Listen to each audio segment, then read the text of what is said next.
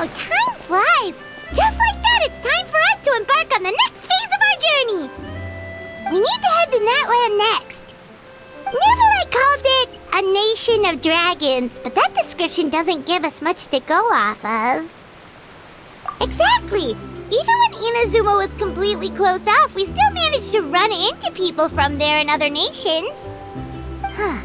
Could it be that there are no humans in Natlan? Yes, yes! That look of surprise and excitement is perfect! Hold it right there. Now look at the camera, and big smiles on 3. Ready?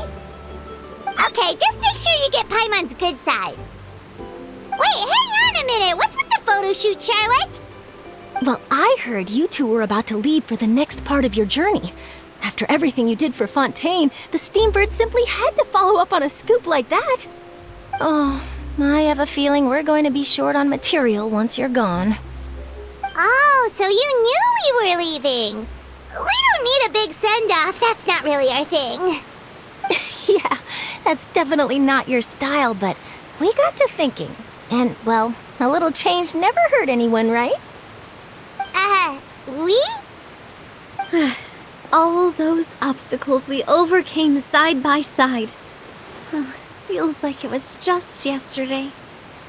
Don't be a stranger now, partner. If you encounter any troubles along your journey, you need only let us know, no matter the distance between us. Partings are inevitable, of course, but distance makes the heart grow fonder, right? One thing will never change, though. We'll always have the memories we made together during this time. Whoa, you're all here! That we will. I'm looking forward to hearing about your future adventures, so make sure to stop by and tell us about them sometime. Well, in light of your impending departure, shall we take a photo together? Ooh, great idea! We even have a professional photographer with us. Charlotte, would you do us the honor? Leave it to me. Just give me a moment to set the camera up.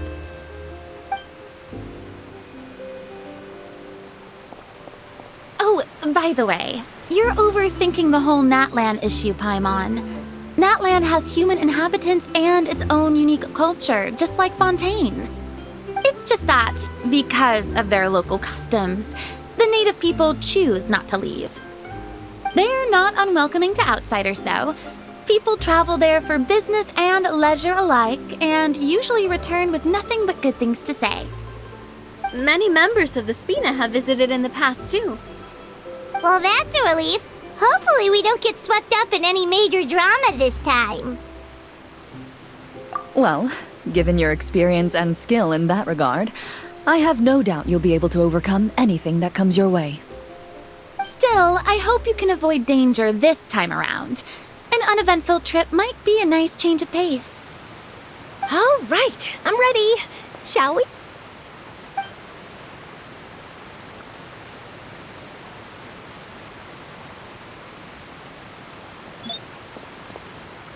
Well then, traveler. Bon voyage!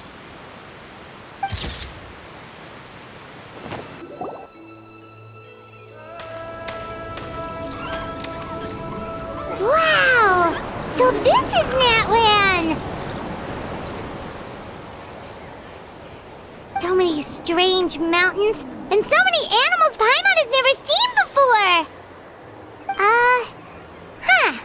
Doesn't look like there are any cities around here, though. Where should we start? Good idea! Finding people means we can learn information about the local Archon. And once we've met the Archon, we should have a better idea of what to expect during our journey. Well, Paimon hopes this one is easy to get along with. As long as we don't get on their bad side, we should be fine. Come on, let's keep following the road.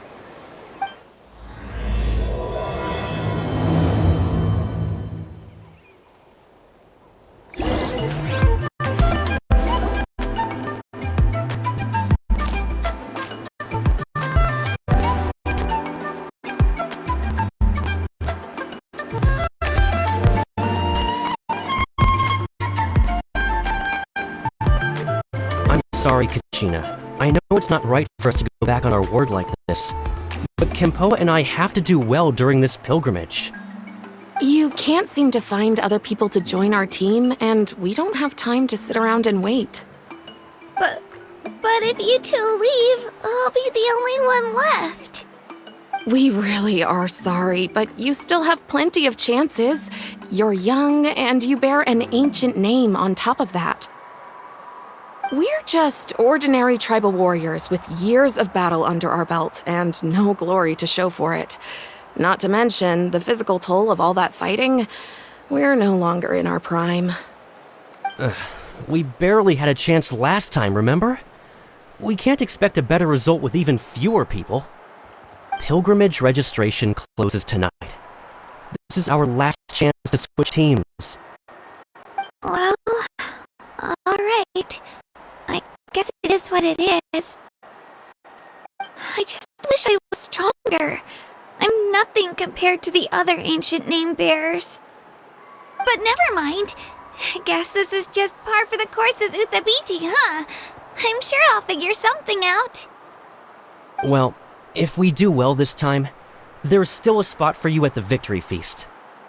Yeah, even though we're not participating in the competition together, we're still friends, aren't we? Of course. Anyway, you guys should get going before it's too late. Go form a really strong team, okay?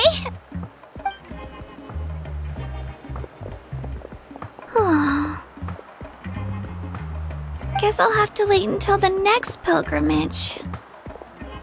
Looks like that little girl over there was just abandoned. Wonder what happened. Oh, she looks so sad, too. Huh?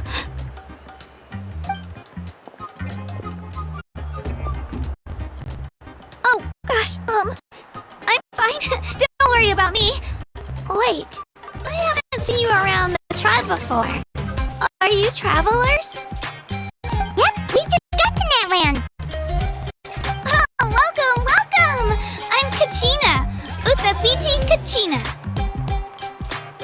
Oh, that's something we call an ancient name. It's a tradition we have here in Natlan, although it's kind of complicated to explain. You can think of it like a title for now. If you're here for the pilgrimage of the return of the sacred flame, you'll find out what they mean soon enough. So, this pilgrimage, is that what you were discussing earlier? Oh, yeah! It's a competition we hold every so often, where everyone competes to try and get the highest ranking. The competition receives tons of attention, so if you place highly, you're guaranteed instant acclaim, and you earn the right to take part in the Night Warden Wars. Basically, the winners become heroes, and that's pretty much everyone's goal around here. Sounds like a massive fighting tournament or something. Do you have to be in a team to participate? Well, due to the sheer number of participants, the pilgrimage is actually divided into 2 phases. Phase 1 is a team competition. Usually, an ancient name bearer serves as the team captain and leads their team in various battles around Natlan, with the goal of capturing Sacred Flame. Oh, and an ancient name bearer is just someone with one of those titles I mentioned earlier. Someone like me. Once the team competition is over, the participants from the winning teams qualify to take part in individual one-on-one matches. Yeah, the skill seems pretty huge. Wait a minute. If ancient name bearers lead the teams, that means you must be a team captain. Sure am. Although, I don't exactly have any team members anymore. The key to winning is in the strength of the team captain. That's what everyone says. But, the difference in strength between bearers can practically be night and day. So, their decision does make sense. I'd feel the same way if I were in their shoes. All ancient name bearers have to take part. It's our duty. So if no one wants to be on my team, then I'll just go it alone. At worst, I'm looking at a few extra scrapes and scratches. I'm not great at fighting, but I always manage to get back on my feet in no time. Psst, Traveler. Based on the direction of this conversation, Paimon thinks it might be time for us to do our thing. Yep, time for the next phase of our journey to start for real. What are you guys talking about? Sorry, didn't mean to freak out on you. I just, how should I put this? I really appreciate the offer. That's so unbelievably generous of you. But only people from Natlan are allowed to take part in the pilgrimage. Oh, Paimon thought we could just join your team and fight our way to the top and then become heroes. It's all right. Really. I mean, no one's ever offered to join my team before. Really? We're all usually on good terms, but whenever pilgrimage registration rolls around, it feels like everyone starts avoiding me. They don't make eye contact or bring up the pilgrimage. It's like they're afraid I'll ask them to join my team. I probably don't even need to explain the reason. I'm too weak. It's pretty obvious there's nothing to gain from being on my team. That really doesn't matter to you? Oh, don't you worry. The Traveler's strong enough for the three of us. Gods, dragons, giant narwhals. She can give them all a run for their Mora. Oh, I get it. You were able to overlook my lack of strength because you're confident in your own skills. That's right. We always try to help people out during our travels. That's what makes a true adventurer. A true adventurer. You guys are really special. You know you're strong, but you don't take yourselves too seriously. That's exactly the kind of person I want to become. You're planning on staying in Natlan for a little while, right? Mind if I try to learn from you while you're here? Learn from us? Yeah, you know, like a disciple or a sidekick. You don't even have to teach me anything. I'll just observe. I promise I won't be in the way. Besides, I can take you to see the sights and introduce you to Natlan in the meantime. What do you think, Traveler? Seems like she really looks up to you. Oh, right! Didn't those people from earlier say the registration period was about to end? You don't need to focus on finding new teammates? Don't worry about it. I wouldn't be able to manage it this close to the deadline anyway. I lose all the time. I'm used to it. Everyone around me is used to it. So it's fine. No one expects anything out of me. But if I manage to learn a thing or two from you, I might just pull off a win next time. Thank you! Who would have thought I'd get the chance to meet such impressive adventurers? Today must be my lucky day! Well, come with me, you two. I'll show you where I grew up and introduce you to our tribe, the Children of Echoes.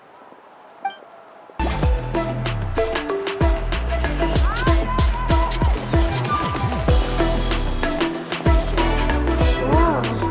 That thing over there looks super intimidating. You sure it's not gonna fall off? Don't worry. Our tribe works closely with stone. That's one of our symbols, actually. It's not going anywhere, I promise you. Different identities to choose from. Need me to come up with some for you?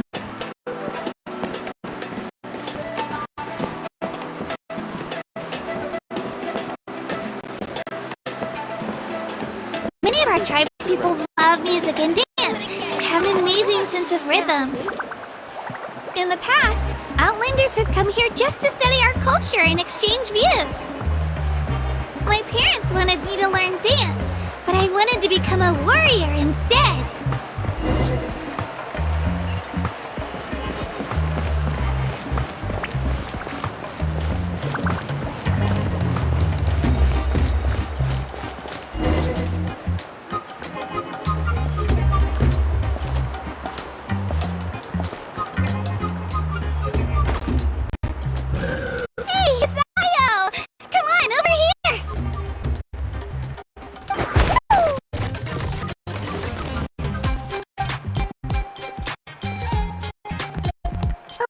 introduce you. This is Io, my Saurian companion, and also an important member of my family. He's saying hello. I think he likes you. Saurian? So in Natlan, you consider Saurians to be part of your family? Of course. Natlan is not only a nation of heroes, but also a nation of Saurians. They occupy an important place in every tribe. Outlanders always seem to think of Io as my pet, but that's not the case at all. Io and I go on adventures together, but he also has a Saurian family and a place to stay of his own. Sometimes he even brings his entire family over to eat at our house. The children of Echoes have the closest ties to the Tepetlisaurs, which are naturally very friendly to humans.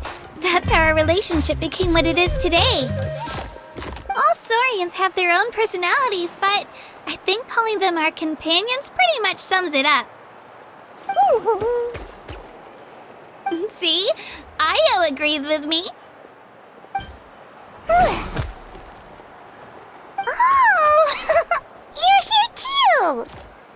No way! You have a Saurian companion too! Oh, what a sweet little thing! I think your friend here will get along with Io just fine. Alright, you two go have fun. I've got some important business to handle, and then I'll be right back. No mischief, okay? And you better not go leading your new friend astray, or I'm telling your parents.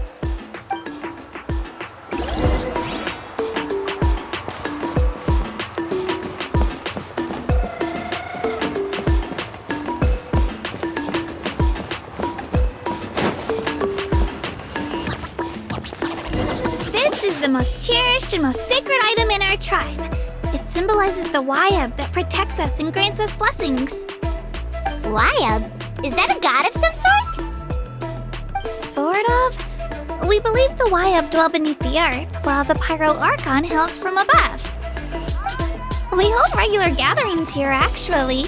Our chief recounts and interprets dreams relating to our Wayab to decipher its will. The Wayab know the past and can foresee the future. Isn't that extraordinary? Huh. Kachina, what are you doing here? Chief! Oh, let me introduce you. This is Baka, the chief of our tribe.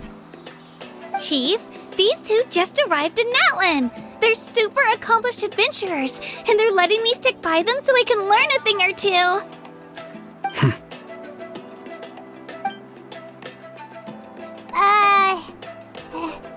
Hello? Kachina is a child of our tribe. Her safety's my responsibility, so I'll just come out and say it. I don't know how you met her, but I'm gonna need you to prove your identity. Whoa! There's no need for that, Chief. They're good people. I can feel it. A feeling isn't going to satisfy your parents, Kachina. How about, we show you our adventurer handbook? It's where all our previous travels are recorded.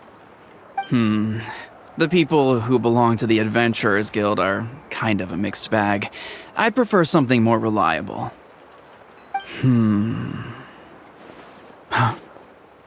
You're the Traveler, and you're Paimon, her familiar. Paimon is a guide! Jeez, these rumors are getting out of control. Well, okay, maybe this one's not that bad. It does make you seem super powerful and mysterious, Traveler. Wait, is there something special about those names? You haven't heard? Nope. Learn well from her, Kachina. It's unlikely you've ever had a teacher of greater merit. Really? To earn that kind of praise from the chief, you guys must be even stronger than I thought. Apologies for not trusting your word. Oh, don't worry about it. You were just doing your duty. Well, Kachina's still young, so you can never be too careful. As for you, Kachina, isn't registration about to close? Why haven't you headed out yet? Don't worry, Chief. I told my teammates to go ahead. I'll catch up with them in a bit. I may not be much of a fighter, but I am quick on my feet. Kachina's trying not to worry him, huh? I see. Well, I hope I wasn't interrupting anything just now. If I did, just tell me where you left off, and I might be able to help with the explanations. Let me think. I told them about the Wayab, so now's the perfect time to dive into ancient names. Good thing you're here, Chief. I don't think I could explain it very well. Oh, right! That word kept popping up in our conversation earlier. So what does it mean exactly?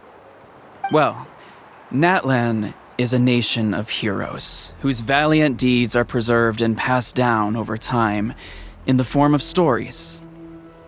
You can think of an ancient name almost like a label for these stories. By mentioning an ancient name, we remind ourselves of the epic sagas of heroes. For example, the most famous bearer of my ancient name fought in 27 Night Warden Wars. By the time he fought in his last one, he was already over 60 years old. Even though he wasn't quite where he used to be physically speaking, he still managed to achieve top rankings during the pilgrimage. Impressive, right? Ancient names allow us to preserve the stories of the past, but they're also much more than that. Think of an ancient name almost like an heirloom passed down from generation to generation. Do you have your stone on you, Kachina? Of course. Here, take a look. Whoa, that black stone looks so mysterious. It's like there's something shiny inside it. The Wayab decide who is deserving of inheriting an ancient name. Once a successor is selected, the name becomes theirs to bear, and their deeds are then preserved within it. As time passes, ancient names come to represent the heroic deeds of more and more bearers, and their value becomes even more profound. In turn, the accomplishments preserved within it serve as an inspiration for the next generation of successors. Just like me. I'm still not sure why our Wayab chose me of all people.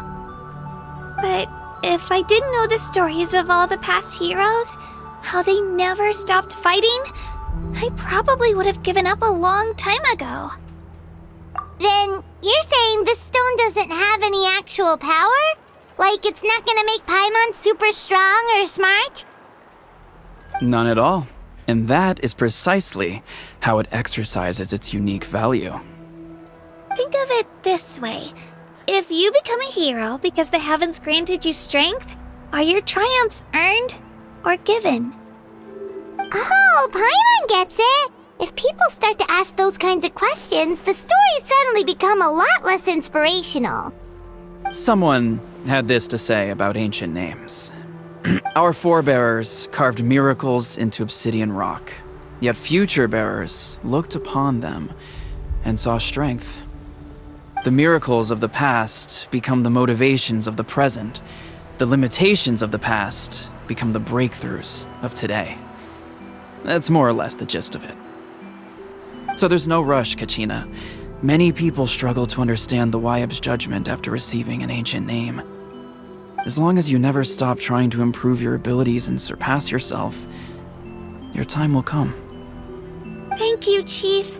I'll get it together, just you watch. Well, it's getting late. I've got to get to the Stadium of the Sacred Flame. Oh, right. I'm not sure where you're headed, but mind taking a detour with me? Is that where the pilgrimage is taking place? Yep, and outside of competition season, it's the place where our intertribal gatherings are held. Of course! She's the most important figure in the entire event! Sounds like a plan then. Let's go! Well, if the Traveler and Paimon are with you, then I don't need to worry about your safety. Be on your way now. Alright, we're off! See you later, Chief!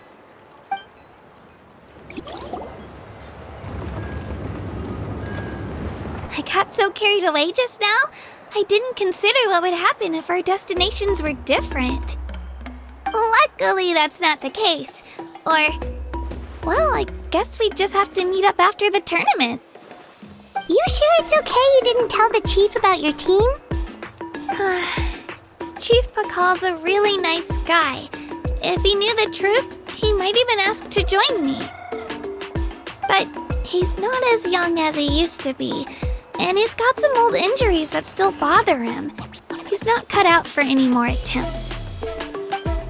He'll find out what really happened when he sees me compete. I'm sure I'll get an earful for lying, but this is for the best. Yeah, your teammates left you high and dry and you made sure they didn't feel guilty about it. It's not their fault, really. The pilgrimage is extremely important to the people of Natlan. We all grow up listening to stories about the heroes of the past and dream of becoming warriors with the strength to defend our nation. Not out of a selfish desire for glory, but to lend our strength to a greater cause. Anyway, don't worry about it for now. Once you witness the spectacle for yourself, maybe it'll all start to make more sense. It'll also be a great opportunity to experience our culture and history. Alright, time to leave our settlement. Let's head that way. Our last stop, the Statue of the Seven, is also in that direction. Let's go!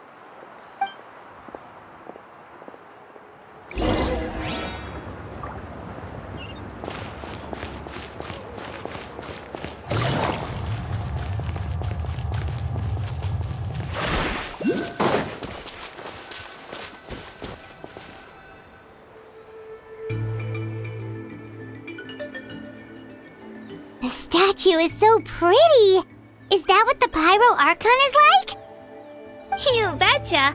Beautiful, effortlessly confident, and absolutely awesome. Oh, since we're here, you might as well go get your shiny new elemental powers, Traveler. Huh? You can get elemental power from the Statue of the Seven? Oh, just you watch, Kachina.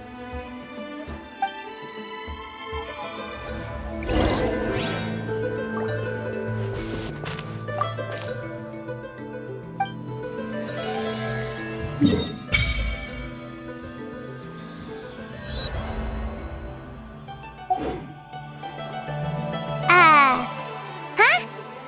That's not right. Is the statue asleep or something? Huh. Shouldn't you be able to shoot fireballs or summon flame pillars by now? Strange. Must be something unique to Natlan.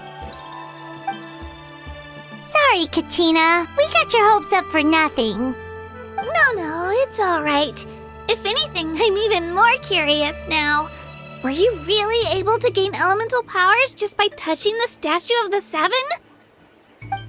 That's something only vision bearers can use. Could you show me? Only if you want to, I mean. No pressure. Take it away, Traveler!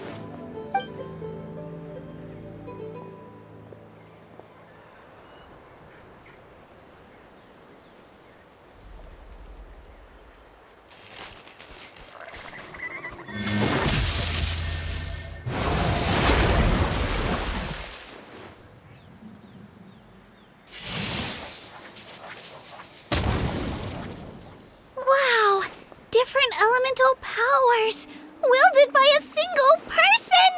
I've never even heard of something like that! Let me give it a try!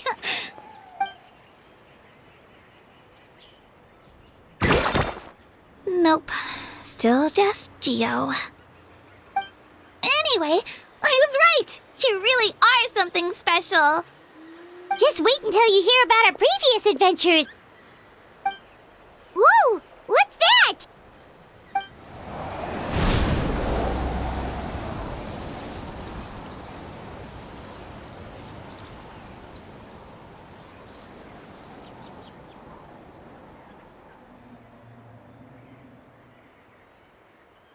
Oh, that's a cuckoo soar.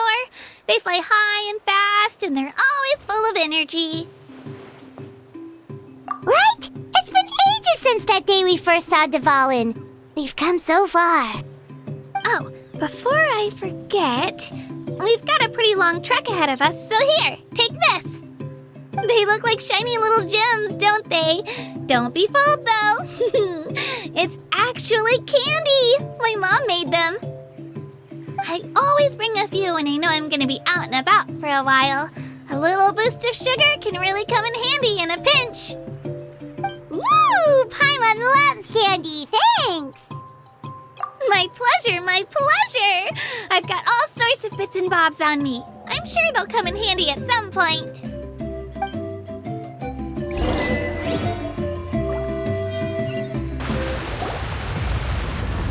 We've come a long way. How does a break sound? Great idea! All this sightseeing is making Paimon hungry. Oh, are you all out of candy? I've got some more if you want. I've also got bread, drinks, fried rice, roasted apples. Whoa, you're practically a walking cafeteria! I just like bringing a lot of stuff with me. As my mom always says, it pays to be prepared. They only come in handy every so often. But hey, better late than never, right? Huh? Is everything okay, Traveler? Seems like you've got something on your mind. Yeah, that was so weird. It has to mean something, don't you think? Actually, you know what? It could be because our Archon is different from the rest. Different how? Well, I heard that other nations' Archons live a long time and belong to a class of extremely powerful beings known as gods. And that's not the case in Natlan? Not at all. Every Pyral Archon in Natlan was an ordinary person before taking on the role. Huh? A human serving as an Archon? Is that even possible?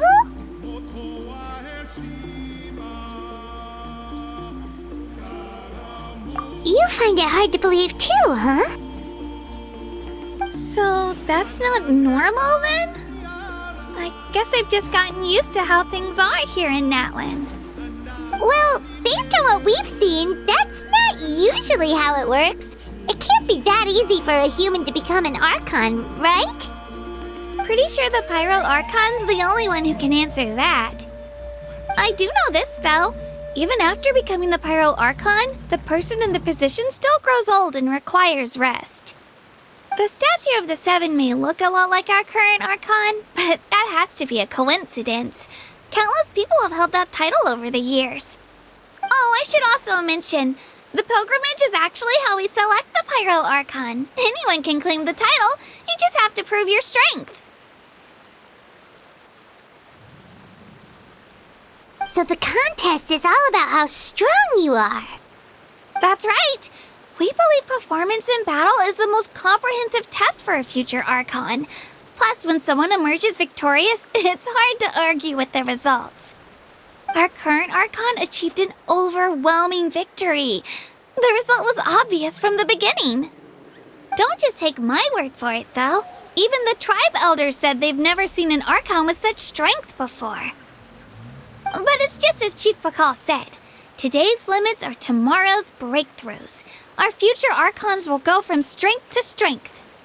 Okay, Paimon's gonna ignore the whole human becoming an Archon thing for now. It's just, if she's really that strong, do you think that's a good thing or a bad thing for us? If we think back to what happened in Inazuma... I wouldn't worry about it. Our Archon's a wonderful person and very welcoming to guests. I think you'll get along great. Yeah, you're right. It's not like we're planning on causing trouble either. It'll all work out. You'll meet her soon enough. Alright, Paimon's just about ready to... Huh? What's that? Oh, we call this a phlogiston chisleth. Good things happen if you infuse it with phlogiston. Sorry to disappoint, but only people from Natlan can use that power.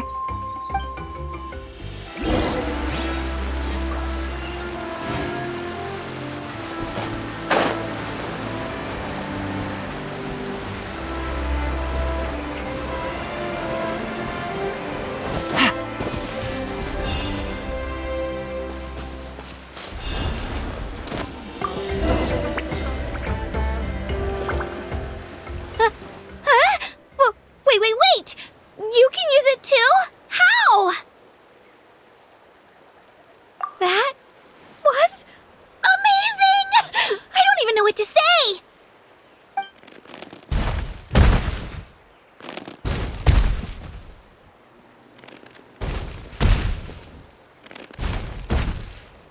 Wait, look behind you! Something's coming! What do we do? Is something after us? Should we get ready to fight? We're fine. This here is Toto. Hiya, Toto. It's me, Kachina.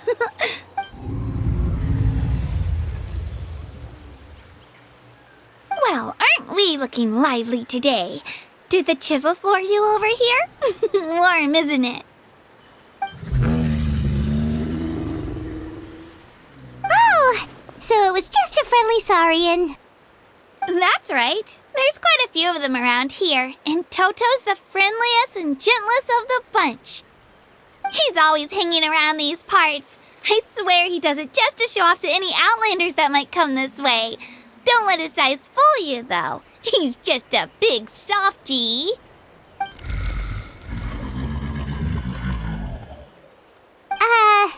What does the crouching mean? That's an invitation. He's offering us a ride. Paimon's not so sure about this. It's kind of scary, don't you think? He's huge!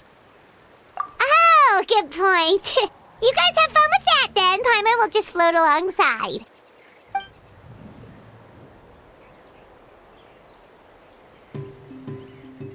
Wow, the sightseeing is even better from up here.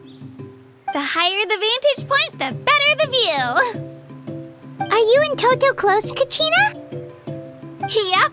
When I was little, my parents and I went to the Stadium of the Sacred Flame to buy a bunch of different fruits, but the cart we were using to transport them flipped over on our way back. Toto wasn't even half his current size back then, but I still burst into tears when I saw him approach. I was afraid he was going to eat all the berries and sunsettias and leave none left for me. In the end, though, he didn't eat a single one, and even chased off a few other saurians looking to snatch a few for themselves. After that, he used his big head to help get our cart right side up again. I've been bringing him fruit ever since. Oh, and I was the one that named him Toto, actually. With the sheer amount of food he can eat, he pretty much grew like a weed. Before I knew it, he was already this big.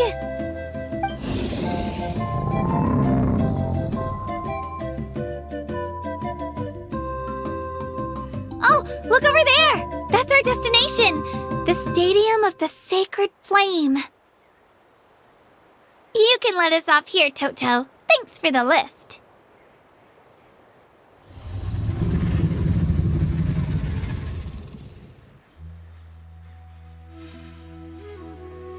It's an easy walk from here, so I say we head the rest of the way on foot.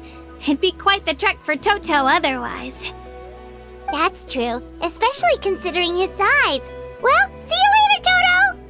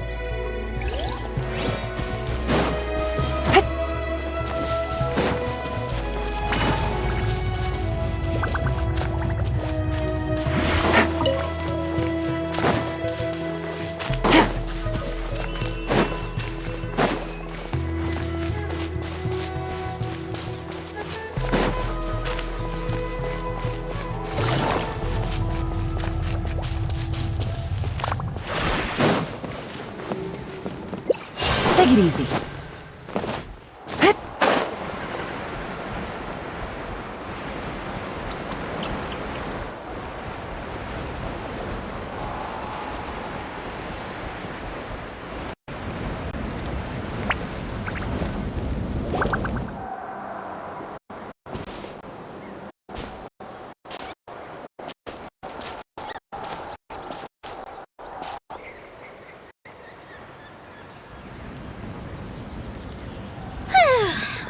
hated it. I'm supposed to meet some friends here, but... I don't see them anywhere. Maybe they're not here yet. Open your eyes, Slowpoke! Ugh, we've been here this entire time. I've already lost track of how long you've kept us waiting. Listen here, you. It's not just Kanish and Moalani's time you're wasting, but mine, too! Mine! What the heck? That's a strange-looking Saurian. Or, wait, is it even a Saurian? Take it down a notch, alright?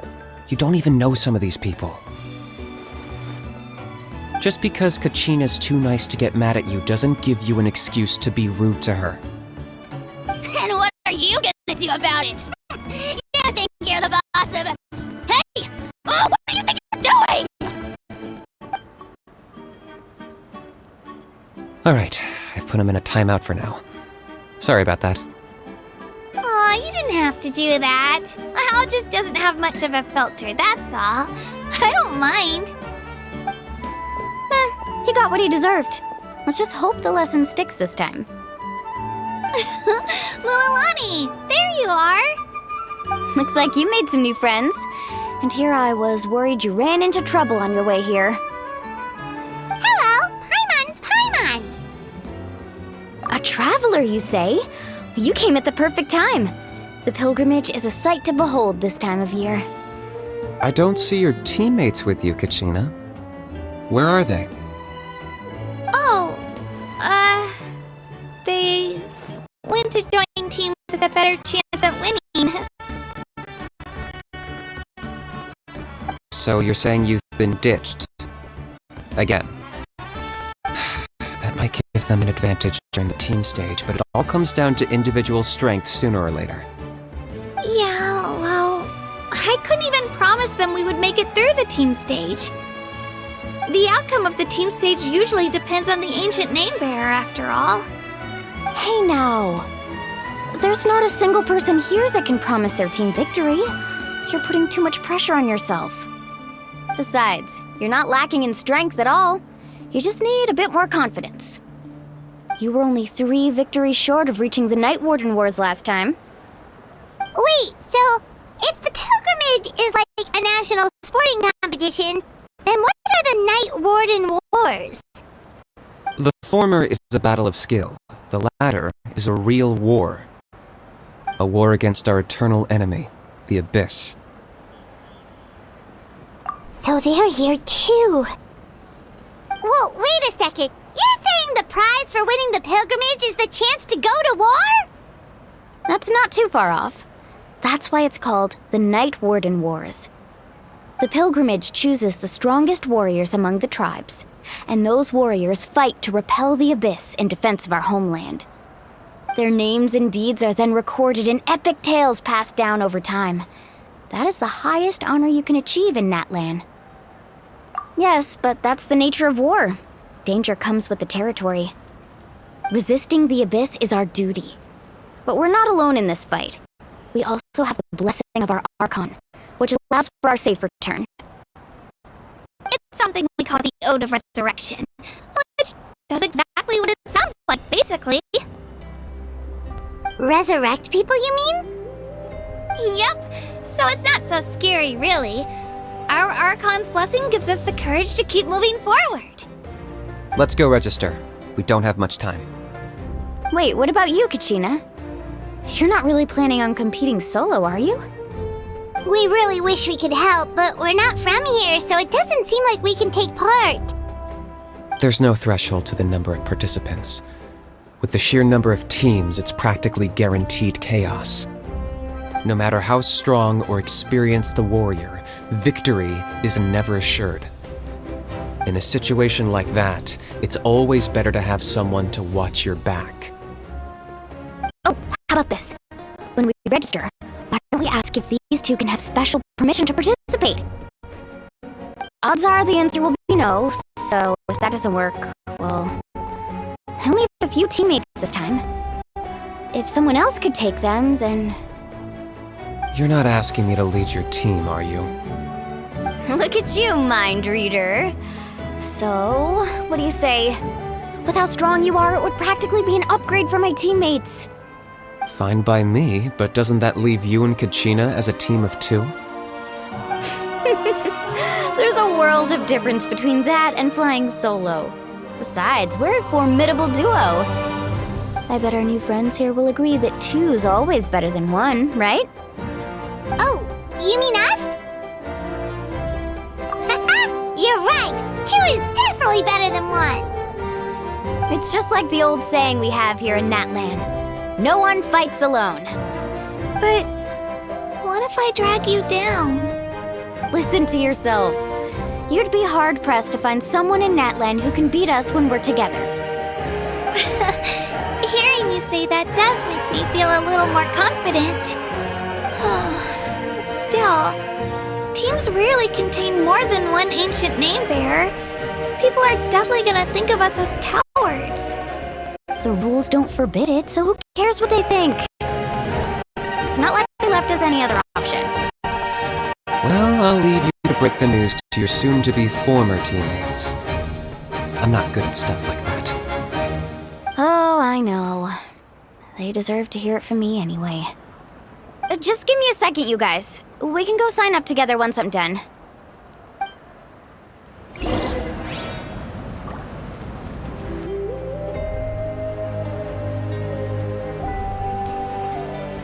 This is the place. Let's wait for Mualani here. Did you see the flags at the front gate when we entered? Oh yeah, there were flags, weren't there? Those are our tribal flags. One for each of the 6 tribes that make up Natlan, including the Children of Echoes. Why the sudden tour guide routine? I said I'd introduce them to Natlan, and we've got nothing better to do, so I might as well deliver on the promise. Fair enough. Well, I'm from the Scions of the Canopy. We live high in the mountains and have the closest ties to the Yumkasaurs.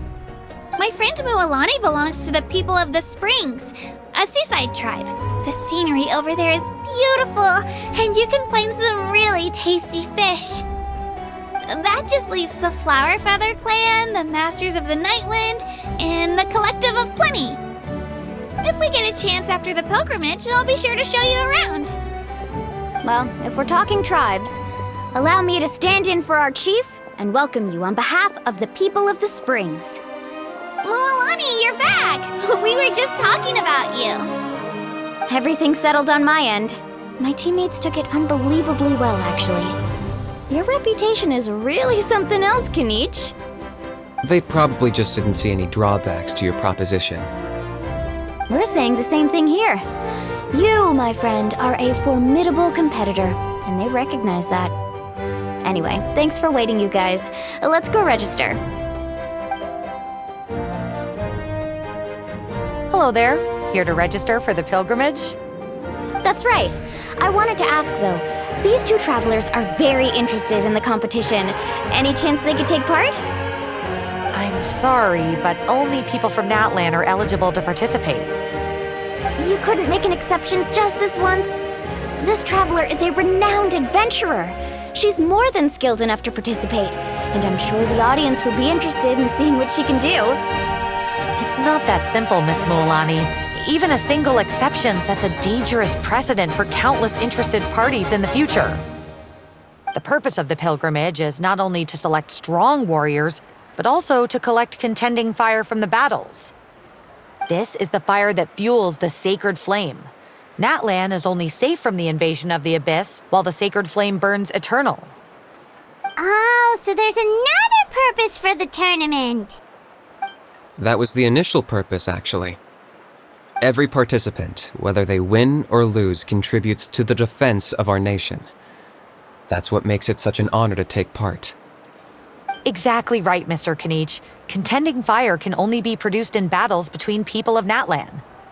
Outlander participation would inhibit the production of this fire, which could in turn jeopardize the sacred flame.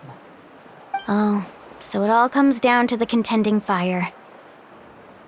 Well, you can still enjoy the event from the stands. I'll try to get you some good seats. That would be great! Tourists like us are better suited to being spectators anyway. Still, there's something Paimon was wondering, actually. You read Paimon's mind, Traveler. Why doesn't everyone just fight together? You know, since you can bring them back to life. The power of resurrection has its limits. For starters, the ode only works on those who bear an ancient name. That's also why ordinary people who emerge victorious in the pilgrimage aren't sent to fight the Abyss. It's for their own protection. Although, they're still afforded the same honor as those who triumph over the Abyss in battle. That brings us to the other condition for resurrection. Not much to this one, actually. Just one word. Victory. Victory? The victors shall burn bright, while the losers must turn to ash. Only those who triumph over the Abyss earn the right to be revived. Defeat in battle not only means death, but also the destruction of your ancient name. Preventing it, the tales of the vanquished are eventually forgotten, and an ancient name cannot survive when the stories of its bearers are lost to time. Yeah, they won, right? Isn't it the defeated ones who need reviving? You have to think about it at the team level. For example, 5 representatives will be sent to repel the Abyss this time. Even if 4 of them were to perish, the Ode of Resurrection would still take effect. All you need is for one person to return victorious. Because every victory is a building block of our legacy. Of course, the team needs to be strong enough for that to be the case. Otherwise, the price of failure is still very high. That's why the first stage of the pilgrimage is divided into teams, to instill in us the importance of working together. No one fights alone. That is what we believe. A lone warrior is one whose defeat is final. This all sounds pretty dangerous. Well, that axiom is meant to be a warning as much as a source of inspiration.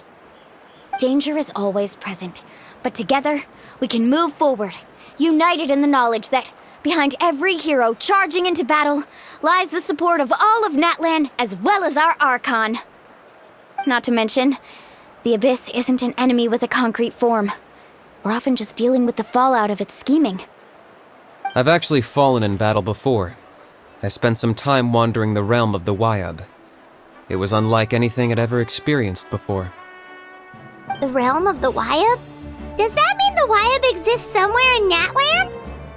Hard to say. The realm's not somewhere you can access by ordinary means, and very few people are capable of establishing a mental connection with the Wyab. We call this realm the Night Kingdom, a mysterious liminal space between the body and mind, life and death. The fact that you were resurrected at all is the worst thing in the world.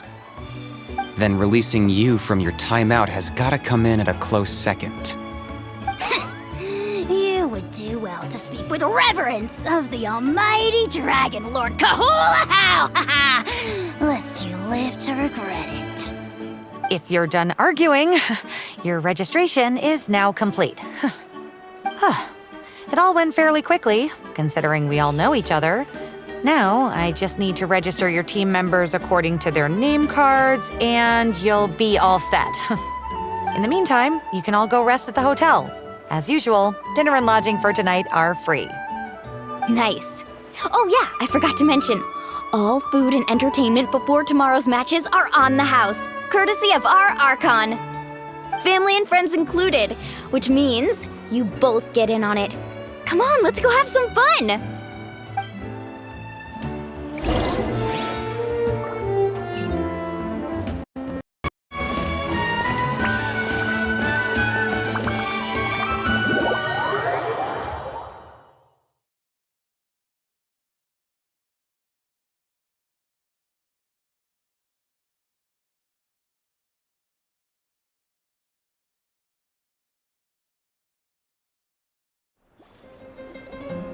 Dig in, you guys! Eat as much as you want! These dishes are all local specialties. There's more where this came from too, so don't be shy. Let's feast until the bill gives the Archon a heart attack! Don't be dramatic. The Pyro Archon is very generous. even if it does cause some trouble for all the hotel workers and volunteers. Speaking of trouble, I've locked a How away for now, so you don't have to worry about him being a nuisance. Wait, isn't that a little harsh? Nah, Kenichi and How are always like that. Everyone has their own unique way of getting along with their Saurian companion. What's got you all down in the dumps, Kachina? You don't have to worry about tomorrow. I'll be with you every step of the way. I know. Everything's fine, really. I'm just nervous. I can't keep using my age as an excuse. I have to get stronger. I have to prove to people that I'm not trying to avoid the Night Warden Wars. You don't have to prove anything to anyone. You know your own heart. So stop beating yourself up over other people's opinions. If they don't think you deserve to bear your ancient name, they can take it up with the Wyab. Trust me, Kachina. The Wyab see something special in you. I just hope it's not the fact that I can take a few punches. Yeah, I'm on a 7 or 8 pilgrimage losing streak. My ranking has been improving little by little, but still no wins. To be honest, losing 7 or 8 times isn't even a lot. Maybe other people can't see your improvement, but your performance still isn't something to scoff at. Yeah, didn't you say you got really close before? It's just, what if I don't even make it through the team stage this time? Hey, have a little faith, will you? You've got me on your team. Stumble, and I'll be there to get you back on your feet. Run into someone you can't beat, and we'll face them together. I know you've never tasted victory, but you trust me, don't you? Alani, you're the best. I trust you. I definitely do. And you're right. I've got to pull myself together. I still don't know why the Wyab chose me to inherit an ancient name. But I can't be the only bear who's ever felt this way. If they can keep at it, so can I. Not to mention, the fact that your ancient name has survived until now means all your forebears managed to honor its meaning. Otherwise, it would be lost to us by now, shattered by defeat in battle. That's right! And you'll have us rooting for you too! No. It should be the other way around. I was clearly the one who asked to learn from you. But still, thanks you guys. Geez, now I'm crying again. Everyone has been so nice to me today. I'll win this time for sure. I won't let your support go to waste. Oh, right. I should eat something. My mom said I need to keep up my strength for tomorrow. Nice to see your game face back, Kachina. Thanks for encouraging her, you two. It's easy for people to only see how she has a lot to learn, so it isn't often that she meets people willing to treat her with patience. Don't you worry. We've seen how kind and hardworking she is. We can already tell she's a wonderful person. Take it easy. You're getting tears in your food. I'll pour you all some drinks. I brought some homemade fruit juice. Let me just go grab some cups. She even travels with homemade juice? Kachina's backpack is practically a bottomless pit. It's got everything. That's true, but she definitely only offered us some so she could go find somewhere to cry for a little while. Seems like you two really look out for her. She's like a little sister to me, you know? She's already so talented. She just needs that one decisive win to convince her of it. And I have a feeling this is the one. This could be the win that finally gives her that confidence. Why are you so sure? Is that what happened to you? Oh, no. I was just born confident. Mulani's being modest. She's already a 3-time veteran of the Night Warden Wars. Came out on top each time. And she's never had to be resurrected. Wow, that's amazing! Nah, it's no big deal. The opponents I had to face were pretty tame, that's all. Ooh, no wait, that makes it sound too unimpressive. Either way, the challenges haven't been that difficult so far. But I'd love to fight alongside Kachina and experience the glory of victory together. The flowers, the applause. Paimon gets it! That's how Paimon and the Traveler are too. Hey, a little more confidence, please! Paimon's always there to cheer you on! Drinks are here. Better try them while they're still fresh. Feeling better now, Kachina? Me? I'm totally fine. Really, I promise. That was just nerves earlier.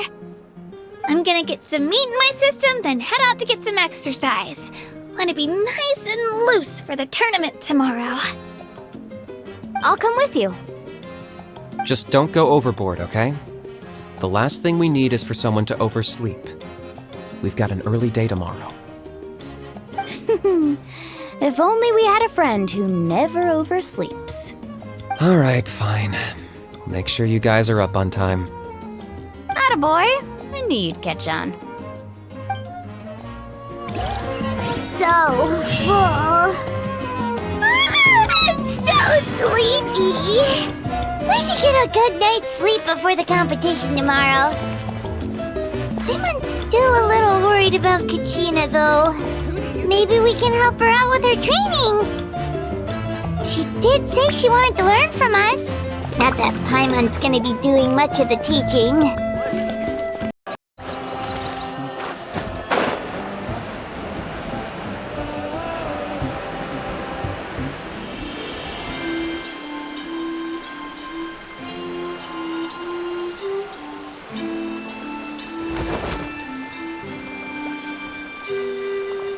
Kachina!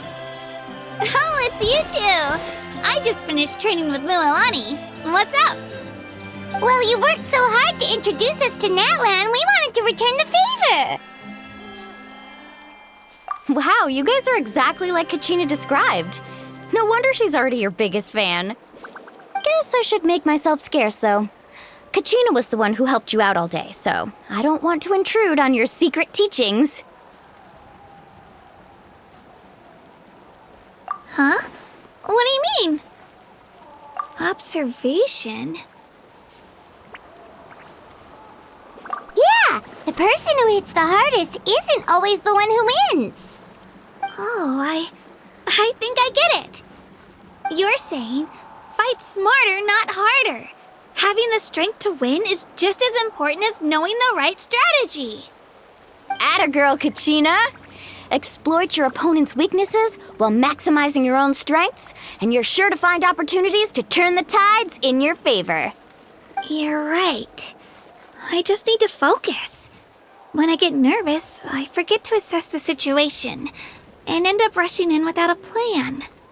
Mind sticking around a little longer, Mililani? I want to try out some new moves. Sure. Thanks for taking the time to teach me, you two. I won't let you down. Just give it your best shot.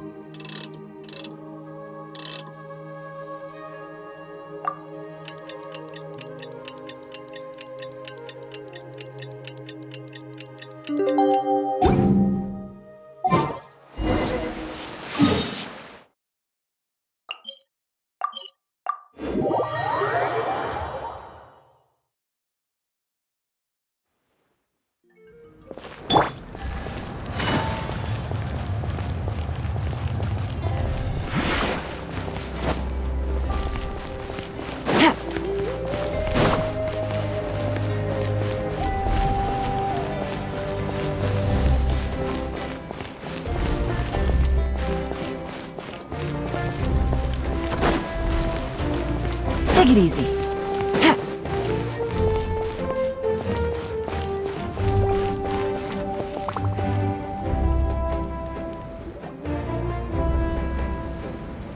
Morning, Traveler. Morning, Paimon.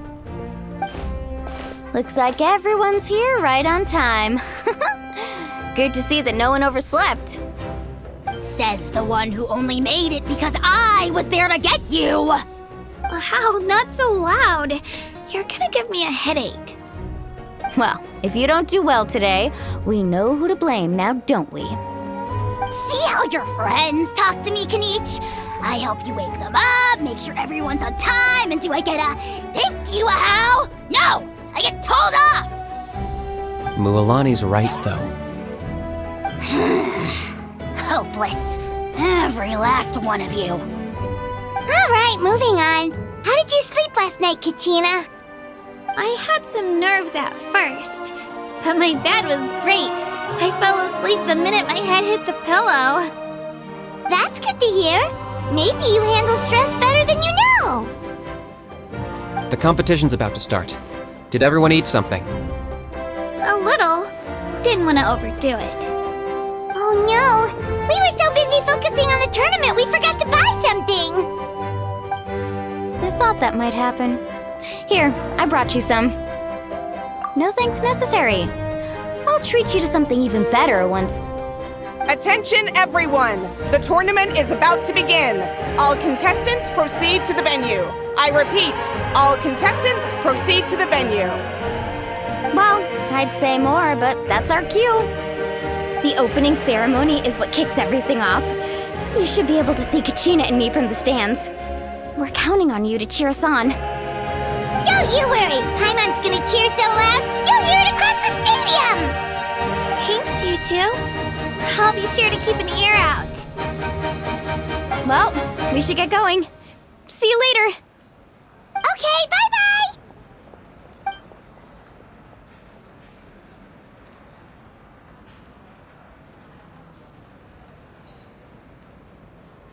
Attention, everyone! The tournament's about to begin. All spectators, please take your seats. I repeat, all spectators, please take your seats. Oh, that's our cue! Wow, we've definitely never witnessed a competition of this scale before. Let's go in once you're ready.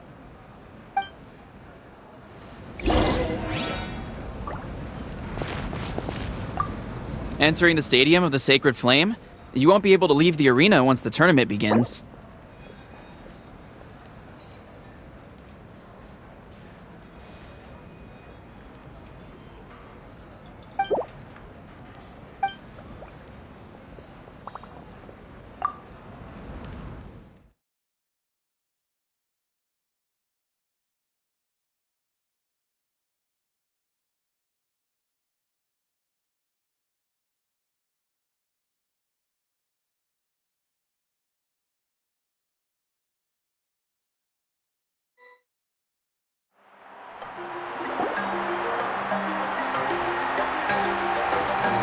The pilgrimage of the return of the Sacred Flame is a competition with a long, storied history.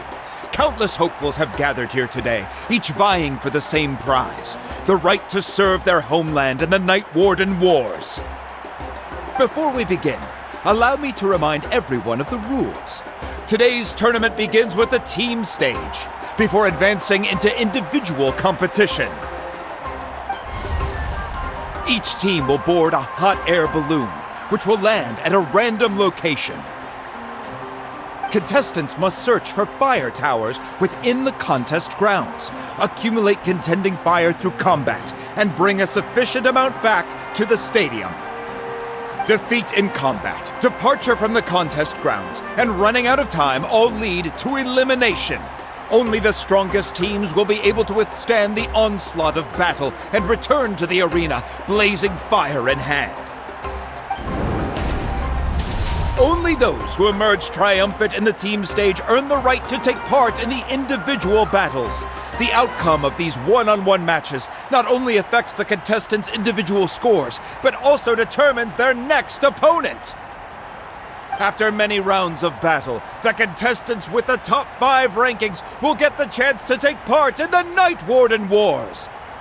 Now, let us welcome our Archon as she delivers the opening address.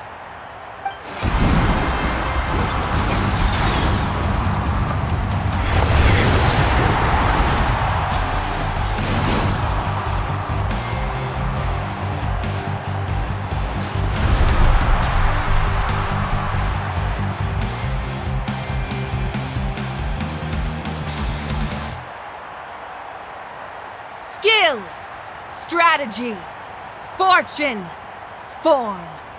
Many factors influence strength, but victory never lies. The pilgrimage is not merely a trial to determine the strongest among us, but also a stage upon which to showcase your individual growth. Today marks the beginning of yet another legendary saga, one written in the triumphs of the victors. So, without further ado, let the games begin! So that's the Pyro Archon? Is it just Paimon, or does she seem kind of intimidating? Kachina said she was friendly and welcoming, but, how did she come to that conclusion? Didn't Kachina say she was just an ordinary person before becoming the Archon? Sure doesn't seem like it. She doesn't seem ordinary at all. Oh, look! It's Kachina and the others! Well, folks, it's clear the contestants are already raring to go. The teams will now board their hot air balloons and make their way to the competition grounds. Chaska! Chaska! Yeah, cool girl! Do it! Kick their butts, Itzna! Go, Mualani, go! You can do it, Kachina! And the crowd goes wild! The hot air balloons are about to ascend. Contestants, prepare yourselves to take flight!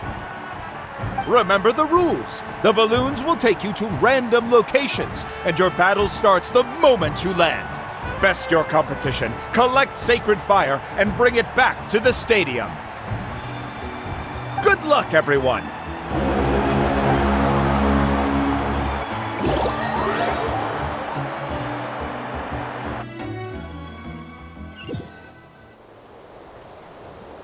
Guess this is where we're starting.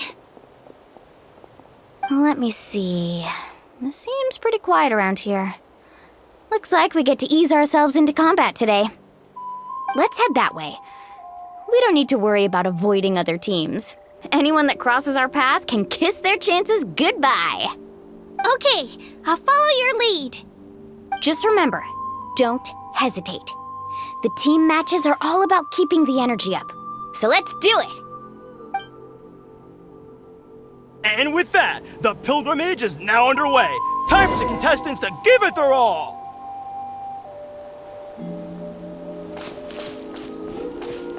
Oh, a fire tower! And an unoccupied one from the looks of it.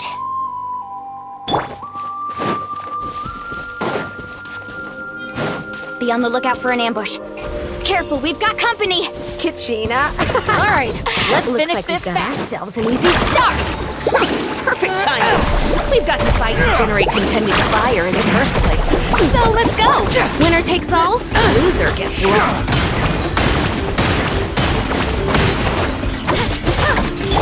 Let's find them all! Shoot! Tide rises!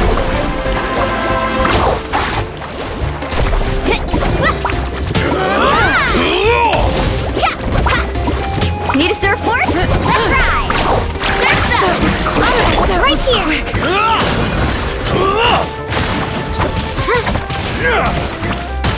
Let's finish this next time.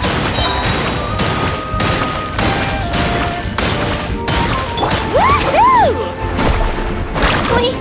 We won! We're just getting started. Grab the fire and let's head to the next spot. Currently in the lead, we have Chaucer, one of the contestants from the Flower Feather clan, really leaving her competitor. Amaru has taken out 6 contestants in a row! What a legendary competitor! But can his hot streak continue?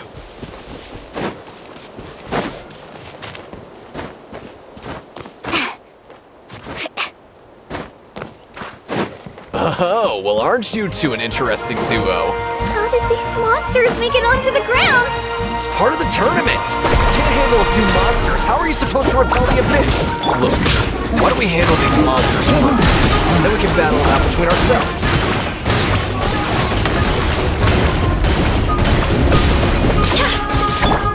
Harvest wave! Amazing! Let's shred, Sharky! Huh. Your skills aren't half half bad. But I think I've got a good grasp of what you can do. Sorry.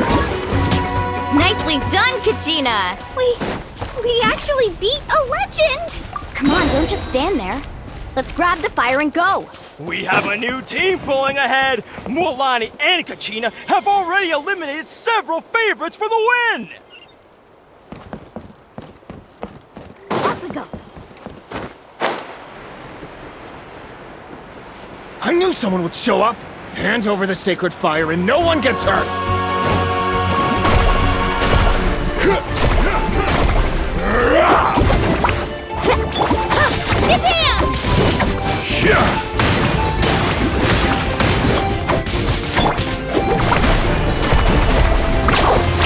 Out of the way or get blown away! Let's round them up! Tide rises!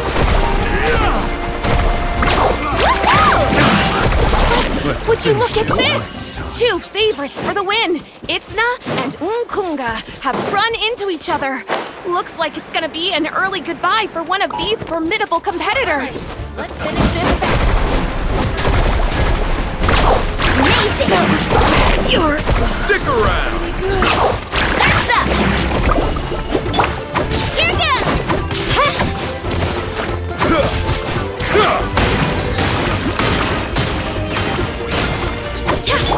Let's ride! Amazing! Forget it! This mountain is huge. Is the next tower really all the way up there? It's going to take forever to make it to the top. Just leave it to me. I'll get us up there.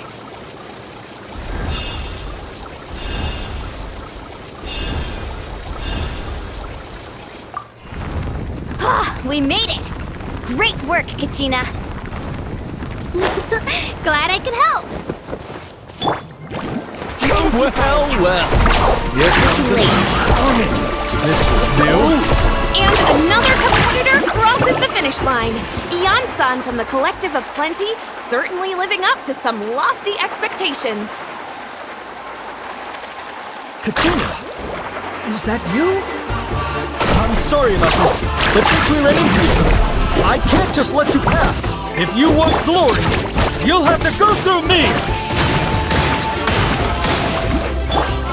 Carving waves! Amazing! Every minute that passes, fewer and fewer contestants remain in play. The remaining competitors need to hurry if they want to make it out of this stage. Hold it right there. That fire is mine. In your dreams, I think someone needs a reality check, and I'm more than happy to oblige. There... I'd like to see this. Let's finish. Hey, let's work together. Good idea. No way. Let's finish this. Let's go.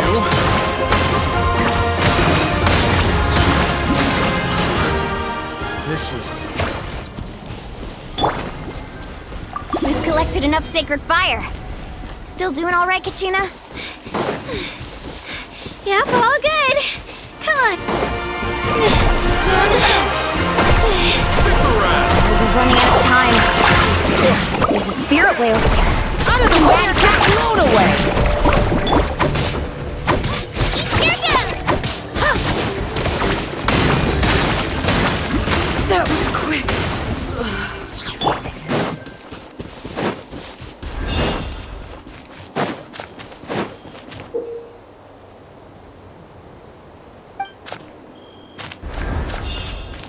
Let's ride!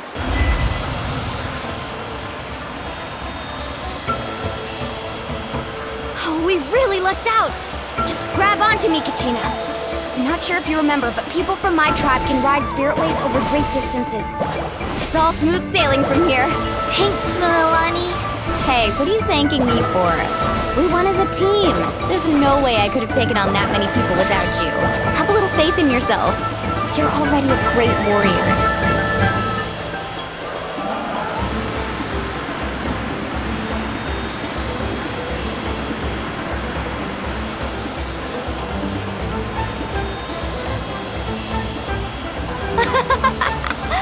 Oh, those were some steep curves. Not scared, are you? I'm fine. I don't scare easily. Not after that last ride you took me on. Oh, yeah. Back when we first met, right? I accidentally knocked over your piece of cake, then offered to take you spirit-way surfing to make up for it. Actually, I was feeling pretty down that day. My training didn't go well, and... Anyway, you really cheered me up. Milani, I really want to win this time. I want to win this pilgrimage and become a true warrior. Now that's what I like to hear. Let's meet each other at the top and fight in the Night Warden... If your team has gathered enough fire, please proceed to the stadium as quickly as possible. I repeat, as quickly as possible.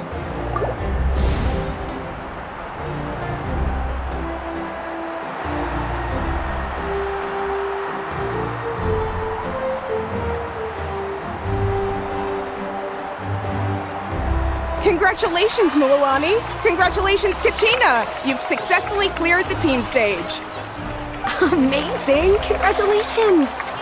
Congratulations! Keep it up, Milani! Kachina! Milani! Kachina! Milani! Kachina! Milani! You two can take a short break while the team stage comes to a close. We'll draw names to determine the individual matchups in a moment. After that, we'll proceed to the next stage of the competition. I wish you both the best. You two are assigned to different lounge areas. If you'll follow me, please, Kachina. Solo battles next. And I was 3 wins short last time. I've got to do better. Just calm down, Kachina. You're in good form. You can do this. Hold it right there. This is the contestants' lounge. Unauthorized access is prohibited. We're contestants too. Let us through. According to my list, you're not among the individual match contenders, nor are you related to any of the remaining candidates. Well, we'd still be candidates if it was just based on strength. We only lost because 2 other contestants snuck up on us like cowards. If you could just go contact the referee, we'll wait right here for you to... Wait, you two are... Well, look who we have here. Remember us? Your little trick got us disqualified. Since we've crossed paths again, let's settle this once and for all. We'll see who truly deserves to advance to the next stage. Fight us! Right now? Don't mind him, Kachina. Tournament rules place you under no obligation to honor that request. A loss is a loss, and that's final. You! Don't just stand there! Get security over here now! Forget the rules. Isn't the pilgrimage about picking the strongest warriors? She just happened to catch us off guard. It was all luck. Exactly. Now's our chance to duke it out fair and square. Kachina! Who are you? Traveler! Paimon! What are you doing here? We just came to have a chat, and then all of a sudden these guys were threatening you! You're not bullying Kachina on our watch! Thanks, you guys. I don't know your names, but if you really want to face me, I'll allow it. It has to wait until after the tournament, though. I need to focus on the upcoming matches. I don't want to let my parents down, or any of the friends who helped me get this far. That's enough, you two. Being caught off guard is not an excuse. You think you can cry foul play when you face the abyss? If this behavior persists, you may find yourselves barred from future competition. Whatever. Let's go.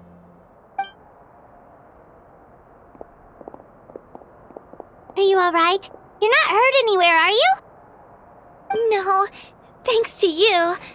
To be honest, I totally blanked out just now. I had no idea what to do. Right. I'll show them what I'm made of.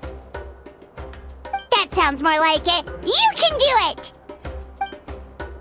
I heard there was trouble. Has the situation been resolved? Yes. It was nothing out of the ordinary. A couple of sore losers coming to stir up trouble with the contestants. Some people are so obsessed with glory, they can't even bear the idea of failure. I hope you don't let him get to you, Kachina, because you'll need to get ready. Your match is up soon. That came up quick. All right, I'm coming. Well, guess I'm off.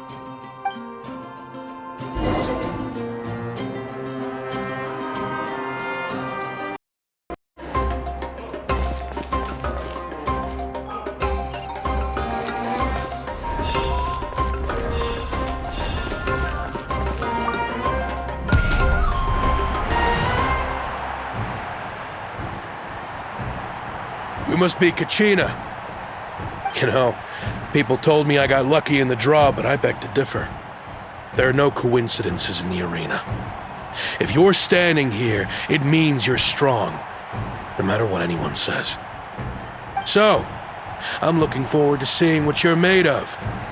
The team stage ended before I had my fill of battle. I hope you don't disappoint. Well, anything you want to say in return? I won't lose to you. Not when so many people are supporting me and cheering for me. And I really want to earn a spot in the Night Warden Wars. All right, our contestants have each said their piece. To your places, everyone. And begin!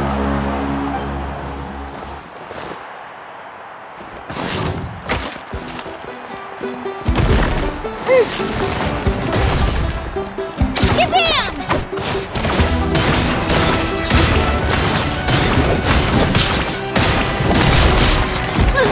Come on, you can do better!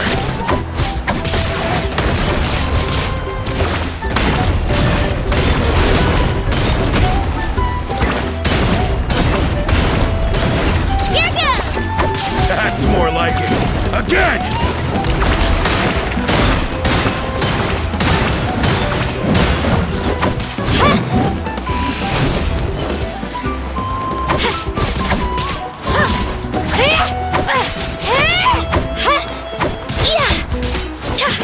Let her rip!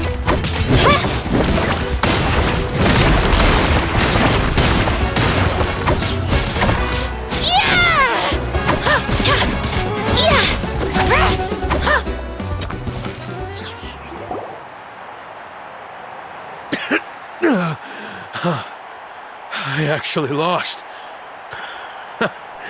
Knew I had an eye for the good ones. Guess that means I was right about you all along. Congratulations to Kachina for taking the win. Let's give her a round of applause, everyone. Now, diving into the other matchups. That's one down! Woohoo!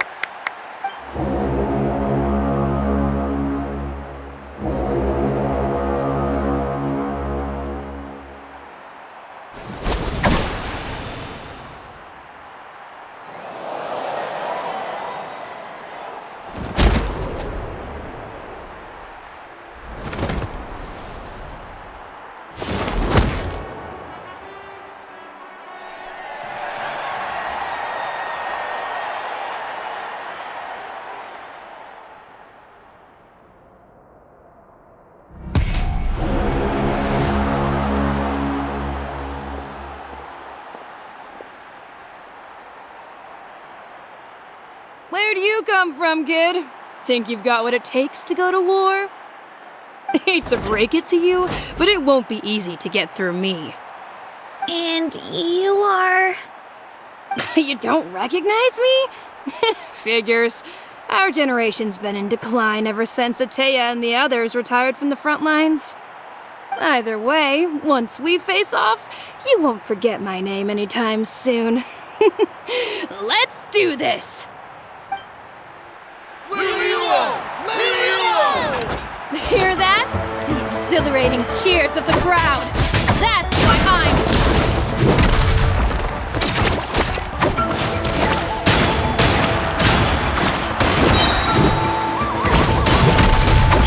Clear the area!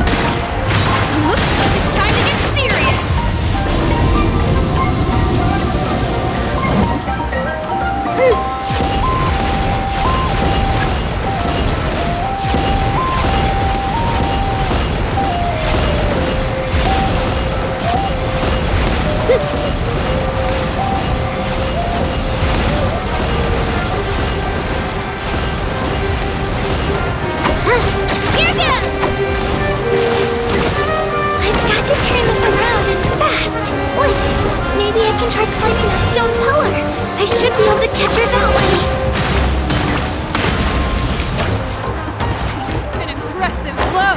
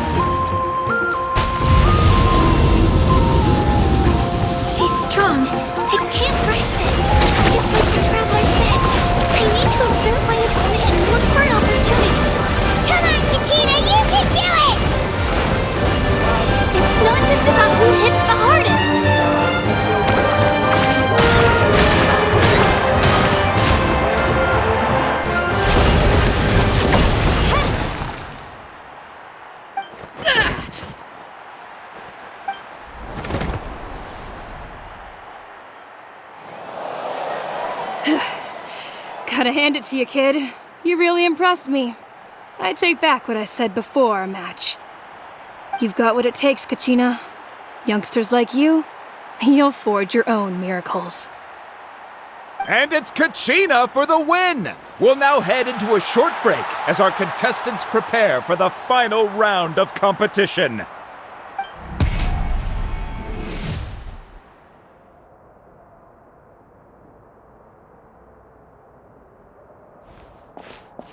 Thanks for cheering me on, you two.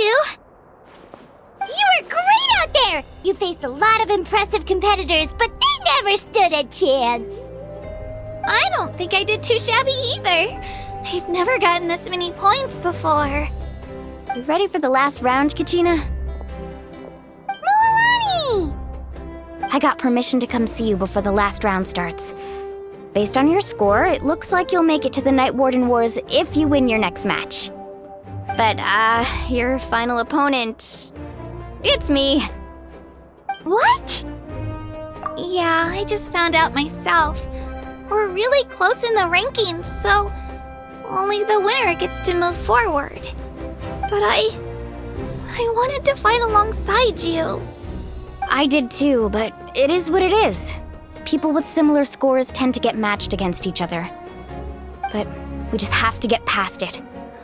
War is cruel, and the Abyss certainly isn't going to go easy on us. Only Natlan's strongest deserve to stand against them. So, I'm going to give this battle my all, Kachina. And I hope you do the same. To hand victory to your opponent is to take pity on them. But no one's asking for pity here, yeah? So, you ready? I'll do my best! Atta girl. So, if one of you has to lose, who should we cheer for then? You mean one of us is destined to win? It's something worth celebrating either way. I'll be happy no matter who wins. And I know you feel the same way, Kachina.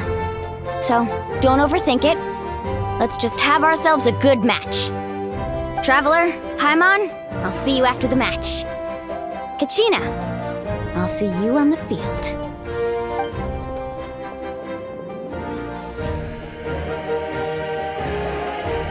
I've been training so long for this, and Moalani's helped so much. I'm going to show her that it didn't go to waste. Thanks for believing in me. I'll try believing in myself this time too.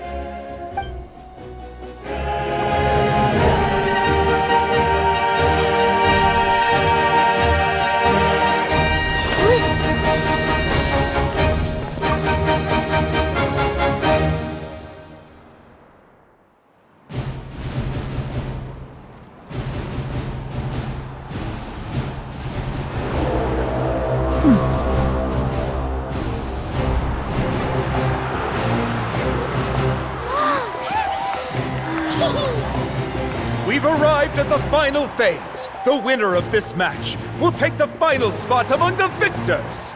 Give it up for a longtime contender and first-time finalist from the Children of Echoes, Kachina!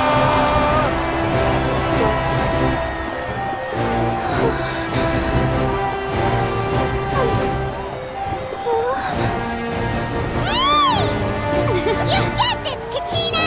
And her opponent from the people of the Springs, a young prodigy and Night Warden Wars veteran, Mualani! This face-off between old friends promises to be an explosive showdown. May the best warrior win! You've come so far. Still nervous? Why does it have to be you? Still, I'm glad in a way. Even if I lose, I won't have any regrets. Come on! Kachina, this is no time to be modest. I know you want this more than me. And it's about time you start sounding like it, okay? I want to win. Mualani, this one's mine!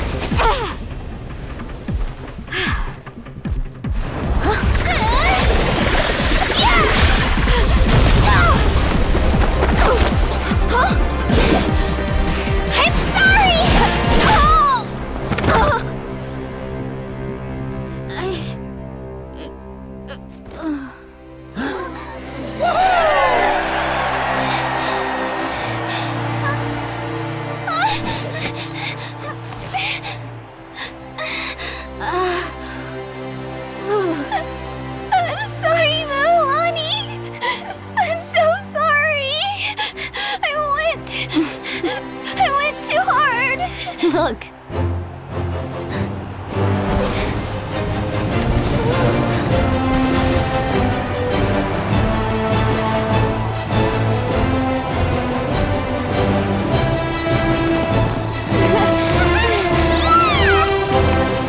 The winner is, from the Children of Echoes, Kachina!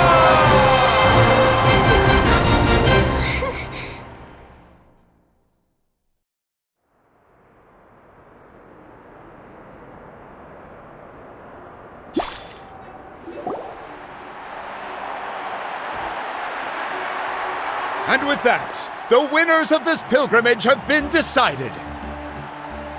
Put your hands together for our victors as we welcome them to the stage.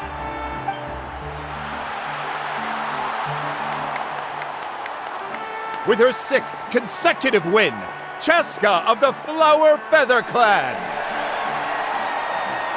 She managed to turn the tides all by herself. Iansan of the Collective of Plenty.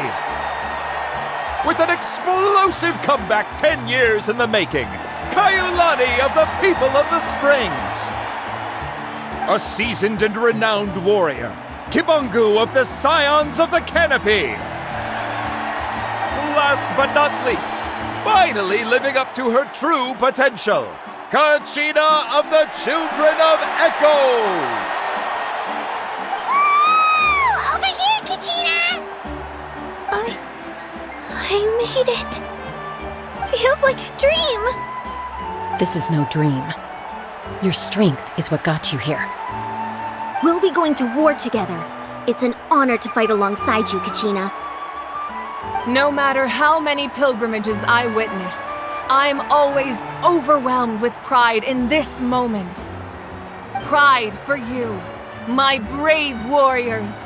You give me faith that our innumerable sacrifices are not in vain, that the future of Natlan shall burn with the brilliance of a blazing fire.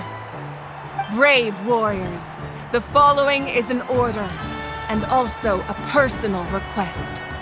Go forth and crush the abyss! Seize victory and glory for Natlan! As you command. As you command.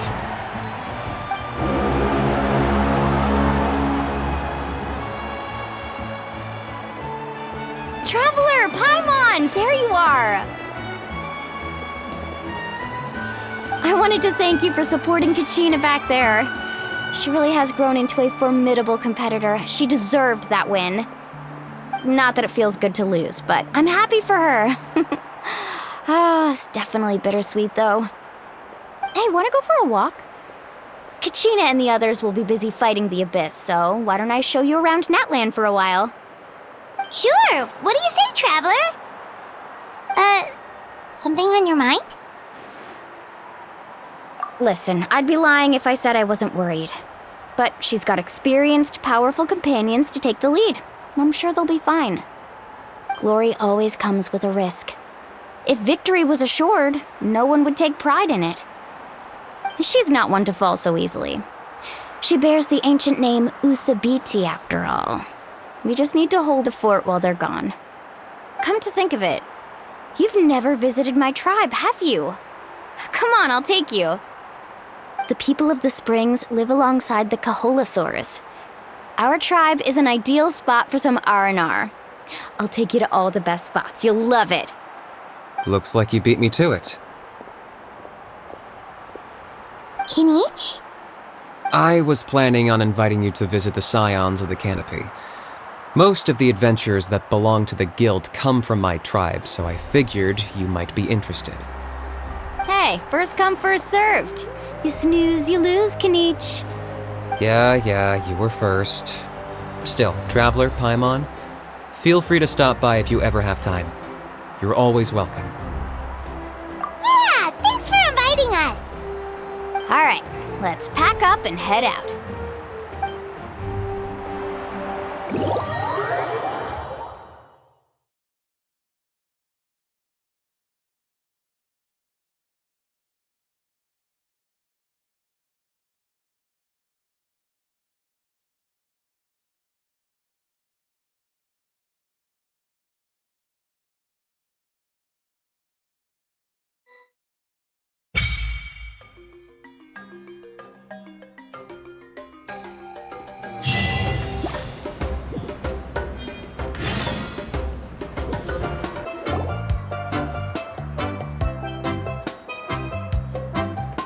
We're finally here!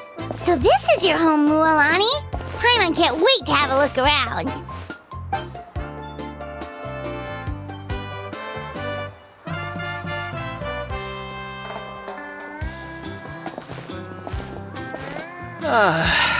See? What did I tell you? A dip in the hot springs after a battle is just the best. Fetch me a bottle of wine, would you, dear? Just one? Let's get another. It's still early in the day, isn't it? Want to go to Golden Dusk later? Now this is a vacation. Absolutely amazing. Wow, it's so lively around here. Is there some kind of holiday going on? We try to treat every day like a holiday around here. We believe every day is worth celebrating. Now, let me show you around. Where to start? Shochikwi Cattle Records, Kalumchi Plaza. There's so many options, but I recommend starting with the real highlight around here. The hot springs, of course. Natural hot springs have tons of health benefits. Go for a nice long soak and you're guaranteed a good night's sleep. Wait, you want us to bathe? Here? Oh, don't be shy. Come on, I'll take you to get changed. Mualani! Huh? Oh, Auntie Atea! Please, I've told you that just Atea is fine. Do I look that old to you? Were you taking these two to the hot springs? That's right. Oh, let me introduce you. This is the Traveler, and the small one next to her is Paimon. They only just arrived in Natlan, so I'm taking them around to experience our customs. Hi there! I'm Mualani's neighbor, Atea. By the way, Mualani, I heard you lost to Kachina during the pilgrimage. Is that true? Yeah, I was this close to winning. Oh, definitely not the result I wanted, but still not too surprising. Kachina's always been strong. Anyway, it's all in the past. I'm gonna take these two for a dip in the hot springs. Talk to you later. Oh, wait. You'll need swimsuits first. I'm sure I can find you something lying around the shop. I'll go look. Hold it right there, young lady. Have you forgotten the rule about bathing in the hot springs? Rule? Oh, wait, you mean... There's a rule about bathing in the hot springs? That's right. Outlanders have to complete a trial at an artificial hot spring before they're allowed access to the natural ones. It's not nearly as scary as it sounds. Basically, natural hot springs have higher temperatures that not everyone can withstand. A few travelers have gotten scalded by the water in the past, so now we have an unwritten rule. All Outlanders need to adapt to the lower temperature artificial springs first. But seriously, Auntie Atea, do we have to be so strict? These two are formidable adventurers. I know they can handle it. Famous last words. The hot springs are not to be underestimated. You can never be too careful. Besides, the environment's been unstable lately. Could be a sign that the abyss is about to attack. Oh, that sounds dangerous. You know, Paimon's really not all that formidable, so careful is good. Exactly. There will be no excessive risk-taking on my watch. Mualani, take them to the artificial spring first. Okay. That's more like it. And don't try anything funny. I'm heading to the artificial spring in a bit, and if I don't see you there, your days of copping free meals at my place are done. Relax. Oh, by the way, Atea, how have you been feeling lately? Much better. How else would I have the energy to keep an eye on all you rascals? Hey, you over there! How many times have I told you no roughhousing near the hot springs? Oh, shoot! That weird lady's back again! Run! Stop right there! You need a stern talking to! She sure has a lot of energy.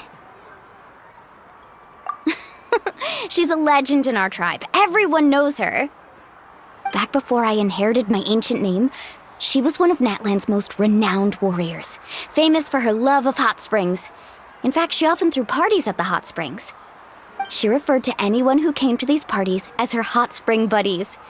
The attendees were all respected warriors like Liliuo, Kaiulani, Vichama, and the Archon. If Paimon lived here, she would take advantage of the hot springs too. It's just, during battle, she was impaled in the abdomen by an abyssal monster. The doctors managed to save her life, but they made it clear that she could never bathe in the hot springs again. Abyssal power still exists within her body. Immersing herself in hot water would accelerate the corrosion of her internal organs and the progression of her illness. Oh, no wonder she has so many scars. Paimon had no idea she was so seriously injured. That's normal. She never talks about her injury. She's worked tirelessly over the years to dig up artificial springs so that more and more people can experience our tribe's natural wonders, even though she can't enjoy them herself. I really respect her for that. Anyway, let's head to the artificial springs. If Auntie Atea gets there before us, we're gonna be in some real hot water.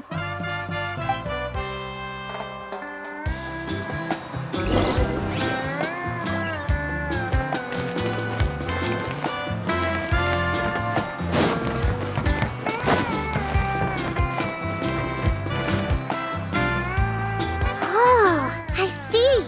That's a great idea. I like it. See, I told you that Chief would agree. Let's get moving then. We can't let a word of this slip to anyone else. Hey, Amina, Hikaru, Marukau!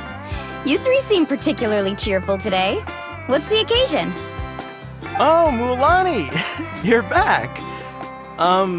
Who are these two? This is the Traveler and Paimon, two very important guests. I wanted to take them to the natural hot springs, but Auntie Atea caught us, so we had to come here first. Oh, what a coincidence! We were just talking about her.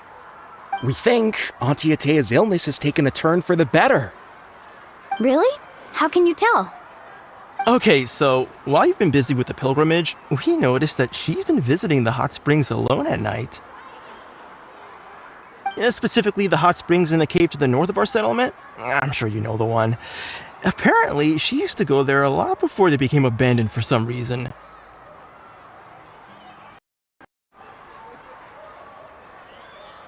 She could never come into contact with hot water before, and now she's visiting the hot springs every night. I mean, it's pretty obvious what that means, right?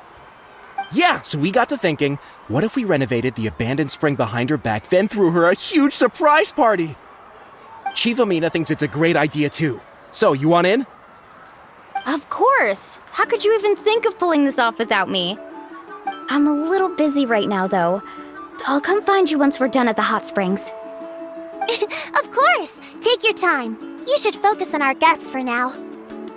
These artificial springs are pretty new, but the experience is just as good as the natural ones if you ask me. We really worked hard on them, so I hope you enjoy. And you two, I know you want to focus on Atea's surprise, but don't forget your patrol duties in the meantime. The Abyss could attack at any moment, so we need to stay vigilant. You got it, Chief. We'll keep an eye out. You can count on us. All right, we're off then. See you at the abandoned spring, Mulani.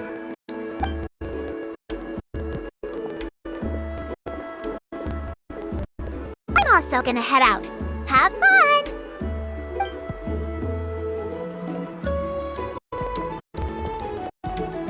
Finally, it's hot spring time! Oh, I already arranged swimwear for you guys, by the way. Come on, I'll show you to the changing room.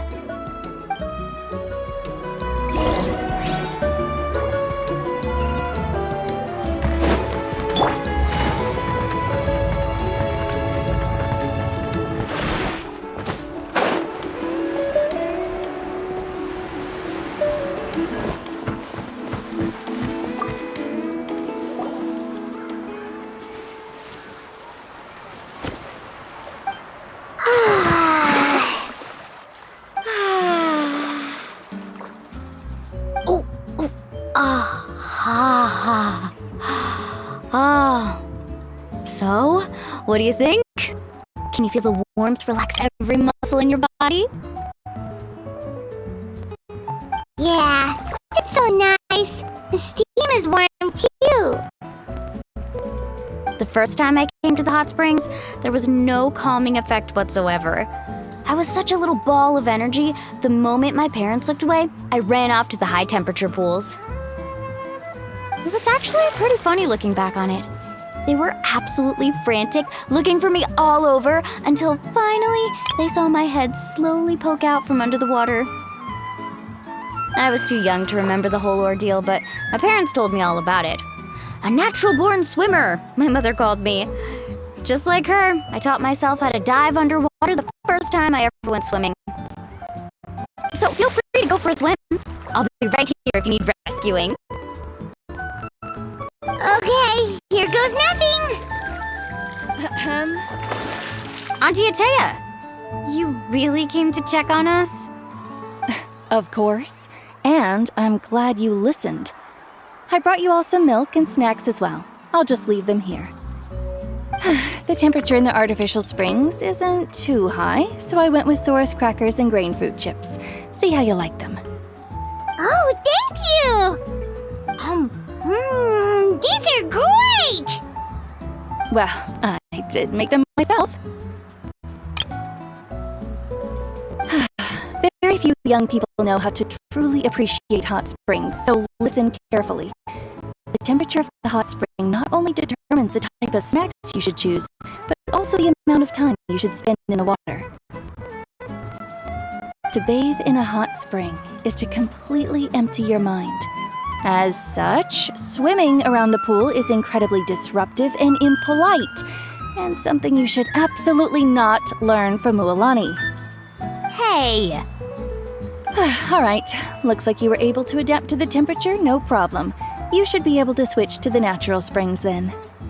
Well, I've got to get going. Oh, and make sure you drink your milk. I'm looking at you, Mualani. I still remember how you used to pour it into the water when you were little. That better not happen again, whether I'm here to catch you or not. Okay. Paimon didn't think you were the type to do something like that. I remember thinking I'd totally get away with it too. But turns out milk is pretty easy to spot when you pour it into clear water. Not my best work. Some people get dizzy if they stay in here too long. You guys alright? Paimon's fine, just a bit stuffed. Looks like you two are naturals. Oh, by the way, I have to leave you on your own for a little while this afternoon. I'm gonna help the others fix up that abandoned spring. I certainly don't trust their aesthetic tastes. Who knows what will become of the place if I leave them unattended? In exchange, though, I can recommend a couple of shops that are worth a visit. Huh? Yeah, she brought us snacks and taught us about the hot springs. We want to do our part too. Friends are supposed to help each other out. We'd feel bad otherwise. Well then, the more the merrier. All right, we should get going. Let's organize the best hot spring gathering Natlan's ever seen.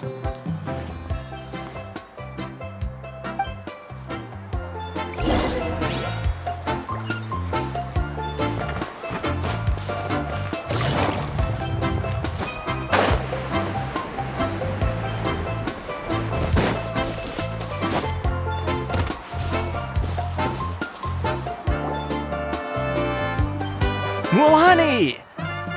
Wait, you brought our guests too? We're here to help. But you're important guests. We can't put you to work. All right. Stop trying to out-polite each other, would you? The sooner we get this party started, the sooner we get to enjoy the real party. Now, where to start? Looks like the water outlet is blocked pretty bad. We'll need to dig under it. Ooh, those boxes in the corner need to be thrown out as well. Oh, they're moldy as all get out. Ugh.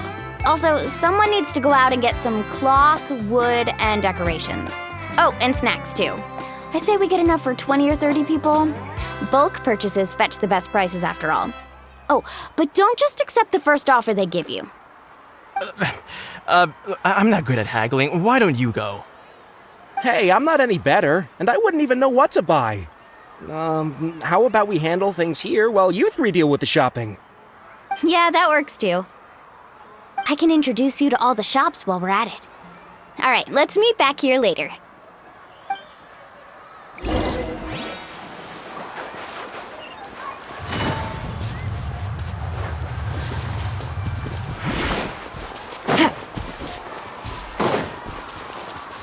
Take it easy.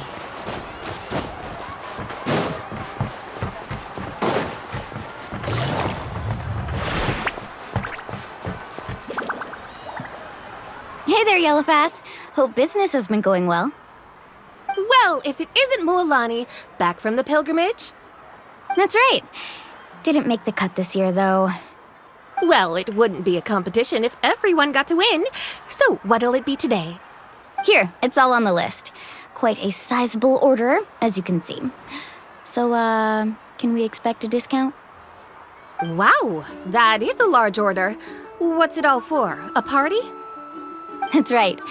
Keep this between us for now, but we're throwing a hot spring party for Auntie Atea. Wait, you're saying she can go in the hot springs again? That's great news! How about this? You can have the decorations on the house, and I'll give you 20% off the cloth and wood. Come on, I know you can sweeten the deal.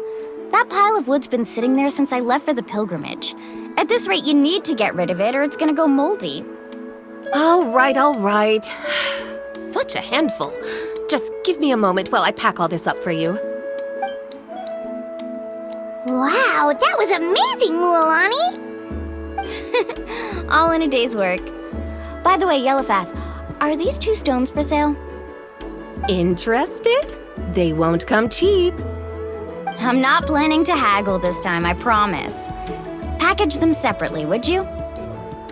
Nope. Kachina likes shiny little trinkets, so whenever I come across something like that, I always buy it for her. I'll hold on to them for now. It'll be a nice little surprise for her when she returns victorious from battle. I'm sure she'll like it. All right, that should be everything. If you could just double check, make sure nothing's missing. Let me see. Huh? What's this crate of juice doing here? That's on the house. 7 years ago, when the Abyss attacked our tribe, Atea saved my brother's life. She never asked for anything in return, but I could never forget what she did for my family that day. So, send her my regards, would you? And have fun! Oh, we will. It's gonna be a party to remember. Thanks a lot, Yellowfath. Well, that's our shopping done. Let's head back.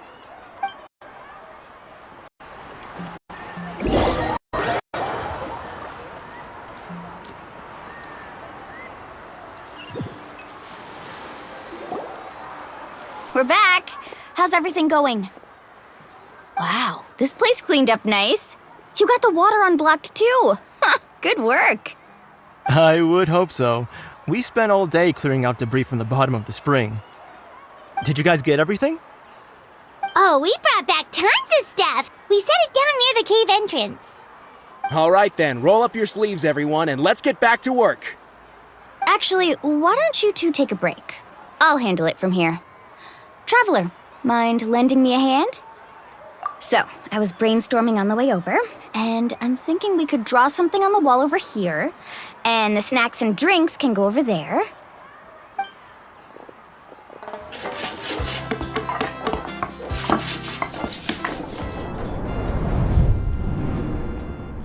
So, what do you think?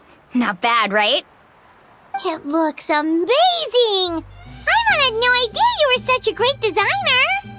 Well, I'm usually the one in charge of the family store, so I'm pretty good at things like renovation and organization. Not to mention, this was totally a group effort. Still, I didn't expect it to take quite this long. Guess it's too late to invite Auntie Atea over, huh? Yeah, tonight's definitely not gonna work. Chief Amina set up those patrols to guard against the Abyss, and Atea volunteered. So she's on watch tonight. I see. Well, guess the surprise will have to wait until tomorrow. This could actually be a good thing. She can relieve all the exhaustion of keeping watch all night by soaking in the hot spring. Ha! She's gonna love it. Well, let's call it a day then. Traveler, Paimon, you must be tired too. Come on, I'll take you to the inn.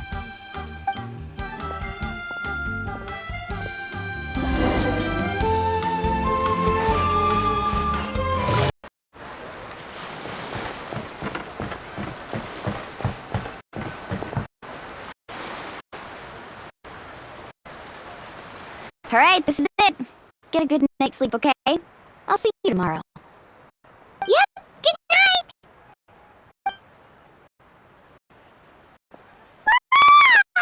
Paimon's exhausted.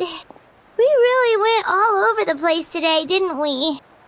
Anyway, we need to be well rested for the party tomorrow, so let's head inside.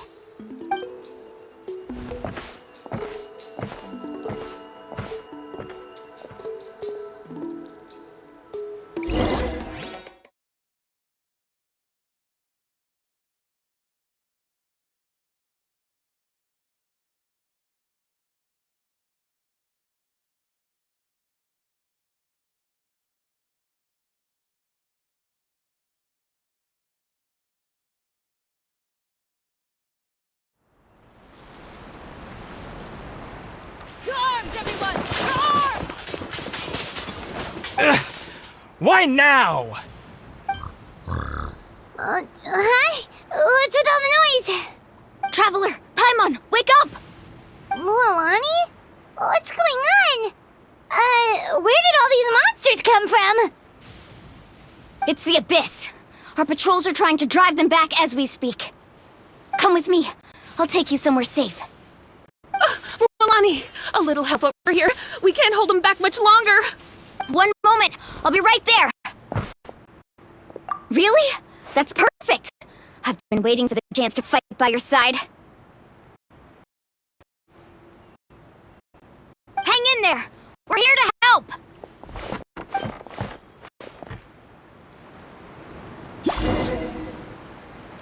Shine down! We've cleared out most of the monsters over here. Thanks for your help. It would have taken me ages on my own. Looks like we're still in for a long night, though. We still have no idea where these creatures are coming from. Let's go ask Amina. She'll have a better handle on the situation.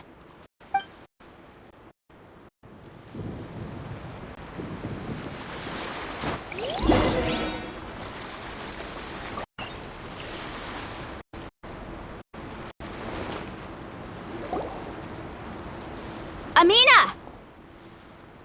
Oh, it's you three. Thank you for helping clear out those monsters.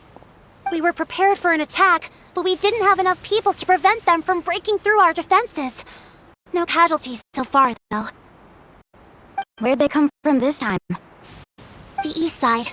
We've pinpointed the position of an abyssal pylon, but we don't have enough manpower to take it down. An abyssal pylon? What's that? A kind of gate created by the abyss. One that allows monsters from the Night Kingdom to enter the physical world. The only way to end the attack is to destroy the pylon as soon as possible. Otherwise, the endless hordes of monsters will exhaust our defenses. Exactly. That's what I'm most concerned about. Their numbers suggest there might even be multiple pylons in the area. We're searching for them as we speak. Alright, we'll go seal off the one to the east. Traveler, Paimon, can I count on your help again? Of course! We can't just sit back and do nothing! On behalf of the people of the Springs, you have my thanks. We're counting on you. Let's go. There's no time to lose. Take care, Amina.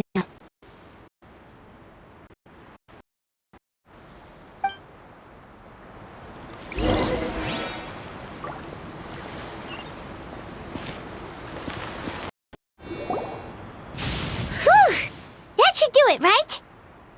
I don't see any more monsters, so... looks like we're in the clear. Do these attacks happen a lot? Must be hard on your tribe. Yeah, it makes things hard sometimes, but that's how our ancestors have always lived.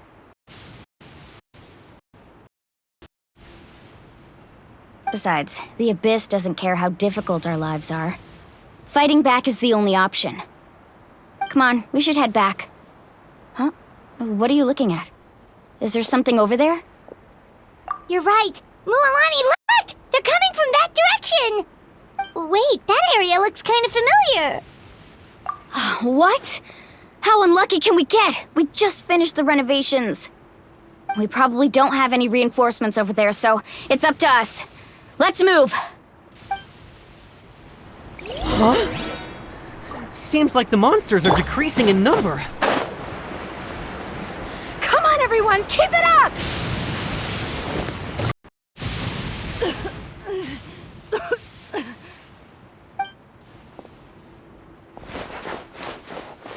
Ateya, what are you doing here? Where's the pylon? Where do you think? If I'm here, means that thing is long gone. I was in a hurry, so it's not my best work. You should check if all the important stuff is still here. Stop talking for now. That wound looks bad. The abyssal power is corroding your body. Is this the right area? Hello? Anyone there? Mualani and Ateya, what's going on? We were told the second pylon was over here. Ateya took care of it, but she's injured. Quick, someone get a doctor! All right, stop fussing. Don't you think I know my own limits? The main thing is they didn't destroy anything. This is a beautiful hot spring, by the way. I can tell how much work you put into it. Wait, no! This was meant to be a surprise. For me, right? I know.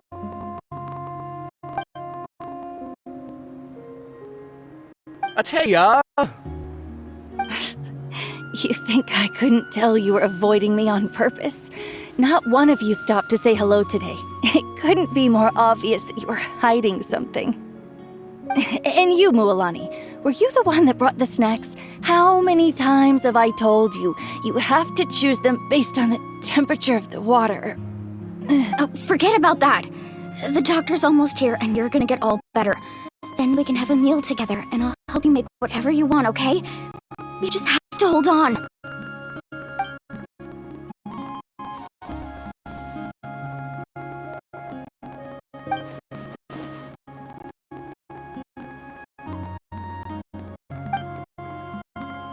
The impurities and the elemental energy we embody repel each other. What? The crystal has been purified? When? The anguish he feels has brought him to tears. I also came across a teardrop crystal. Can you purify it?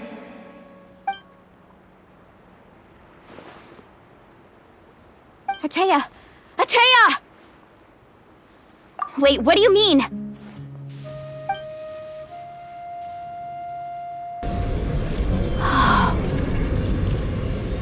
What is this? Some sort of purification? The abyssal power, it's being cleansed away! How can that be? I never knew that was even possible.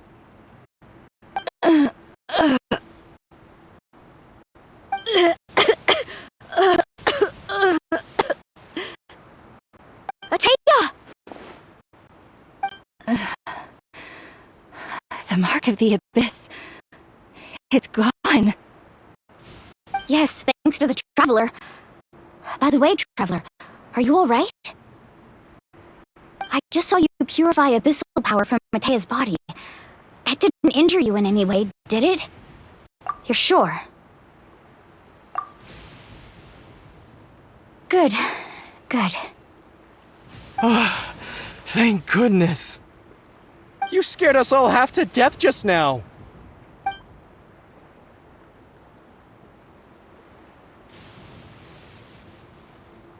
Alright, everyone, head back and get some rest. We'll meet here tomorrow. We'll celebrate Ateya's recovery and our triumph over the abyss. And most importantly, we'll show the Traveler and Paimon how grateful we are for their aid. Let's make it an occasion to remember. Dismissed! Got it! Got any other secret powers I should know about? But seriously, you really came through for us tonight, so thank you. I almost forgot you had that ability. You used it back in Mondstadt to cleanse Dvalin's tears, didn't you? That was some quick thinking, Traveler. Huh? You look like something's bothering you. What's wrong?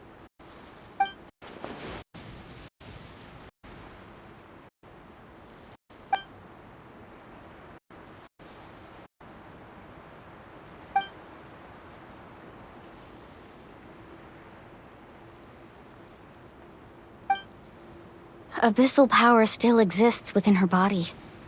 Immersing herself in hot water would accelerate the corrosion of her internal organs and the progression of her illness. We think Auntie Ateya's illness has taken a turn for the better. She could never come into contact with hot water before, and now she's visiting the hot springs every night. I mean, it's pretty obvious what that means, right?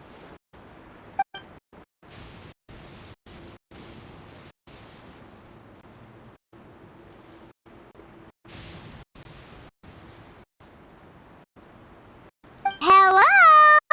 Traveler? Maybe you can zone out some other time because Paimon can barely keep her eyes open. Let's head back for now.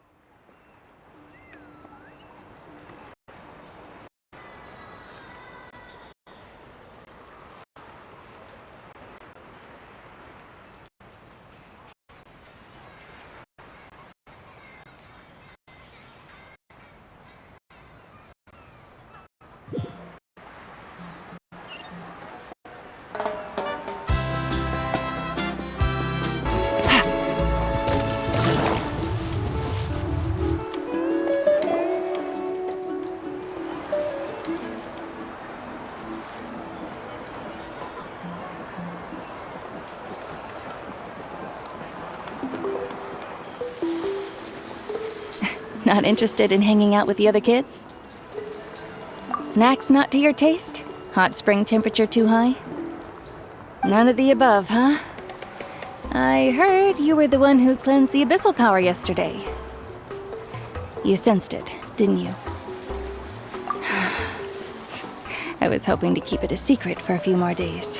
Didn't want to ruin the celebrations and all. But looks like it was no use. Hey, kid! Who, me? Yes, you. Come on. Let's go for a walk. Hey, where are you going? Did something happen? Just going to get some air. It's too noisy in here. You have fun. We'll be right back. Oh, and there are extra snacks in that box over there if they need replenishing. Baked them all fresh this morning. All right! Sounds great!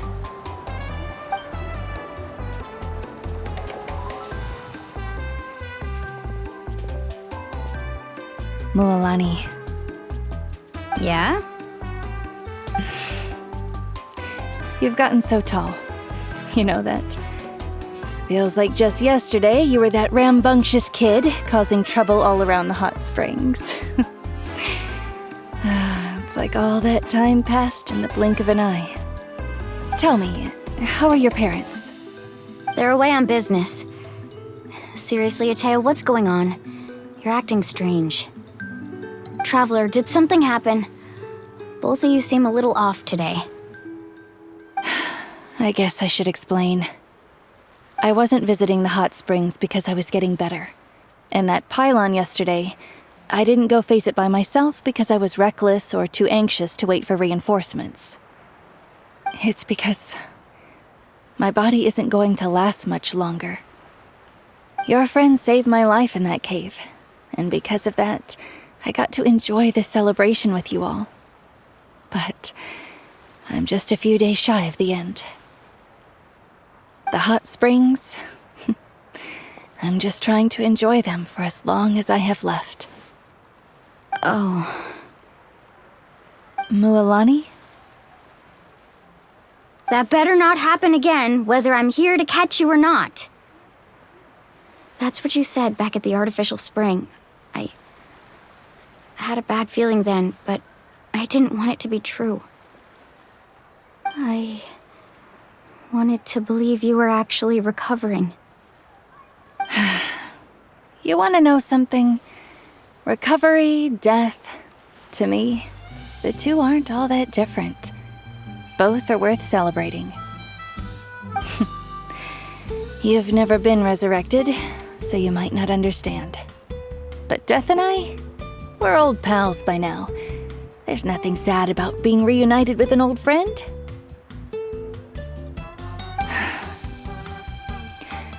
I lived with regret for a long time. Regret that my illness meant I could no longer take to the front lines, especially as our nation slid deeper into crisis. But yesterday, I was finally able to let go of that regret. Not only because I found the strength to fight the abyss, even at the end of my life, but because I got to see you in action, Mualani. Seeing you out there, it made me realize that I don't need to worry about our tribe or our nation's future. You have the capacity to bring us all together. Even if I was never injured, old age would still take me one day. But I've done what I needed to do. The future is in your hands now. Just remember, whether in life or death, I am always with you. I understand. Seems like you've given this a lot of thought, Ataya. Thank you for telling me all this. I'll do everything in my power to protect our tribe, our nation, and live up to the example you set for me. Good. Oh, and if any of you have the chance to meet with the Archon, could you give this to her for me? A talisman I've carried with me my whole life. It may seem strange to say while I'm still alive, but just think of it as a relic I'm leaving for her. It's brought me good fortune in battle. Even after I became too sick to fight, I never took it off. Just tell her it embodies fond memories and my strength of will. She'll know what I'm trying to say. Don't worry. We'll make sure she gets it. All right. That's all I wanted to say. Let's head back to the party. No use spending what little time I have left being sad.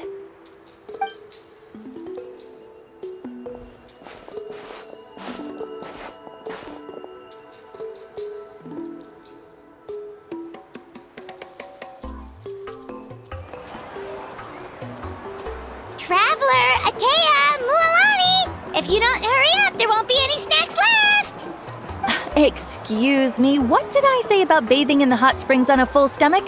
Hey, are you listening to me?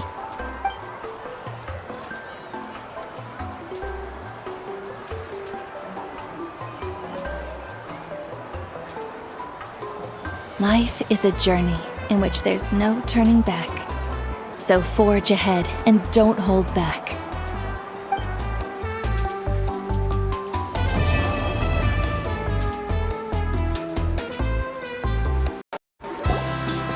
Paimon feels like a whole new Paimon after those 2 days in the hot springs. The Abyss kind of threw a wrench in our relaxation, though. Still, spending time here really has felt like a vacation. The Kaholosaurs are so nice and so fun to play with. Their bellies are super bouncy! Oh, and Atea's snacks were so delicious! She gave Paimon some for the road just this morning, actually! Yelling at some kids who got caught throwing stones in the hot springs, so not much has changed since we first met her. Hey, you guys. Sleep well last night? Yep, this area is so nice! Glad you like it. I was thinking of taking you guys out to do some sea fishing. Later tonight, we can eat whatever we catch. Fresh fish is absolutely delicious right off the grill. Hey, Mualani! Yeah? What do you need?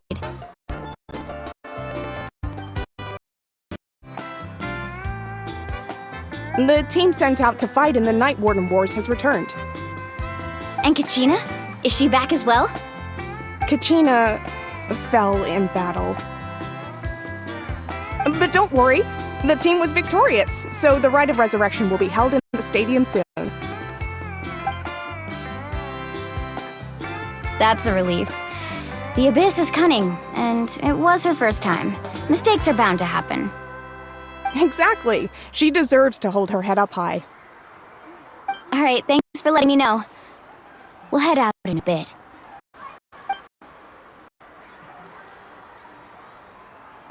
Jeez, she sounded a little anxious there. Had me thinking it was bad news for a moment. Mualani, you said the Abyss was cunning just now, but it seems like the Abyss just wants to destroy everything. Like, think about all those monsters that attacked your tribe.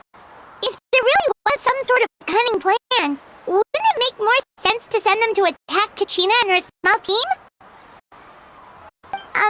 Not that Paimon wants them to be in any more danger, it's just... Relax, I get it. The Abyss is difficult to understand, that's for sure. At a glance, it certainly seems like the only goal is total destruction. The Abyss isn't a living entity after all, so what capacity for logic or planning could it possibly possess?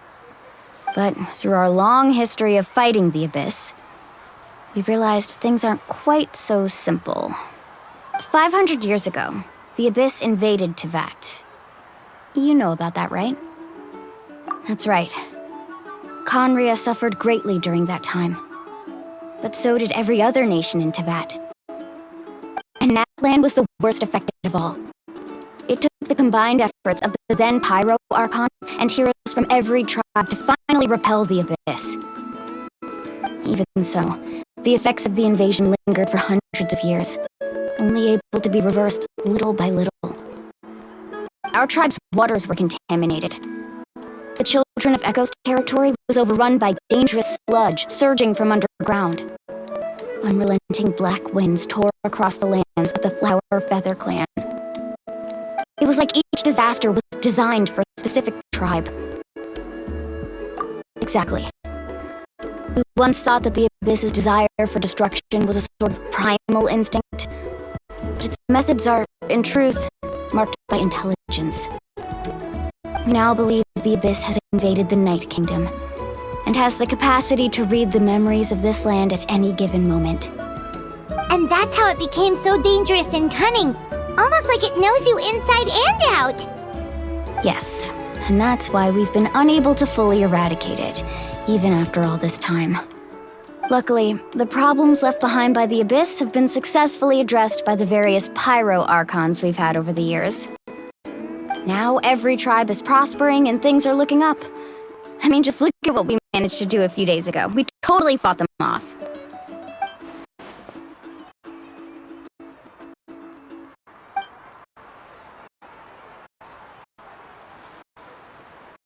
You must have had to sacrifice a lot to get to this point. Every battle, every sacrifice is in pursuit of a future where we get to stop fighting. Responsibility, duty, unavoidable burden. Everyone in Natlan views the war differently. But I believe we will be rid of the Abyss one day. And the efforts of all who fought against them will become a story for the ages. To think that my name could survive in ballads passed down to future generations, it's kind of romantic.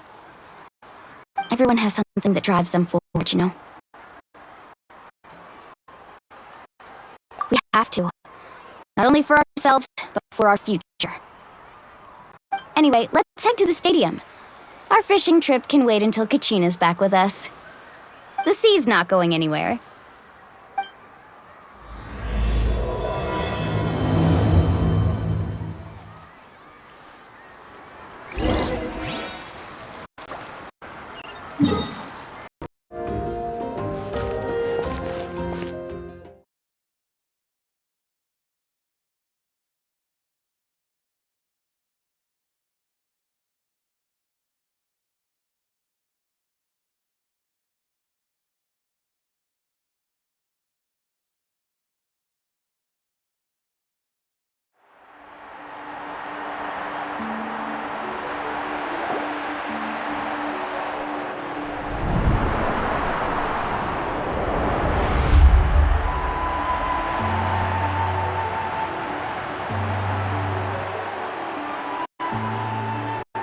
Whoa, this place is packed already!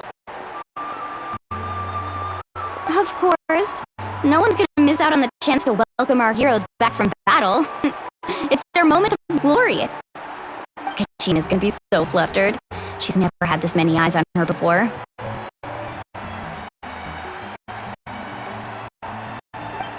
Yeah, she doesn't seem like the kind of person who likes being the center of attention. Looks like I'm just in time. Kenichi, you're here! Yeah, a commission ran longer than expected, but I made it. I heard about the incident with your tribe, Mualani. Is everyone alright? Yeah, it's all taken care of. Our new friend here's got some tricks up her sleeve, by the way. She's just as strong as Kachina made her out to be.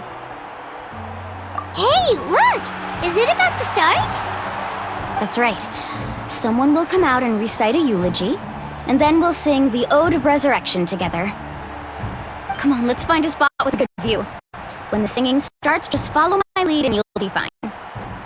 Let's go somewhere higher up so Kachina can spot us.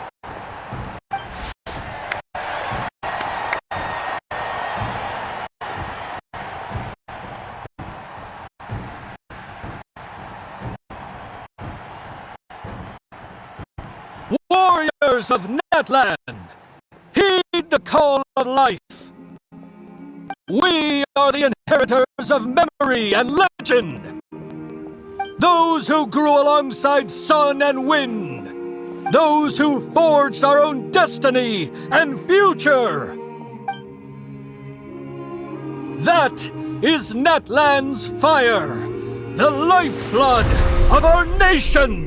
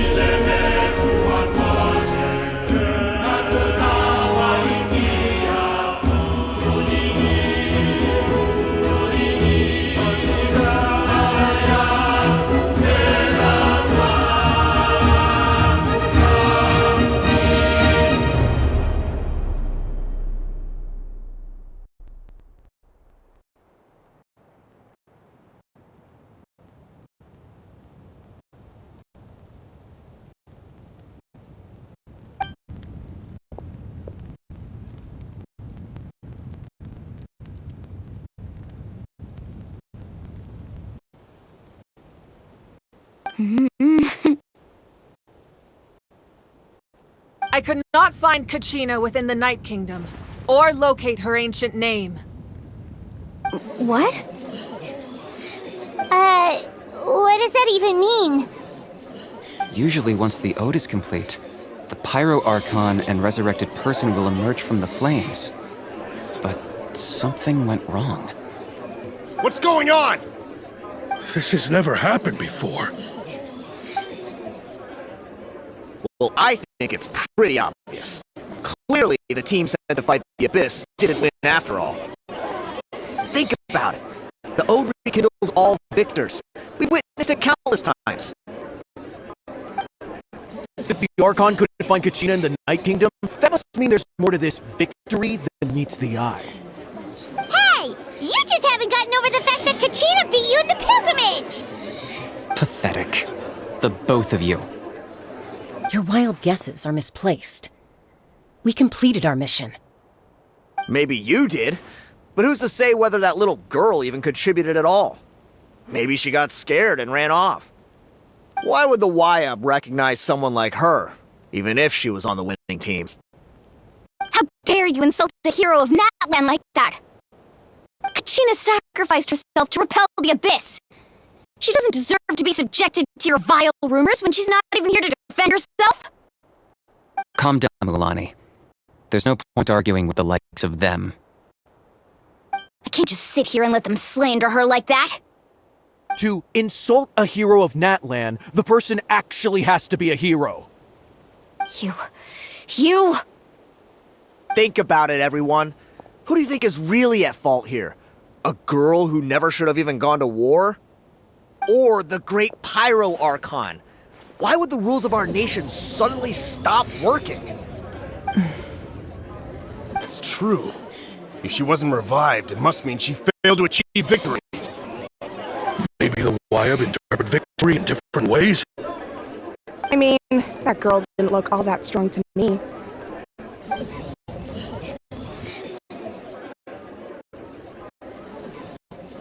Kachina wouldn't have run! That's not like her at all!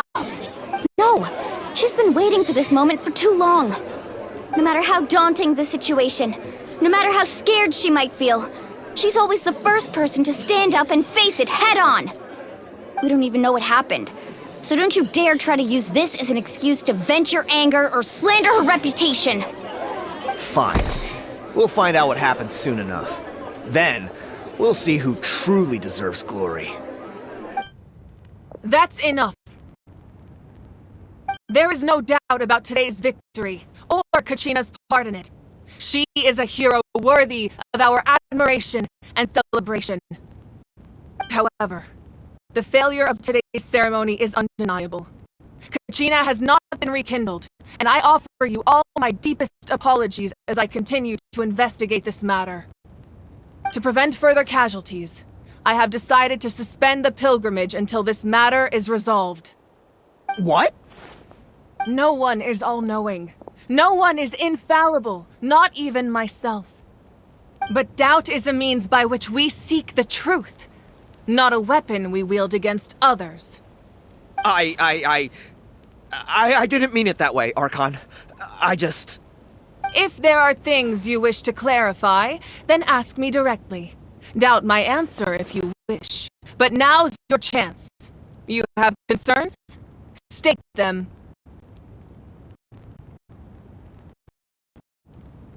No, of course not. Even though I have said nothing to change your mind, then it would seem the truth never mattered to you at all. That guy doesn't even have the courage to answer the Pyro Archon's question. So much for all that glory talk earlier. I have a question, Archon. My friend Kachina. Do you have any idea where she is? It's extremely important to me. I know you said you were investigating the situation, but I'm sorry, that's not enough. I've already shared everything I know. If you want to learn the truth and rescue your friend sooner, you should join the investigation. So, what do you say? Of course I'll join. In that case, come see me in the speaker's chamber. We should join them. Oh, and if it's not too much trouble, could you drop by as well, Traveler? I'd like to have a chat. Rest assured, everyone, I'll keep the tribal chiefs informed on the progress of the investigation. Once again, I apologize for the outcome of this ceremony. If there are no further questions, let's part for now. Did she just ask us to come along? I believe she did. Let's go. I'd like to know what's going on myself.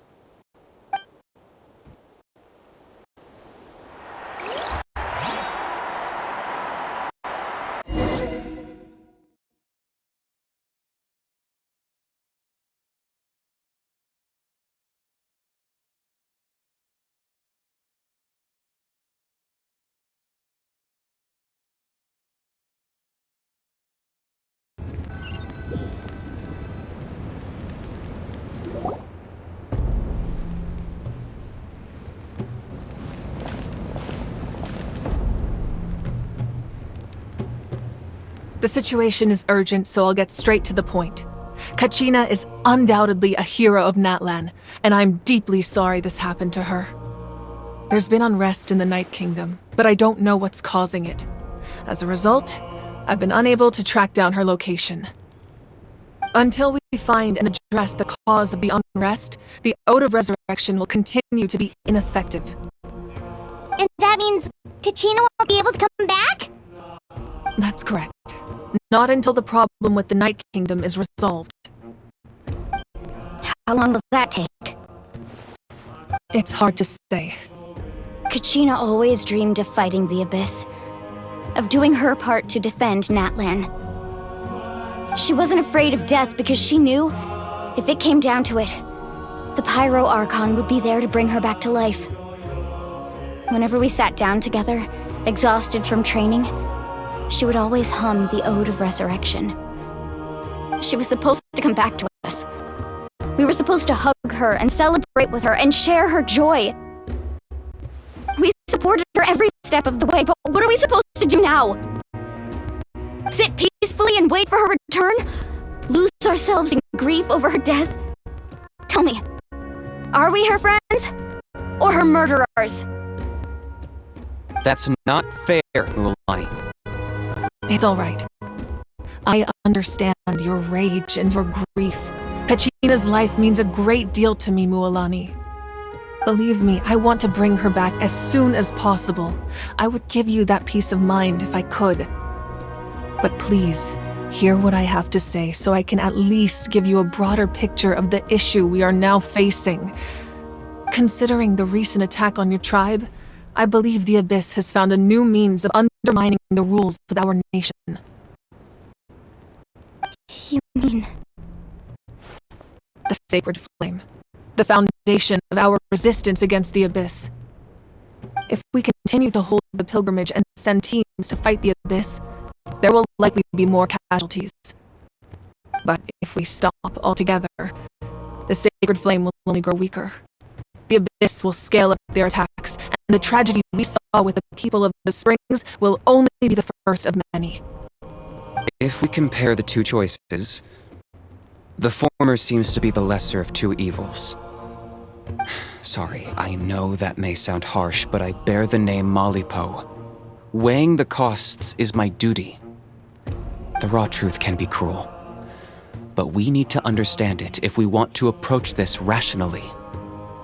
But what would you say, Mualani?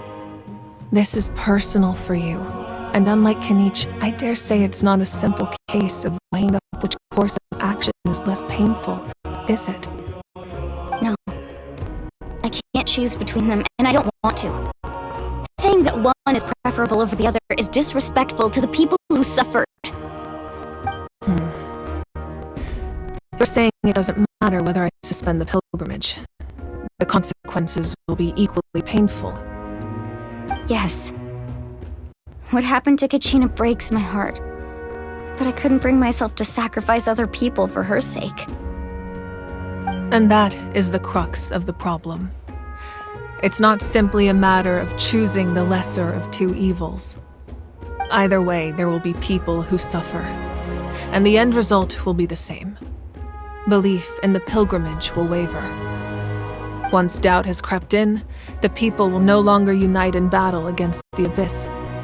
And that is exactly what the Abyss wants. Their ultimate goal isn't to break the rules that make the Ode of Resurrection work. It's to destroy the people's faith in them. To prevent what happened to Kachina from happening to anyone else, we need to suspend the pilgrimage. So that is my current plan. And in the meantime, I make efforts to strengthen each tribe's defenses. Then, we have to find another way of strengthening the sacred flame to keep the Abyss at bay. This won't be easy. I'll need time to figure out the best approach. I understand your anger, Mualani, but I hope that provided some clarity at least. Wow. Hyman thought things were gonna get heated for a second, but the Pyro Archon took the time to explain everything so patiently. I owe you an apology, Archon. I let myself get carried away earlier, and I'm sorry. You're right. We need to focus on finding solutions. We could always hold the pilgrimage without sending a team to fight in the Night Warden Wars. That way, we would still be able to fuel the sacred flame. I've considered that, but the two events have nearly always been linked. Without the chance to fight the Abyss, pilgrimage rankings lose their prestige, and competitor numbers will drop. With fewer participants, the amount of contending fire produced will decrease, and the vicious cycle will continue indefinitely. So, essentially, the Abyss is taking Kachina hostage. You've learned about the concept of ley lines during your travels, yes? The Night Kingdom is something similar. Staying there for a short period of time shouldn't have an effect on the person. But with the Abyss in the picture, it's a different story. Your sense of self will be devoured until eventually you become one with the sea of souls. Imagine pouring a cup of water into a rushing river. You can try to scoop up another cup, but there's no chance it will be the same water you had before. I won't sugarcoat it. That is the danger Kachina is currently facing. Just like you said, Archon, both of these problems need to be addressed. You can focus all your efforts on dealing with the sacred flame. I will go search for Kachina. The Abyss poses the same threat to you as it does to her. It is very possible you will not return. Knowing that, do you still choose to go? Kachina's waiting for us to rescue her. That's all that matters. I failed to protect her during our campaign, but I can make it up to her now. I choose to go as well. Traveler? What do you think? Understood. Then I'll support you in any way I can. The Masters of the Night Wind have a technique that can extract an ancient name from the ley lines. If we can find Kachina's ancient name, I can use the link between them to pinpoint her position within the Night Kingdom. Then comes the hard part. You need to visit the Night Kingdom in person and rescue her. But isn't the Night Kingdom a land of souls? Can we even go there? Under normal circumstances, only the consciousness can enter. But there is a way to go there in person. However, know that the Night Kingdom will attempt to repel you, and the Abyss certainly won't leave you be. That's fine by me. Same here. Fighting the Abyss is nothing new for me. So, Hyman's the only one who's scared? Well, if you're going, Traveler, Hyman's going too. Siklali of the Masters of the Night Wind once created an artifact that can be used to communicate with the Wyab. We call it the Spirit Speaker Stone. It was originally used as a ceremonial artifact wielded by the tribal chiefs, but that spiritual quality also means it can be used to search for an ancient name. That was the artifact I delivered to the Scions of the Canopy a few days ago. Didn't think I'd be hearing about it again so soon. Thank you so much for your help, everyone. Your thanks are unnecessary. I will offer you whatever aid I can, but your fellowship and courage are what will truly decide the success of this operation.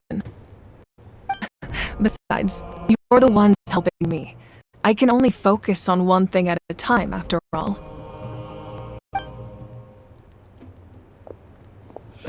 Traveler, I certainly didn't expect our first conversation to be so serious. I've heard all about your accomplishments. Ever since you arrived, I've been hoping to meet you and offer you Natlan's highest level of hospitality. Why? Why? Is that not what happened in the other nations you visited? Yeah, things were pretty complicated at the start. And, in the middle. But our reputation's solid nowadays. That's more like it. After all, I've heard you're someone who transcends fate. Perhaps even more than you can imagine. But we can talk about that some other time. Ideally, this would be the perfect night for a drink and some musical ambiance. But there are important things to be done. Oh, I almost forgot. Atea was wounded in the fight against the Abyss. She wanted us to give this to you. It embodies fond memories and my strength of will. That's what she asked us to tell you. She said you'd know what that means. I didn't think this day would come so soon. The flames of her life force. I can feel them flowing within the talisman. If things were different, the two of us could have enjoyed the hot springs together while she gave this to me in person. We're supposed to be hot spring buddies after all. But don't worry. This talisman means a great deal to me. I'll take good care of it, and once this is all over, I'll pay Atea a visit.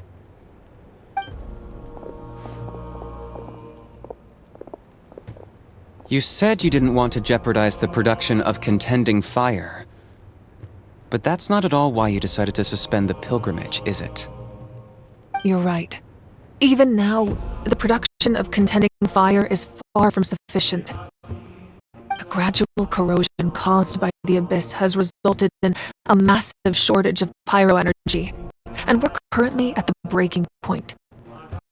As things stand, the pilgrimage is a lost cause.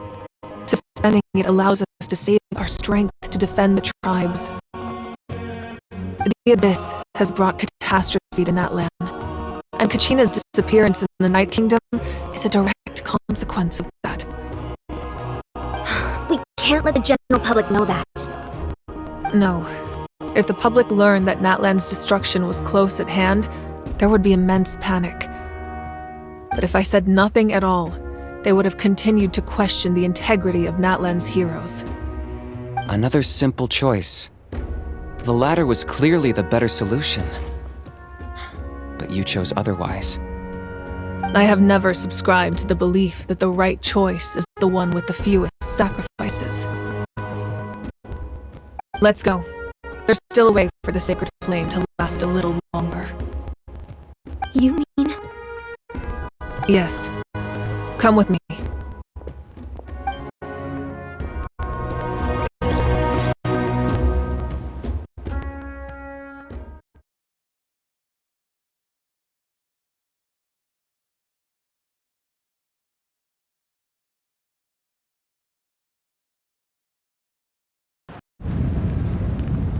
The sacred flame must never go out. Not only does it strike fear in the Abyss, but it's also the pillar of Natlan's stability. So until our heroes are ready, I will sacrifice my power to keep it burning. But that can only last so long. I think we should focus on the remaining ancient name-bearers. Don't let desperation cloud your judgment. Those chosen by the Wyeb have already embarked on their destined path. It is for them to decide how that journey ends, not us. All we can do is support them. Even so, for you to make this sacrifice, it's not right. If not me, then who? No other is capable of sustaining the sacred flame. I possess great strength, but I'm not above my people. This is part of my duty.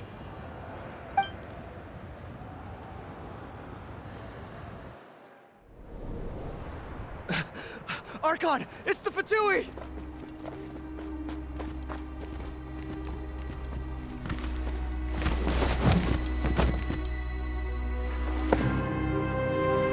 The Archon of Natlan. A force to be reckoned with. The secret of the ley lines is no secret to me. Long have they been destined for ruin. And since the oath made 5 centuries ago remains unfulfilled, what use is the Gnosis in your hands? I don't know what you mean. But it sounds like this is about more than the Tsaritsa. In times of crisis, someone must pick up the mantle of salvation. Your plan has reached an impasse, and now it falls to me to create new rules for Natlan. But before the dawn of a new age, the old must be destroyed.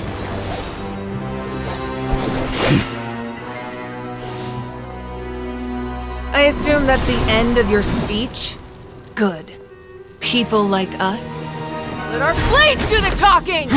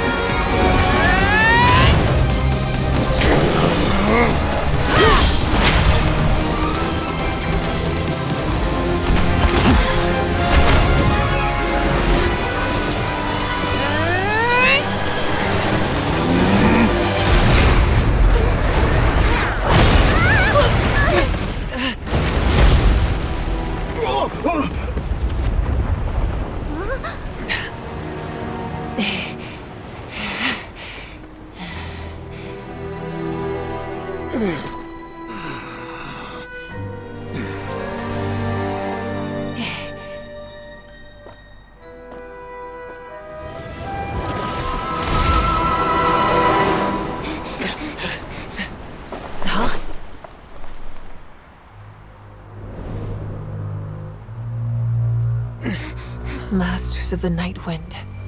Send word. The captain and his followers must be apprehended.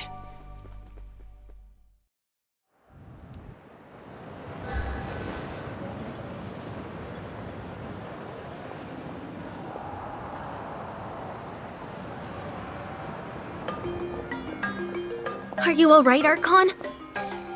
He was a formidable opponent. Exactly what I would expect from the first of the Fatui Harbingers. I never imagined someone could match you in combat. If the Tsaritsa sent him here, why would he bring up what happened 5 centuries ago? Yeah. And how much does he know about Natlan? The Harbingers are all driven by their own personal goals. The only purpose that unites them is collecting the Gnosis. But I'm sure the captain has his own reasons for being here as well. Whatever his motive, we should shift our focus to the Fatui. If they attack again and we're not prepared, we're done for. No, we're running out of time. The wound I inflicted should hold him back and weaken him for the time being. Besides, I'm sure you noticed, the power that came to his rescue just now came from the Masters of the Night Wind. In other words, there are traitors among us. Not necessarily. This could prove to be a very valuable turn of events. When we exchanged final blows, I sensed an unusual presence within him. I'll need to investigate further. Kenichi, go to the Masters of the Night Wind and look into who could have aided the captain. Speak to Lali. She should know. Of course, I'll head out right now. Do you still intend to... Yes, but fear not.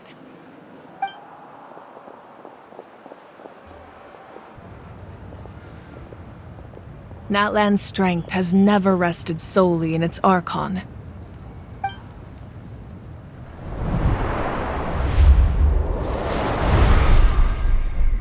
Together we foresaw the only path that leads to our nation's future. We must trust in that vision now.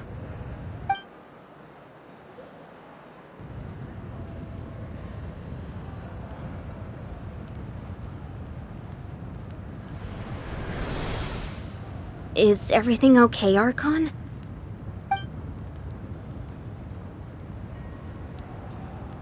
Completely fine.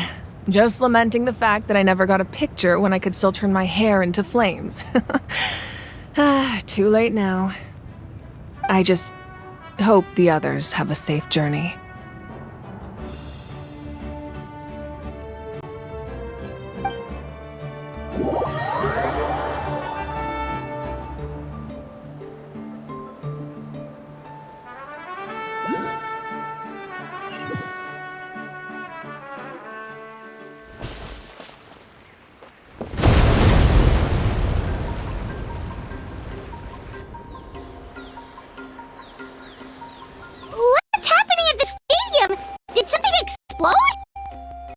It feels like the Archon unleashed her power. She must be fighting a formidable opponent. Should we go back and check what's going on? Have faith in the Archon. She wouldn't lose in a one-on-one confrontation. Once we find Kachina's ancient name, we'll head right back. Okay, let's just keep climbing. Everyone really hopes nothing goes wrong.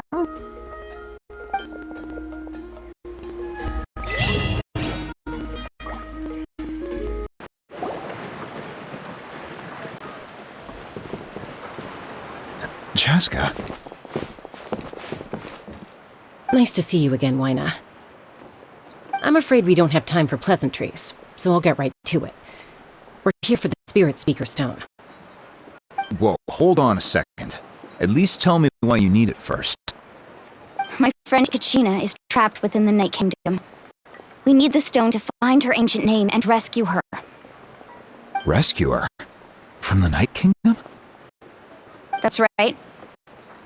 I'm sorry, but someone needs to tell you what you don't want to hear. Going there, a mature warrior would never make such a foolish decision. The nature of battle is unpredictable. You never know how it's going to end. Losing a friend is tragic, but when that happens, the best thing you can do is focus on how to prevent further casualties. I appreciate what you're trying to say, Chief Wyna. But if the price of maturity is abandoning a friend in need, I'll choose foolishness any day. If Kachina's still holding on, then so will I. I thought you might say that. Is something wrong, Wyna? This doesn't seem like you. Life isn't complete without taking risks. That's always been your mantra. It's nothing. The Night Kingdom is a dangerous place. Can't blame me for checking if you were up to the task. If you're that determined, far be it from me to stop you. Here's the stone. Keep it safe, okay? It's not like we have a spare. Thank you. Huh. Seems like you two go way back. But aren't you from the Flower Feather clan, Chaska? Oh, Chaska's a peacekeeper, so she's famous throughout the tribes. She's always the one people call to resolve conflicts, so we slowly got to know each other that way. Her younger sister Quichi's always hanging around our tribe, too. She's helped us out a lot in the past. Oh, you have a younger sister? Yes, I'll introduce you to her sometime. But let's get back to business. Waina, how do we use the stone? As you probably know, your intended destination is completely different from the real world. The Night Kingdom is like a river flowing with concepts, and the ancient name you seek is like a tiny fish swimming downstream. In that sense, the stone is like a fishing boat drifting down the river. But the boat alone isn't enough. You need a fisherman experienced enough to steer it in the right direction.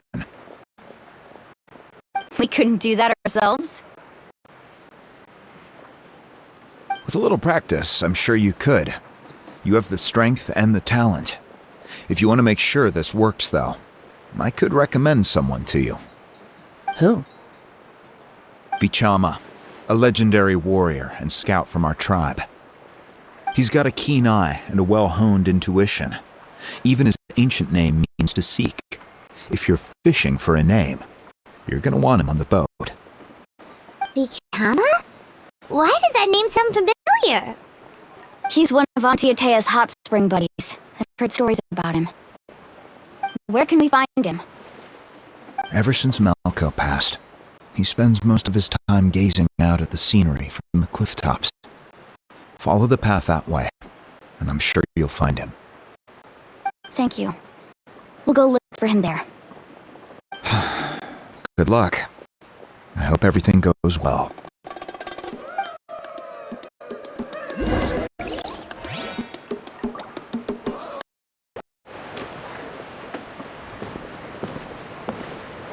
Someone admiring the scenery from the cliff tops.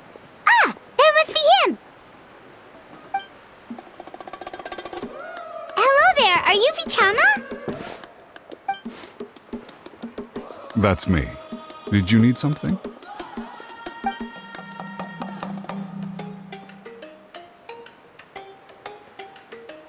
What? You're saying you can bring someone back from the Night Kingdom? How is that even possible? No, if you really think about it, anything's possible in that kind of place. But that would mean... Are you okay? You don't look so good. Everything's fine. I'll help you, but I do have a small request. After I help you find Kachina's ancient name, I want to use the stone to look for my friends as well. Your friend? Oh, why not mention someone named Malco? Is that who you're talking about? Yes, but I'd rather not get into it if it's all the same to you. That's not a problem. We agree to your request. Yeah. Since you're helping us find Kachina's ancient name, it's only right that we return the favor. Then we're agreed. Can I have a look at the stone?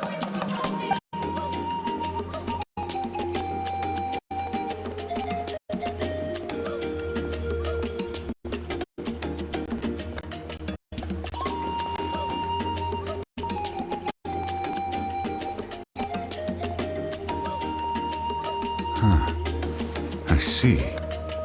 From what I can tell, it functions almost like an abyssal pylon. Both connect the Night Kingdom to the living world. Once the connection is established, the abyss will come surging through the opening like a predator honing in on the scent of blood. So we have to be sure not to use it in a tribal settlement. Wow, you got all that just from looking at it? I just picked up on the basics, really. I still have no idea why it works. You said someone named Lali invented this. They must be a genius. I'll go find an open area and start setting things up. In the meantime, I need you to get 2 things for me. We'll go right away. What do you need? First, I'll need some hook ropes. Pretty much every store around here carries them, so no need to go anywhere special. Oh, and I need to build a net out of them, so make sure you get a good amount. Wait, are you saying you're going to use a real net to catch Kachina's ancient name? How does that work when one's tangible and one's not?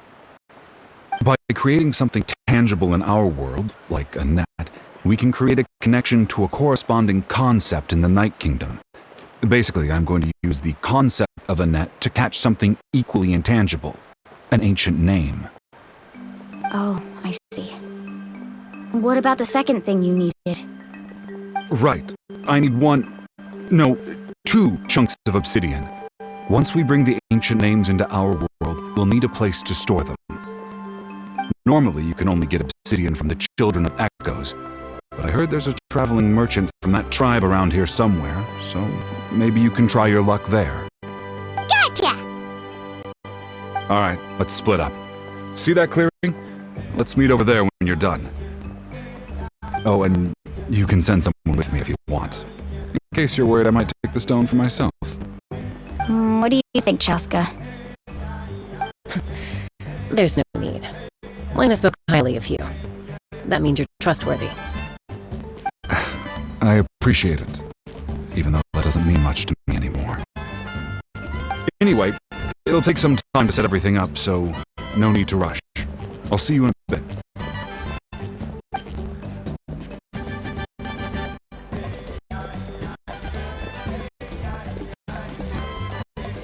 What an odd guy. He seems so defeated, but also really invested in the stone at the same time. I don't have any more insight than you, Paimon. Let's just focus on the preparations for now. Hang on, Kachina. We're coming for you.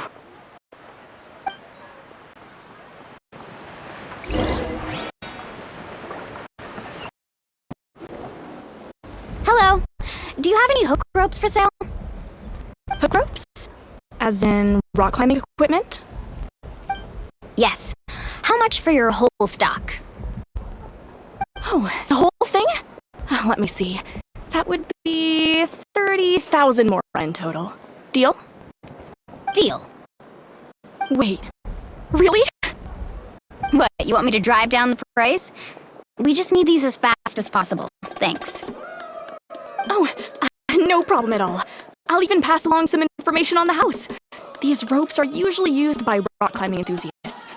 If you want to learn, Roka's the person you want to ask. All right, that's everything. Here you go. Now we need the obsidian. Let's go talk to the traveling merchant Vichama mentioned.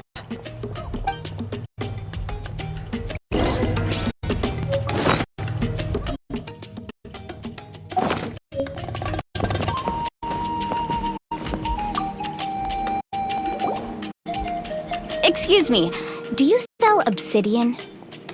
Why, yes. I've got a chunk for sale right over there. Perfect. Is that the only one, though? We actually need two. That might be tough.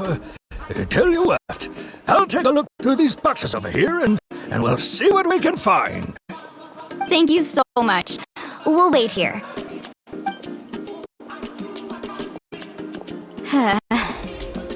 Relax. Everything's going according to plan. I know, it's just... I could tell Vichama feels the same way about his friend that I do about Kachina. I hope this chunk of obsidian isn't the only one. Kachina always carries all sorts of shiny stones with her. If I was the one trapped in the Night Kingdom, she'd have a whole pile of obsidian ready in a heartbeat. Well, would you look at that? I did bring extra. Here you go, young lady. How does it look? Perfect! Thank you. How much do I owe you? If you hadn't shown up, these stones would have just sat here collecting dust. I'll take 3,000 mora for both. Here you go. By the way, I heard you mention Vichama just now. You running an errand for him, then? How's he doing? Malco's been gone for 5 years now. It's about time he started to move forward. Do you know what happened between them? I heard about it in passing while I was out drinking one night, but I don't know all the details. Vichama and Malco grew up together, and even made a name for themselves together. Malko was an amazing fighter, capable of knocking out multiple opponents in a single hit, while Vichama excelled at scouting and analyzing the battlefield. The two made an excellent team, and managed to beat back the Abyss several times. 5 years ago, they both emerged triumphant in the pilgrimage, and were placed on the same team to fight the Abyss. But on the eve of battle, the Abyss launched an attack on their tribe, and Vichama suffered an injury to his leg while attempting to rescue someone. Then what happened? The team agreed that he couldn't fight the Abyss in his condition. Vichama didn't argue. He knew going to the front lines with an injured leg would make him a burden in battle. So they raised the issue with the Pyro Archon, and she agreed to let him stay behind. It's just Malko and the others ended up facing hordes of abyssal monsters in numbers that far exceeded anyone's expectations. The team made an error in judgment, and they fell to the onslaught. Vichama went into a deep depression after that. He blames himself for everything. Oh, you're not wrong. But it's possible he chooses to blame himself. Not because he did something wrong, but because he wasn't able to do anything at all. I've tried convincing him to move forward, to stop dwelling on the past. But the shadow of Malko's death hangs over him still. The Abyss has caused so much suffering, and some wounds never heal. I wish there was something he could do to make himself feel better, but... Anyway, that's the gist of it. Maybe you could help him talk things through sometime. I would really appreciate it.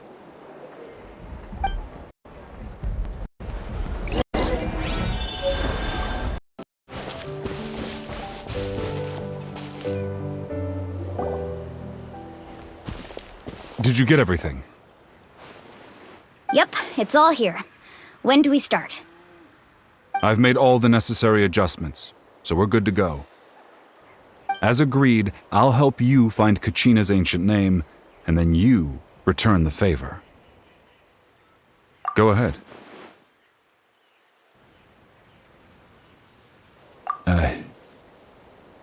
Yes.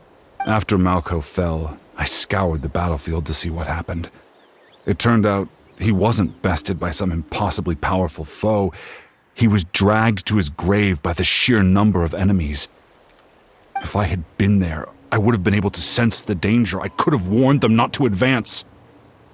I've always blamed myself for what happened. But when you told me about Kachina, I realized there's a chance Malko might also be alive, fighting for survival in the Night Kingdom. But that happened several years ago, right? The Pyro Archon said all life within the Night Kingdom eventually becomes one with the Sea of Souls. There might not be much hope, but I still have to try. Malko and I promised each other, even if we never managed to root out the Abyss for good, we would fight together until the end. All right, let's get to it. I'll start searching for the conceptualized version of Kachina's ancient name. If you see any fragments scattered around the area, please collect them.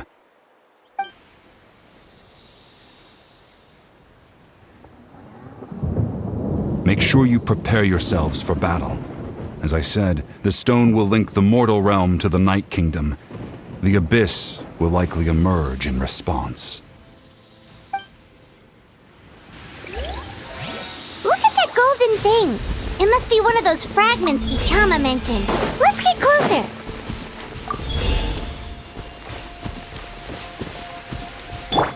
Illusion shattered!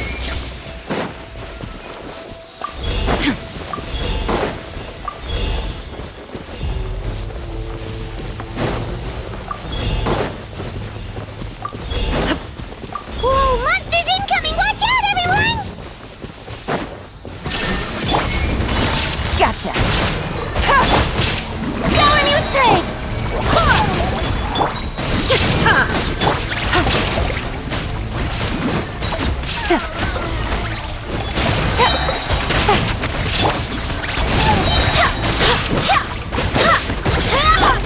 Illusion shattered!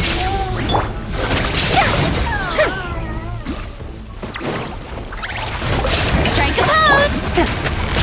Busted! There is no escape!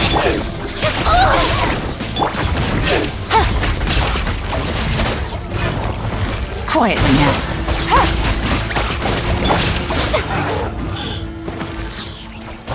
How much longer, Vichama? Not long! We're getting close!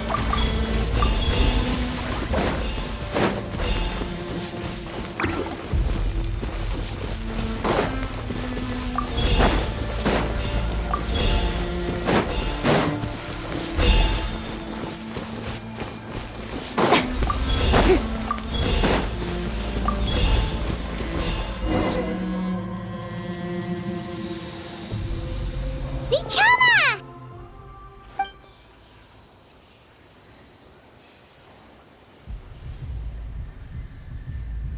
Quick! Take it! I found Kachina's ancient name. Hang in there, Malko. Just a little longer.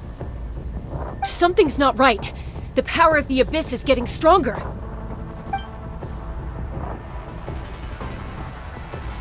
The Abyss is corroding his body. Vichama, you can't keep going. You'll die. I should have died 5 years ago. I just need a little more time. Please, I'm almost there. Thank you.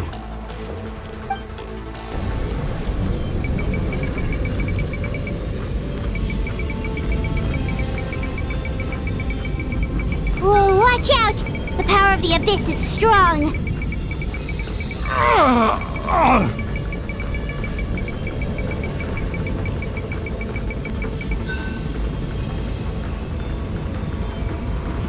This power. Hanging in there? Malko. No! Why can't I find him? Why? We can't wait any longer. Pull him away from the stone, Mualani. I already tried, but the power of the Abyss has him in a chokehold. It's like he's tied to the stone with an invisible rope. In that case, we have no choice. I'm sorry, Sea Lolly. Get back! Chaska, wait!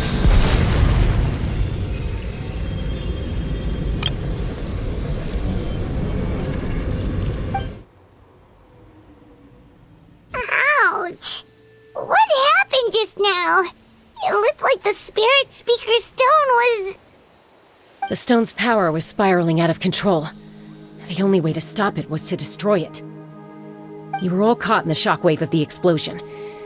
You might feel dizzy for a while, but that's normal. Give us a heads up next time, will you? You're lucky we managed to dodge it in time. I thought I said to get back. Yeah, barely a second before you made it go poof. Not everyone has your reflexes, Chaska. We were this close to getting dragged into the explosion. Okay, I'll be more careful next time. At least Kachina's ancient name is still in one piece. Wait, where's Vichama? Vichama! Vichama!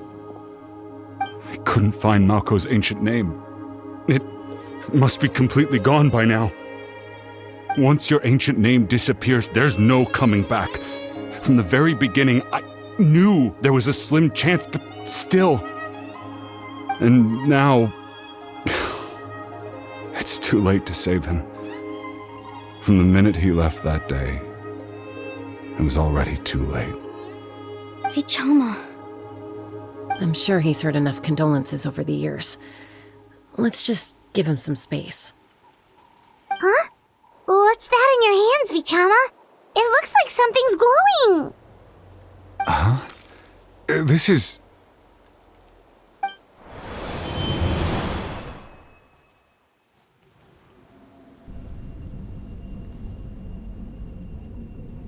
Hey, Malko. Got any strength left?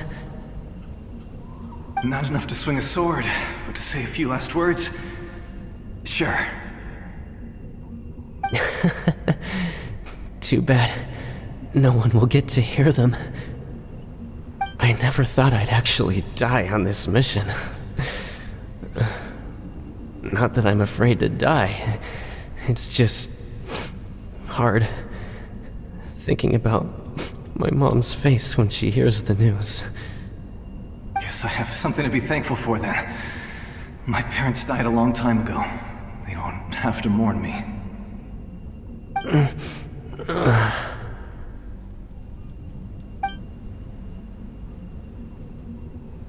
Pisak!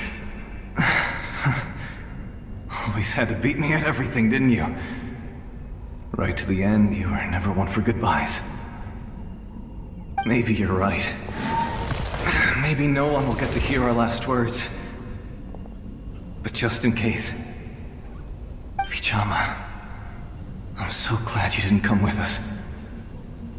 Don't be sad. Just keep on living. For the both of us.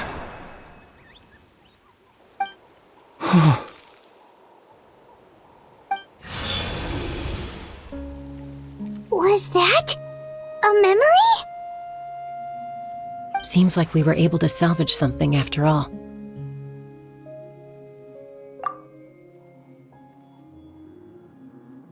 Of course. Seeing him, hearing his voice again, it makes me unbelievably happy. But it also brings with it an even deeper pain. A deeper pain? Why? Malco was always the type to put on a brave face. But in that memory just now, his hands were shaking, and his smile was forced. For all these years, I regretted not being able to fight alongside him to the end. And now I know, at the end of his life, he was thinking the same thing. Vichama. I'm fine. Actually, I heard Chief Wyna wasn't really on board with your plan to go to the Night Kingdom. When you asked for my help, I hesitated too. I knew helping you find your friend's ancient name meant leading you one step closer to danger. But I also understood why you had to try. Everyone has regrets in life, but not everyone gets the chance to make up for them. Once allowed to fester, guilt strips us of our most valuable qualities as warriors. In that sense, we might as well choose the braver path from the very beginning.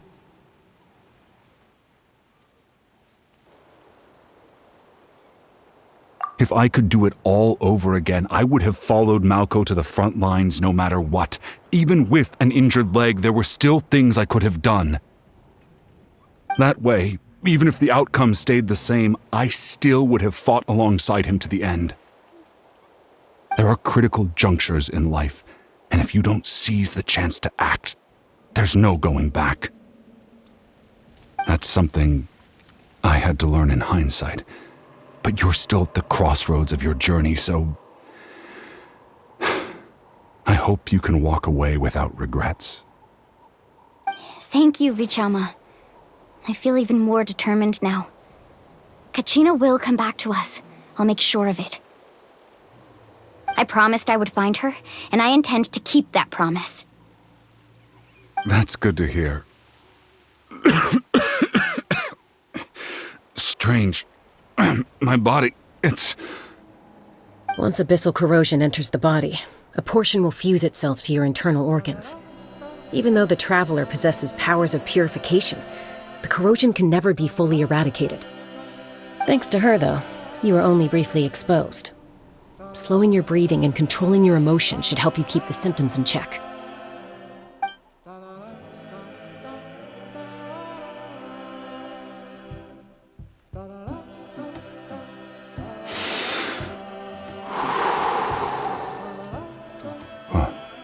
That does make me feel better. You seem very knowledgeable about all this. Just speaking from experience, that's all. Anyway, We've recovered Kachina's ancient name, so we're off to a great start. Let's get Vichama back to his tribe and tell Wina the good news. Oh, and apologize for destroying the Spirit Speaker Stone. We had no choice, though, so he'll probably understand. Right?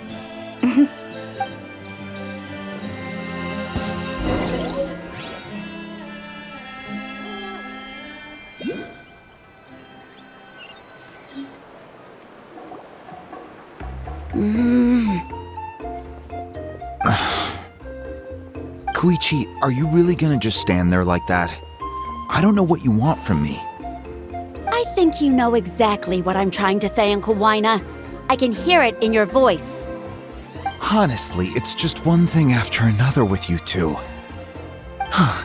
They're back. Koichi? What are you doing here? Don't play dumb with your own sister. You know exactly why I'm here.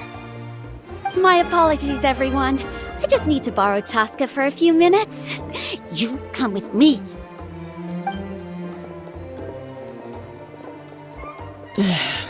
I'll be just a moment.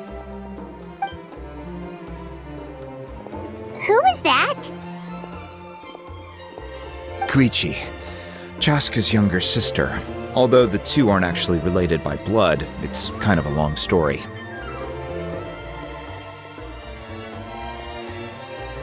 It's not really my story to tell, but I guess it's not a secret. You see, Chaska was actually raised by cuckoo sores. She was afflicted with a rare disease when she was a child, and abandoned in the wild as a result.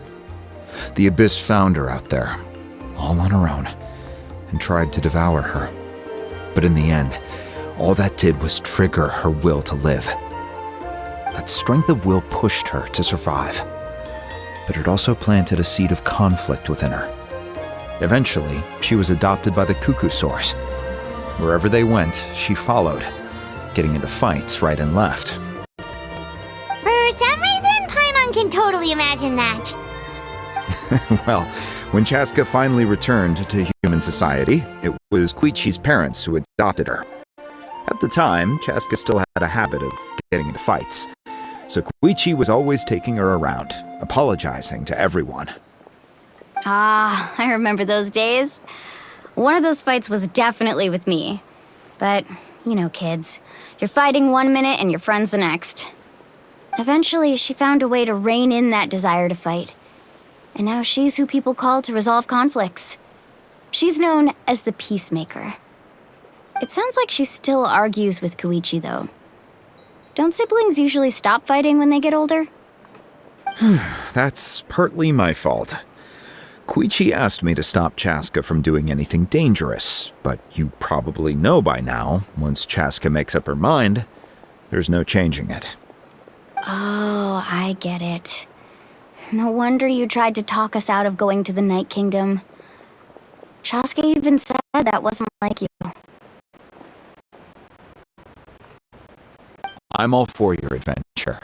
You need to take risks when you're young, because by the time you're my age, you couldn't attempt something like that even if you wanted to.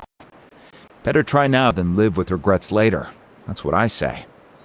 Still, I can understand where Koichi's coming from. In the end, nobody wants to sit back and let a loved one put their life on the line.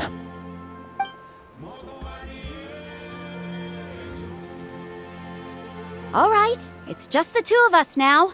You have 1 minute to explain yourself. I don't have anything to say. You don't have to approve, but you should know I only do what's necessary. That attitude is exactly the problem. It's like you don't care. You try to sneak off to the Night Kingdom behind my back and then play it down as if it's just a trip abroad. Well, technically I am going abroad, right? Again with the excuses! We agreed, didn't we? There are 4 levels of danger. If it's not something urgent, you can only engage in level 2 danger and below.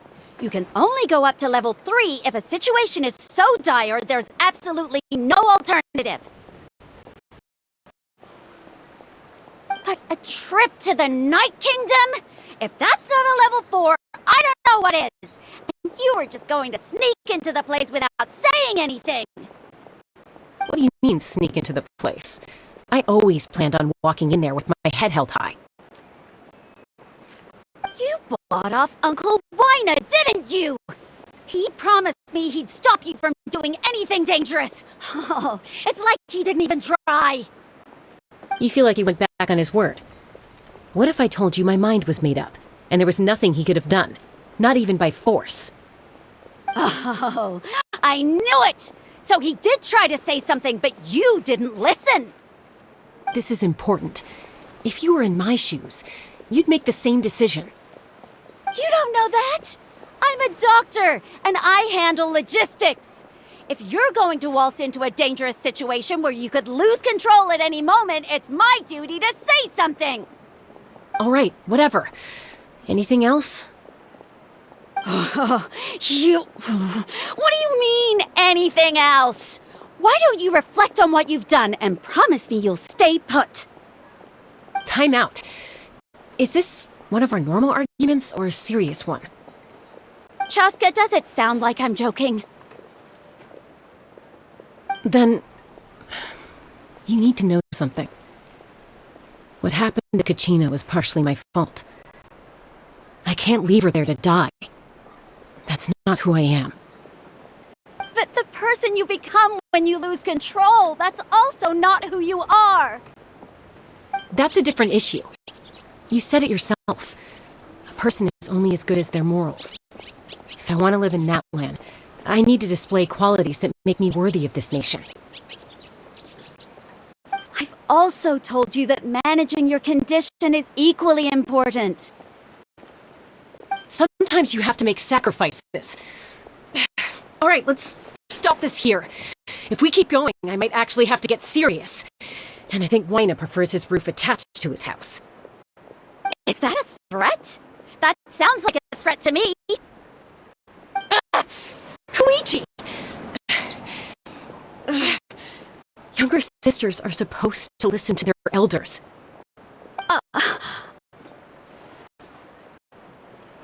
So, you're really going to go, no matter what I say? I'm supposed to be your sister. Then support me. I'll be back. All you have to do is wait. Chaska. So, that's it. Why'd you have to turn out to be so darn annoying?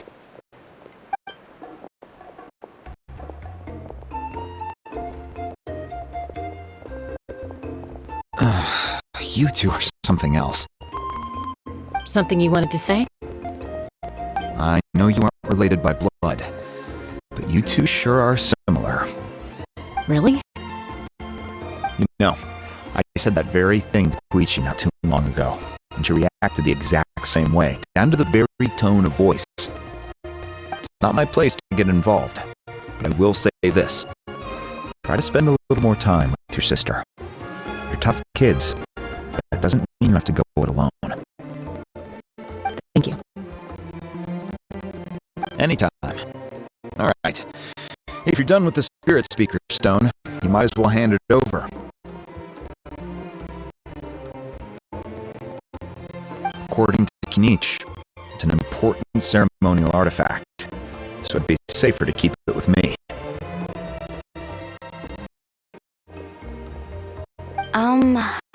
About that. If only Tongiff Bard was here, he could have repaired it just like the Holy Liar. It might be in a few more pieces than you remember. Huh?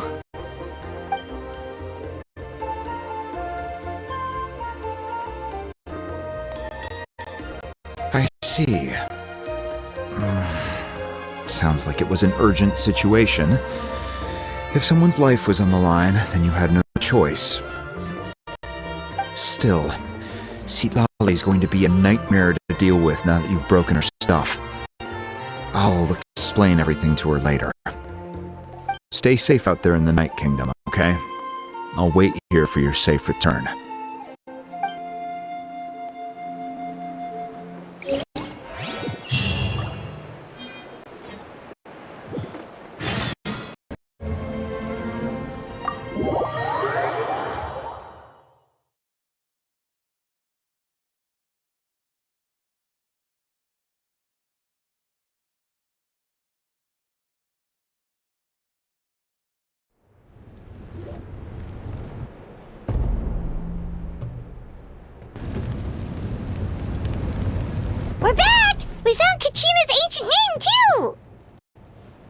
Well, it's fairly complicated. Let me give you the condensed version.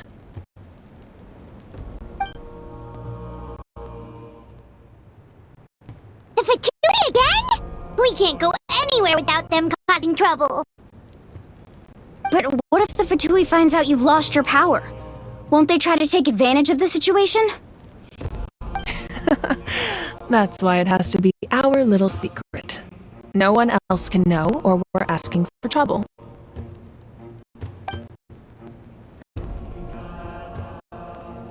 Look, I wish I could offer you some sort of consolation, but I won't lie to you. With multiple factions closing in, there's nothing comforting about the situation we're facing. Still, all you need to do is focus on your goal. You can leave the complicated matters to me. I can also step in on the Pyro Archon's behalf. There's a limit to what I can accomplish, but I'll help you however I can. There's no need to be so modest, young son. Your incredible strength has long been a well-known fact.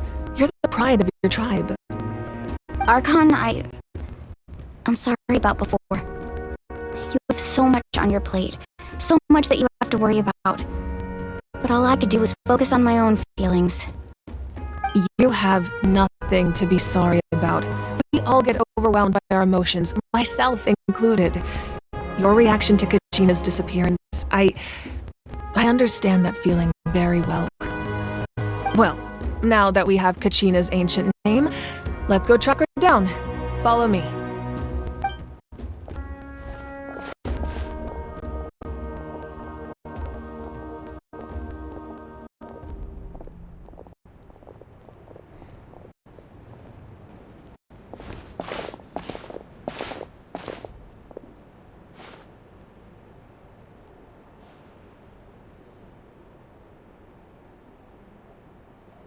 What is this place?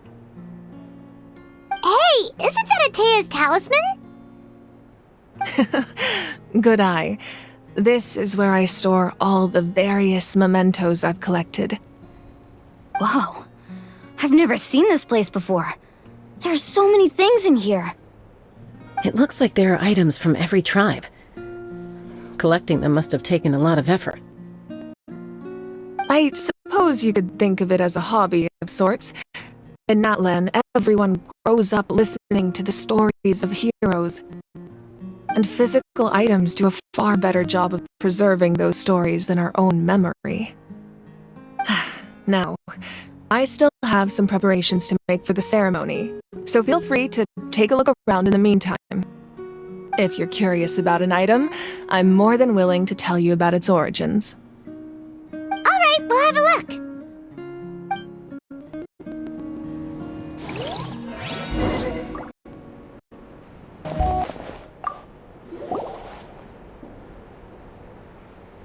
The powder still needs some time to settle, so let's wait a little longer.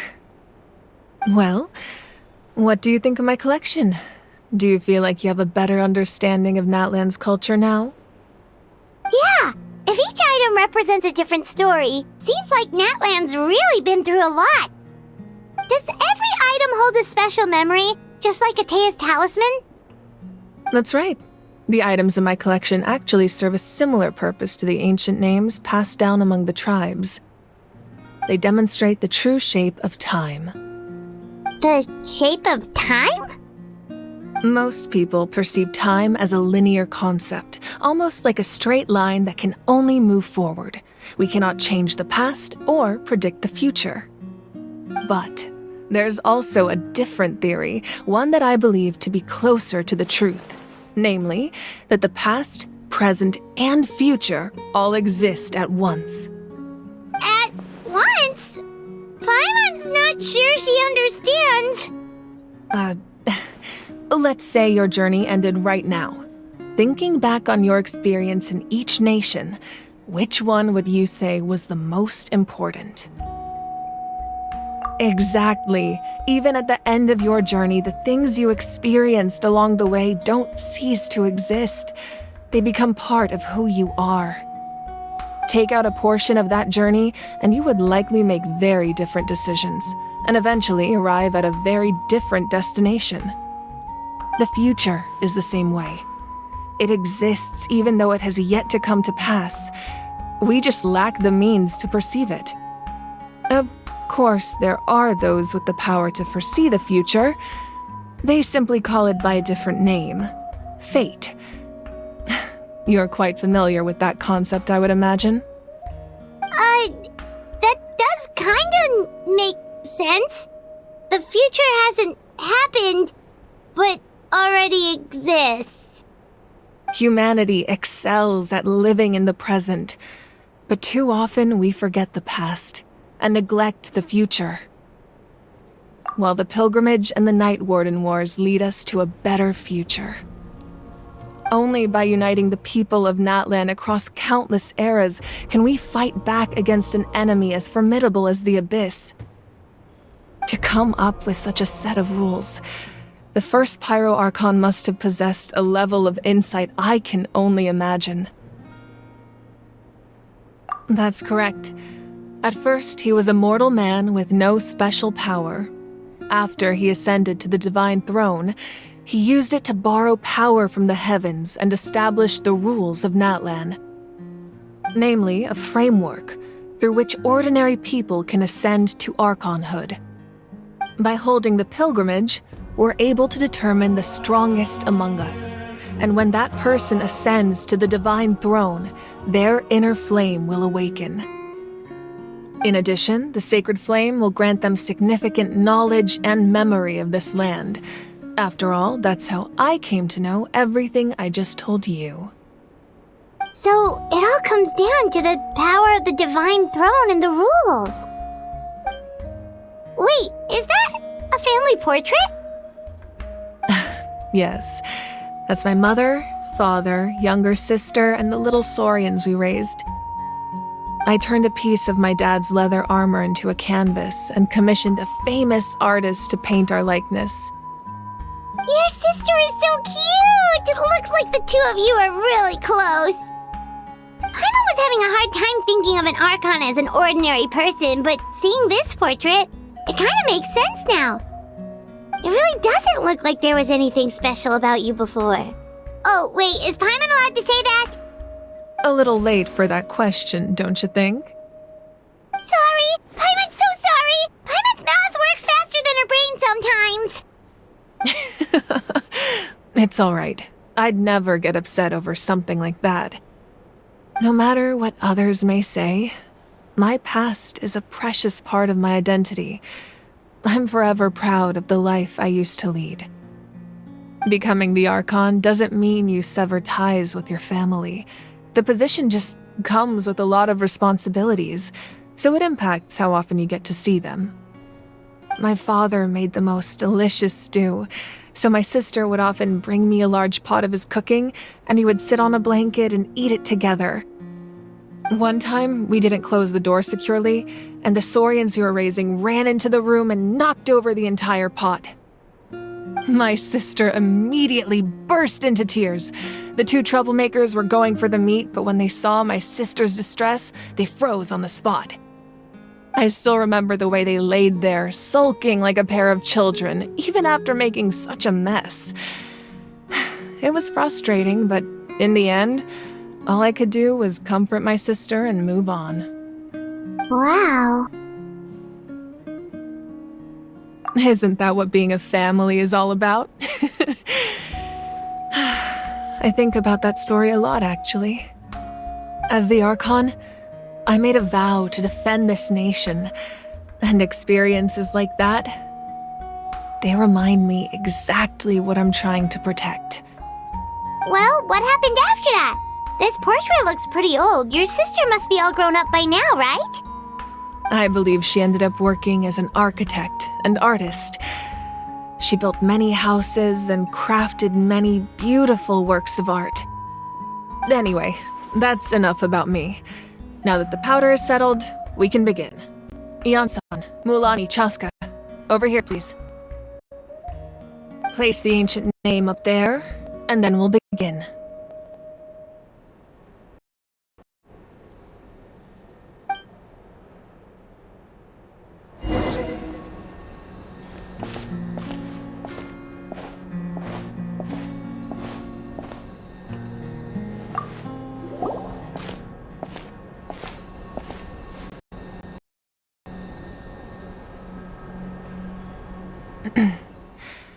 Surely as the echoes of life resound through heaven and earth, so too shall our stories remain eternal.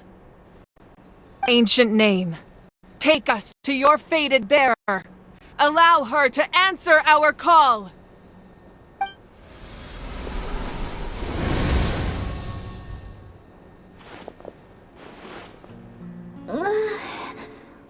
Am I hallucinating again? Kachina, are you okay? Huh? I'm not seeing things, am I? Is the Abyss playing tricks on me again? It's okay, Kachina. It's just us. We're trying to find a way to bring you back. Everyone, you have to listen to me. I've been investigating the Night Kingdom this entire time, and I figured out what's wrong. The Wyup is being affected by the Abyss. I was waiting for the Wyup to send me back, but then this really strong monster came in and it almost killed me. The Wyup saved me, even though its power is weakening, so I've been hiding from the monsters while trying to find a way to help. The Night Kingdom has become a huge mess, though. I keep hearing these awful sounds and seeing really horrible things. Don't listen to those sounds, Kachina. The Abyss is trying to strip you of your sanity. All you need to do is stay safe and wait for us. We'll be there shortly. It's okay. I feel so much better now that I've had the chance to talk to you guys. You don't need to worry about me. I've never been strong or special at all, really. So I don't blame anyone for forgetting about me or leaving me behind. Just knowing you care is more than enough. I'll find a way back. You don't have to put yourselves in danger to come rescue me. You're always like this, Kachina. Now's not the time to act tough. We're coming for you, and that's final. I don't know what lies the Abyss has been feeding you, but I'll tell you something right now. Nobody here sees you as a burden. You're a victor of the Night Warden Wars, a hero of Natlan. All you need to do is wait for us to rescue you, and you'll get all the applause and recognition you deserve.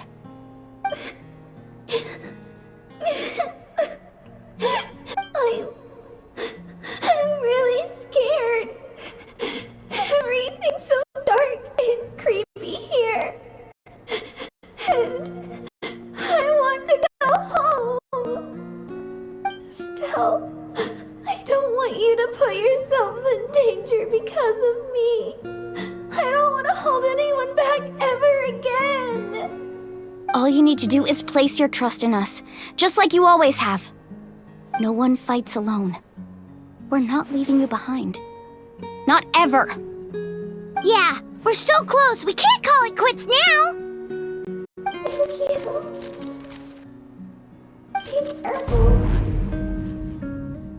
Looks like we've lost contact. Now comes the most dangerous part. You have to traverse the Night Kingdom in your physical form.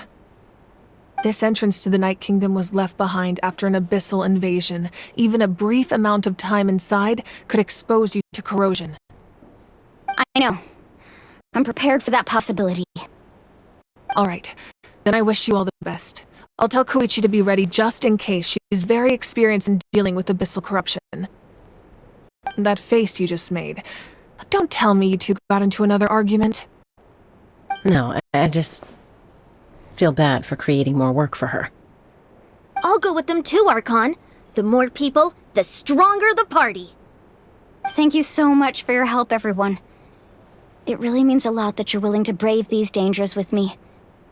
There's no time to lose, so let's get going. Now that I've lost my power, I won't be able to provide much practical support, but I can still keep an eye on the situation from here.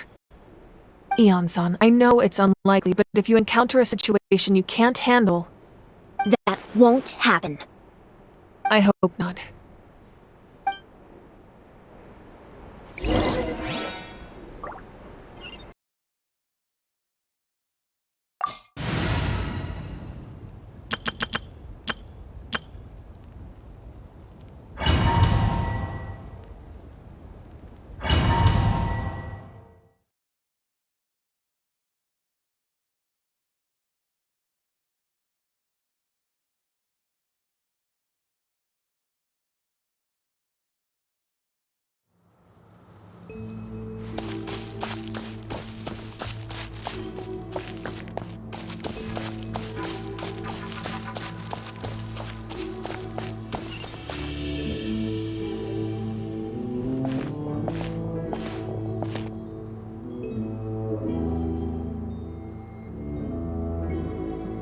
So we're underneath Natlan right now?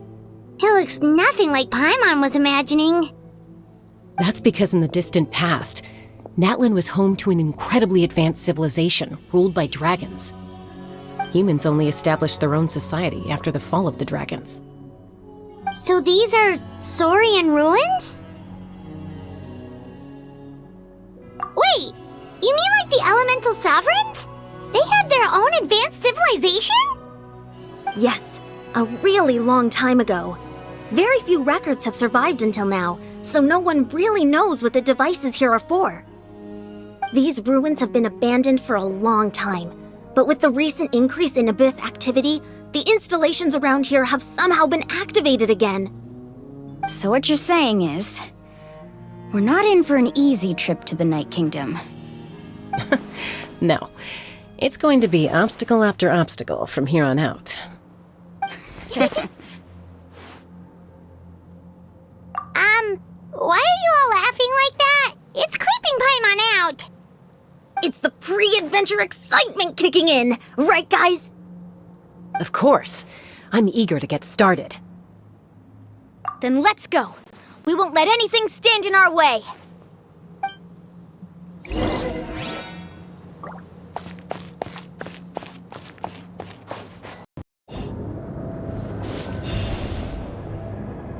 This must be the entrance the Pyro Archon told us about. The one ripped open by the Abyss. Yes. There's something in the depths of this place that feels familiar, yet also foreign. We actually have to go in there? Okay, Paimon just needs to psych herself up. Don't push her through before she's ready.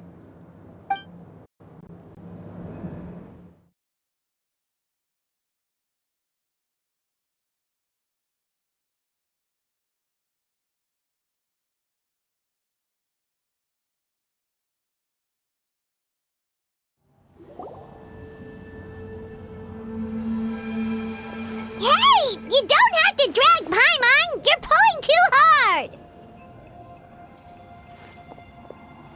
Looks like we made it. This is the Night Kingdom.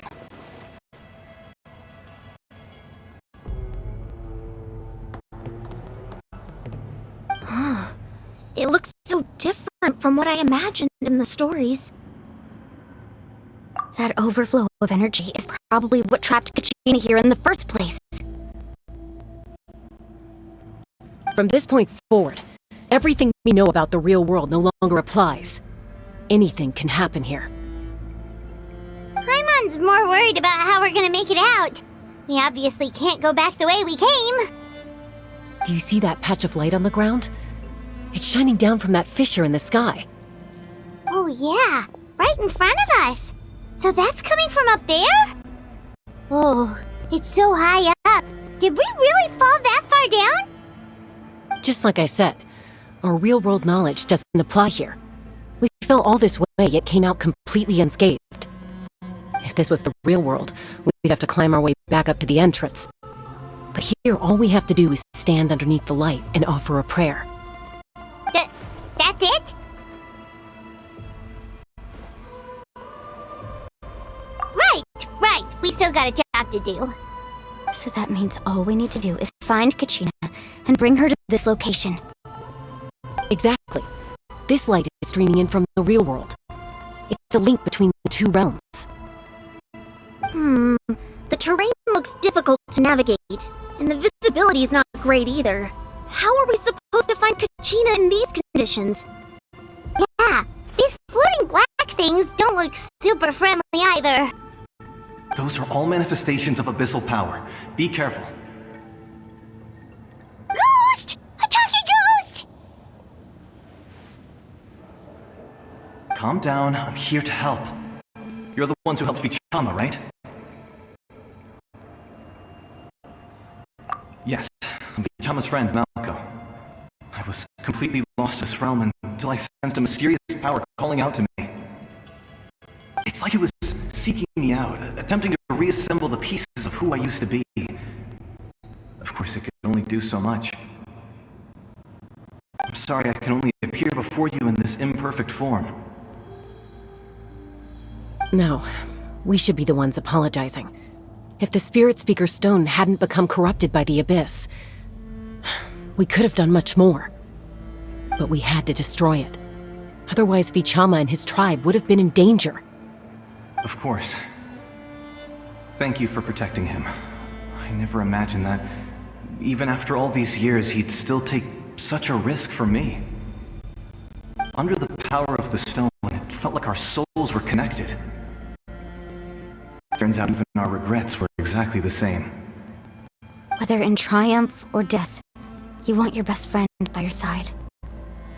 Exactly. That may not be in the cards for us, but it's not too late for you. You're looking for a young girl from the Children of Echoes, right? She's being chased by an embodiment of abyssal power. I'd like to help her while I'm still in this form, so follow me. Be careful. This place has been severely corroded by the Abyss. Paimon didn't realize it had gotten this bad. It's like a seething volcano ready to engulf our world.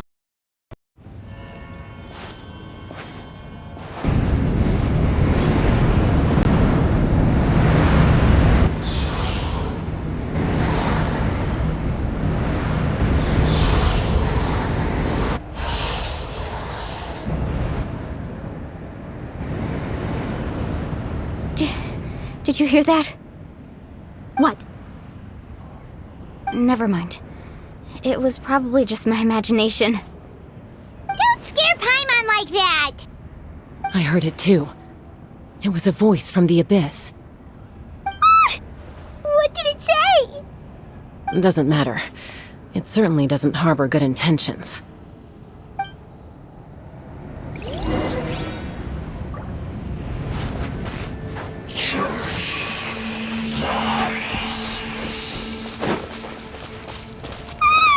Paimon just heard it too!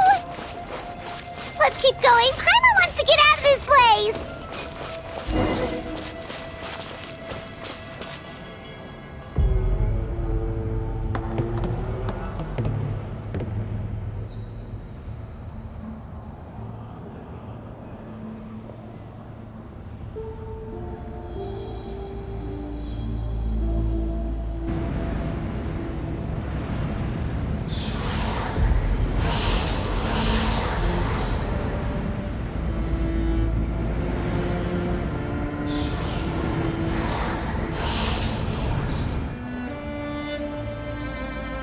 We're here, Kachina!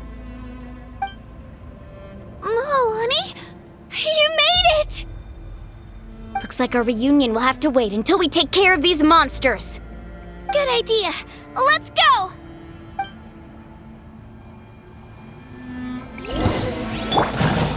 Transfixed ray outlines your fate. Not now!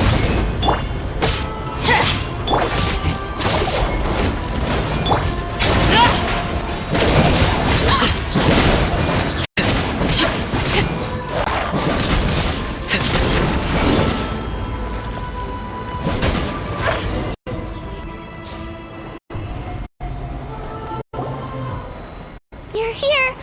You're finally here! Thank you so much! The monster can appear from anywhere! It almost caught me a bunch of times. The Wyap's power helped keep me hidden, so I just tried to stay out of sight until you got here. Atta girl. You did so well. And most importantly, you weren't hurt. Should we start heading back then? Actually, I have a request. Will you come visit the Wyap with me? I can't exactly put it into words, but something's wrong with the Ode of Resurrection. And I know it has something to do with the contamination from the Abyss. That was the Pyro Archon's theory as well. Everything we've seen here certainly seems to back it up. In the Night Kingdom, there are 6 main totem poles representing the Wyap of each tribe. You can think of them like the body of each Wyap. Additional totem poles, like the ones around here, serve as proxies to which the Wyap can extend their consciousness. There are countless proxies scattered around the Night Kingdom. Through them, the Wyap can extend their consciousness over the entire realm and track down souls no matter where they roam. But if a proxy were to become severely contaminated, then a soul could become lost within the Night Kingdom. Judging by the current situation, I don't think we're dealing with just one contaminated proxy. Even if we could drive back the abyssal power from one of them, that probably wouldn't even put a dent in the problem.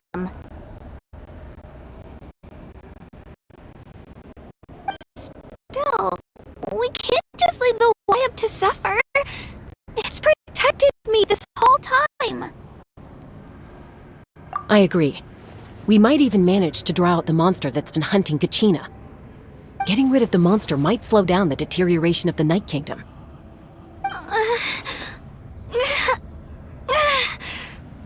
Kachina? What's wrong? Nothing. Just a headache. And that voice again, telling me to abandon the Wyatt and leave this place. Maybe we really should leave. Kachina's already been here for too long. No, I'm fine. I don't plan on listening to that nonsense. I can hold on. Just up ahead. I'll lead the way. Besides, I can still fight, so please, help me out a little longer. Listen to me, Kachina. We'll come with you, but that's because we want to help the Wyatt, not because we have something to prove. You don't have anything to prove either. It's okay if you reach your limit. We'll be there for you. All right. The sooner we get this done, the better. We've already come all this way, so we might as well try to get to the bottom of this. Let's go. This way. I'll stay here and try to stall the Abyss monster. All by yourself? That's too dangerous! It's alright. I may not be as strong as that monster, but I'm definitely more familiar with the area. Besides, I don't have much time left. If you're anything like my friend, I'm sure you're not particularly fond of goodbyes. So go. Achieve your goal, and return to the world where you belong. Thank you for everything. You're a true hero. Thank you. No one fights alone.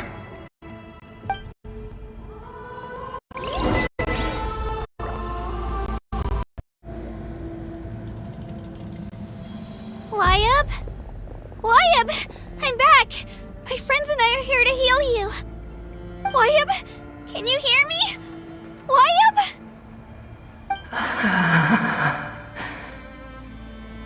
So we were right.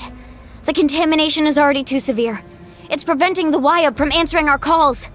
Alright, get ready everyone. Time to purge the abyssal energy from this place. Careful. We've got company. Already? You really think that puny soul could slow me down? Courage in the face of futility is pure folly. He tried to get in my way, so I disposed of him. You killed Malcolm? He would have dispersed with or without me. Rather than worrying about him, I would urge you to focus on yourself. You may have defeated others of my kind in the past, but underestimate me now, and it will be to your peril. No, the power of the Abyss is intoxicating. The destruction it seeks captivates like a masterful work of art. I strive only for the opportunity to see it up close. I thought this naive little girl was an exception, but it turns out humanity is full of lambs willing to offer themselves up to the slaughter. That is the tragedy of your short lives. You understand nothing of all-encompassing power. Ancient names, pride, friendship, all empty ideas invented to give you a false sense of self-worth. They possess no power at all. The Pyro Archon created those grandiose ideals out of pure selfishness. Anything to avoid sharing power. Anything to avoid handing over the primordial gift to ordinary people like you. believe me? Then ask yourself, why is the Pyro Archon strong beyond measure, while you, Kachina, remain so pathetically weak? Kachina, give me your hand.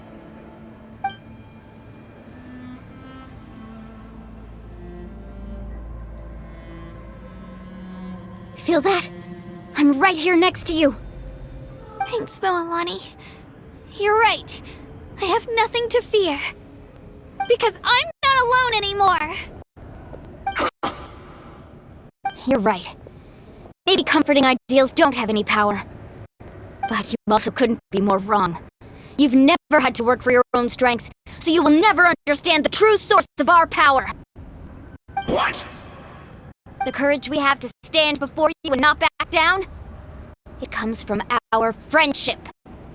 The power lies not in the ideal itself, but in our commitment to upholding that ideal, and in our decision to stand together and fight! Well said! Let's go, Kachina. It shouldn't take more than 2 of us to handle an enemy like this. Sorry in advance, but you deserve what's coming to you! There aren't many in Natlan who can beat us when we're together. It's time he got a taste of that kind of power.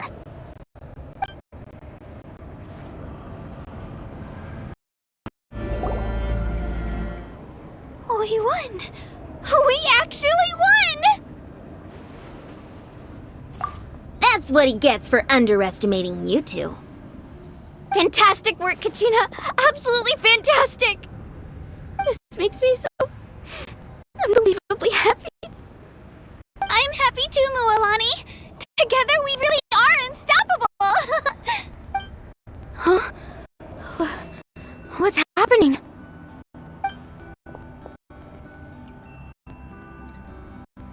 My ancient name is glowing? But I thought I didn't bring it with me. It's probably a projection from the real world. But that doesn't explain why it's glowing all of a sudden. Wait, does that mean you're...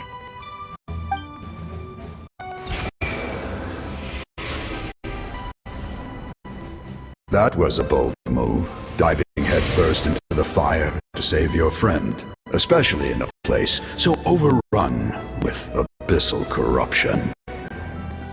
Still, seeing you pull it off was really something. Everything you said was exactly right. As isolated individuals, we stand no chance against the power of the Abyss. It took years' worth of scars and lots of unnecessary suffering for me to understand that for myself. The Pyro Archon's plan will unite us as one. Everyone has a part to play. Only then will we have the power to defeat the strongest of foes. Who are you? Tupac, a warrior from the people of the Springs. I fought against the Abyss during the invasion 500 years ago. I've heard that name before. You were the giant who saved all of Natlan.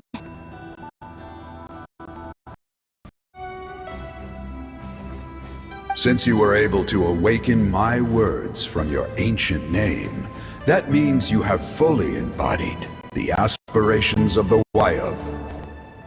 Under the name Umoja, you shall unite the tribes and save Natlan from its impending doom.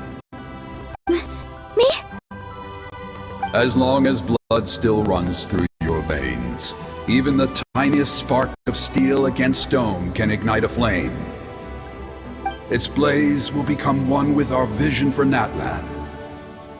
Even amid everlasting darkness, our bonds remain eternal.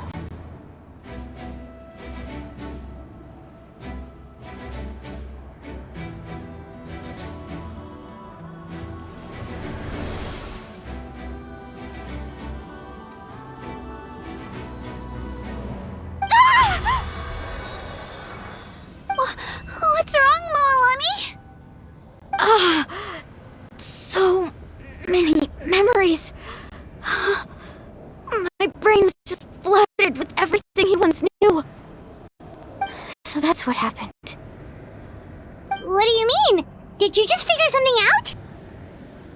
200 years ago, they foresaw the very crisis we're facing now. Efforts to save Natlan started all the way back then. We can go over the details once we get back. We shouldn't linger here longer than we have to. I know bits and pieces, but I had no idea Mualani was also part of the plan. This sounds like something that's going to need a lot of explaining. Let's focus on saving the Wyatt first.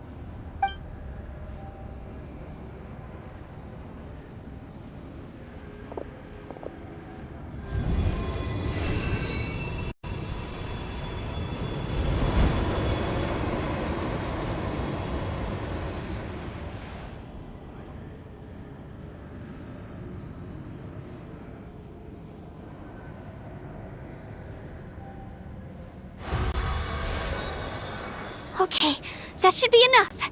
Wyatt? Can you hear me? I hear your voice, Kachina, my dear child. Great. Well then, I'm afraid it's time to say goodbye. I just wanted to make sure you were okay before we leave, but we can't afford to stay here any longer.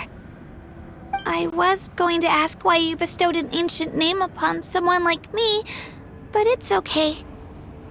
I'll keep searching within myself for the answer. I'll never stop trying to improve my strength. One day, I'll live up to the hero you saw in me. You are already an outstanding child in my eyes, Kachina. No matter what happens. Huh? You are all my most beloved children. It has always been my honor to protect and nurture you. Your ancient name is just that. A name. Much like your parents chose to name you Kachina, I also gave you a name, but it need not define you. Focus on who you want to be. You are already worthy of your name. Now, you need only devote yourself to becoming a better you. The story of your ancient name is for you to continue. Just like your parents, my love for you will never change. No matter what the future holds.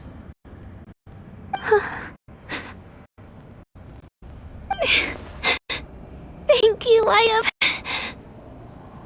It gladdens me to see the Pyro Archon's plan move another step towards completion. But it is time for you to leave this place. The situation here is getting worse. Go now, my children. Save Natlan on behalf of all you hold dear. I know we've never met before, Wyatt, but I just wanted to say thank you for encouraging Kachina. It was exactly what she needed to hear. Whoa! What's going on? An earthquake? We're out of time. It's the power of the Abyss. Quick, we need to run!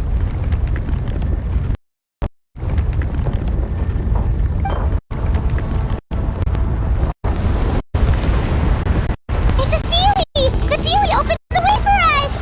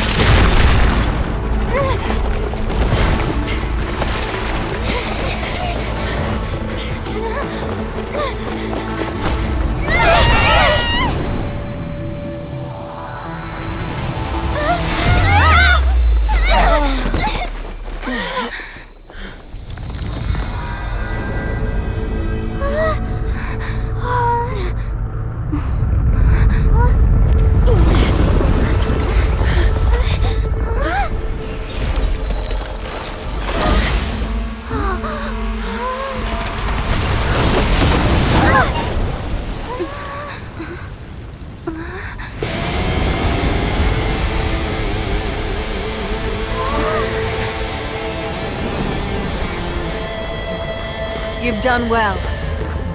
Now come home.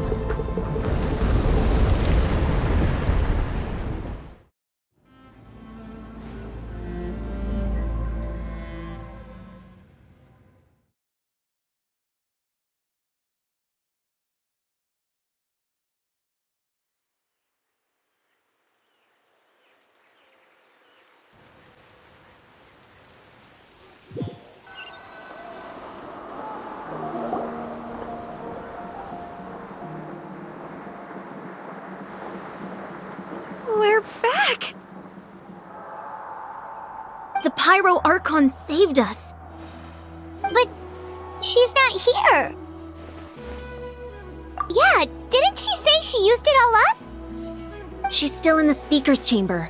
What we saw in the Night Kingdom was just her consciousness. So you're saying her consciousness did all that? Every great display of power comes at a price.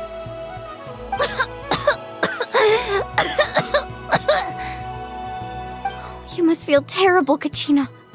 Just hold on. We'll get you to a doctor soon. Let's get back to the stadium. The Pyro Archon said she'd have a doctor waiting for us. I recommend getting a full checkup, just to make sure no damage gets left behind. Paimon feels okay. What about you, Traveler? Right. You always seem to do pretty well against the Abyss. Let's get going. We need to share what we learned in the Night Kingdom as well. Right. The Y-Up mentioned something about the Pyro Archon's plan. What is it exactly? I'll let her explain everything. We're all a part of the plan now. Every move we make from here on out will decide Natlan's ultimate fate.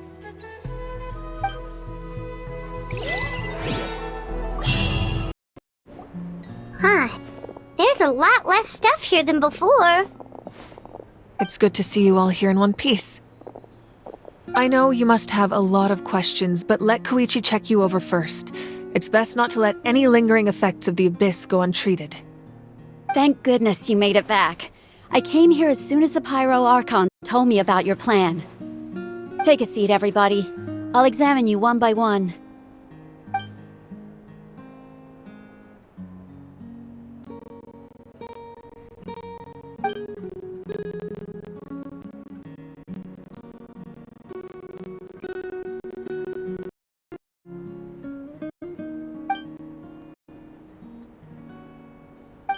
All right, that should do it for now. But just to be safe, I'll perform another checkup in a couple of days.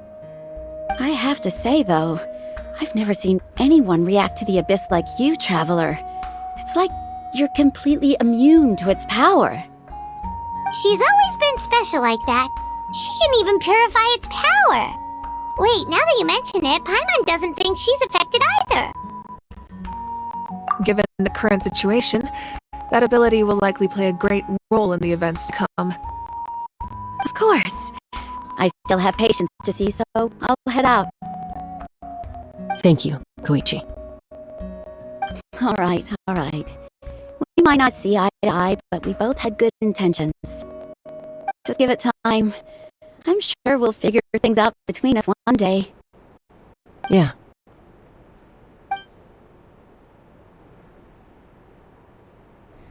All right.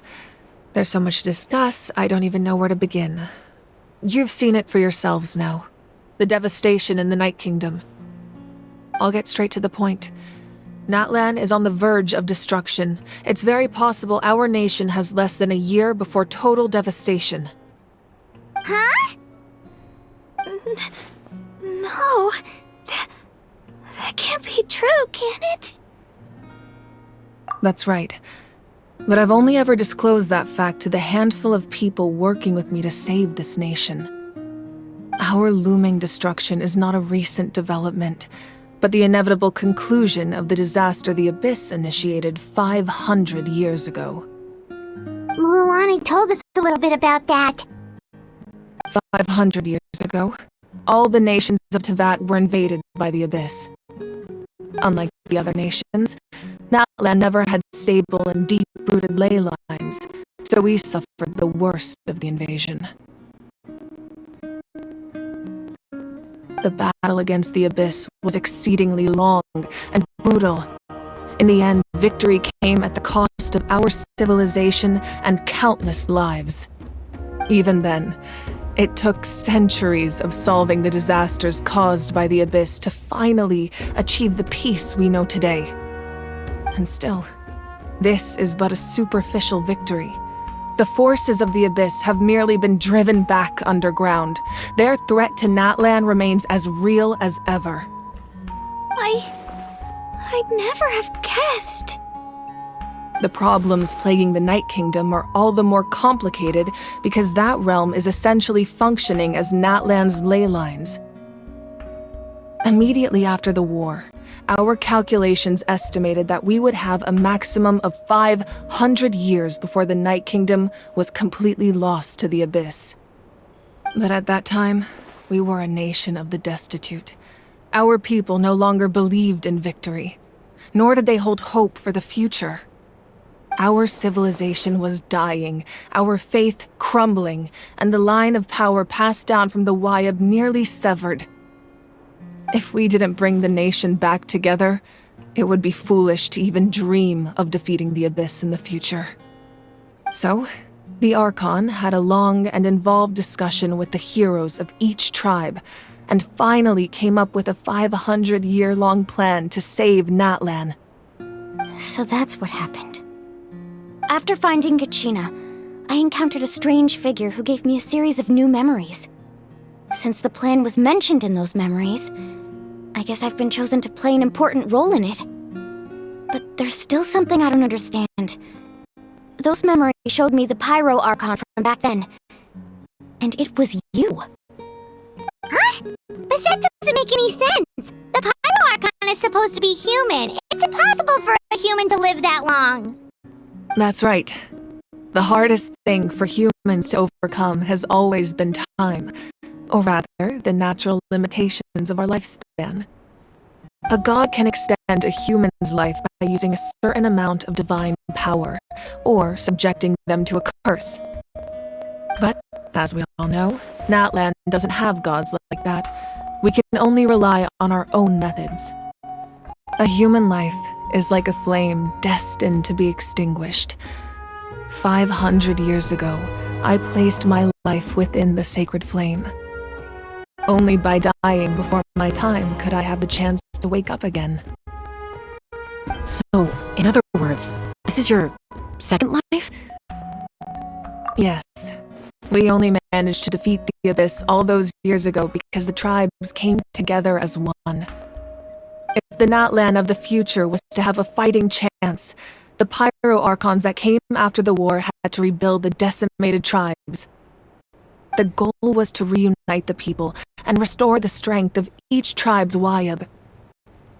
Once a tribe was back to its full strength, the tribe's Wayab would select a hero, indicating the tribe was once again ready for war. The Chosen would then stand by my side in defense of our nation, just like great heroes of old 500 years ago. So that means I'm one of the Chosen? That's right. You bear the ancient name Umoja, the same one held by the hero from your tribe 500 years ago. It means unity.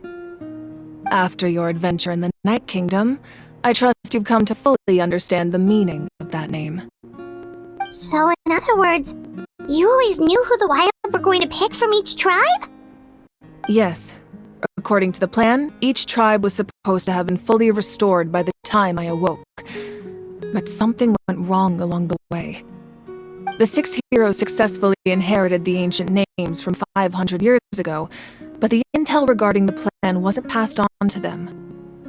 Once again, it comes down to the deterioration of the Night Kingdom. Communication between the Sacred Flame and the Wayab has been blocked. Just like how the Ode of Resurrection failed to bring Kachina back. Exactly. It's just another tactic the Abyss is using against us. The Abyss may not possess intelligence, but its methods certainly aren't easy to counter. If we want to unblock that information from being passed on, my presence alone isn't enough. The ancient name-bearer must establish a greater connection to their name. So, I've tried my best to help them from the sidelines. Currently, Shilonen of the Children of Echoes, Kinich of the Scions of the Canopy, and Diansan of the Collective of Plenty have all been acknowledged by their names. During your adventure, you too earned the acknowledgement of your Wayab Mualani. In the process, you gained the memories stored within your name. Well, we have less than a year! Yes, but we have no choice. We cannot start the plan until all the heroes have been gathered. That's also why I haven't been able to take action despite the urgency of the situation. But if you knew this whole time, why didn't you just tell me about my role in all this? Wouldn't that make everything go a lot faster? Perhaps, but the opposite could also be true. Knowing your destiny too early could mean failing to realize your full potential. Just like your determination to save Kachina, I hope your commitment to this endeavor comes from your own strength of will, rather than a sense of obligation. So I suppose you're not going to tell us who the final two heroes are then? That's right. Their time is yet to come. Putting pressure on them beforehand will only hinder their development. I can only trust in the judgment of the Wayab. I have never believed I could solve this crisis alone. In fact, it was precisely because I chose to trust and rely on others that we managed to get this far. Natlan's salvation lies not in its Archon or any singular individual, but in us all. You're quite perceptive, aren't you? I thought I might get away with avoiding the topic. Huh? Oh, right! All the stuff you stored here before, where did it all go? Even though I sacrificed my power, I still needed a contingency plan to ensure you would make it back from the Night Kingdom. After all, I was the one who allowed you to take that risk, and Mualani has an important role to play in my plan. In addition to their sentimental value, the items I stored here held a much more important purpose: fuel. Fuel? So back then, that's why you... Yes. The stories embodied by those items are certainly important, but there's an even more significant trait they all share. Every item belonged to a hero of Natlan. Over time, they became imbued with a certain amount of contending fire from being carried in battle. On their own, each item's power is limited, but together their combined effect can prove quite useful in a dire situation. By burning those items, I was able to activate the contending fire stored within them to open the boundary between the two worlds. It was a rather crude approach, so all their power was depleted in an instant, as you can see. But weren't they all precious treasures? What about their stories? That's exactly why I dragged you all here. No matter what, I never wanted the Pyro Archon to have to use that power.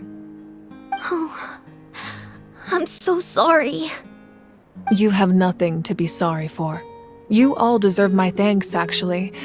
If you hadn't saved the totem pole, that area of the Night Kingdom would have been forever lost to the abyss.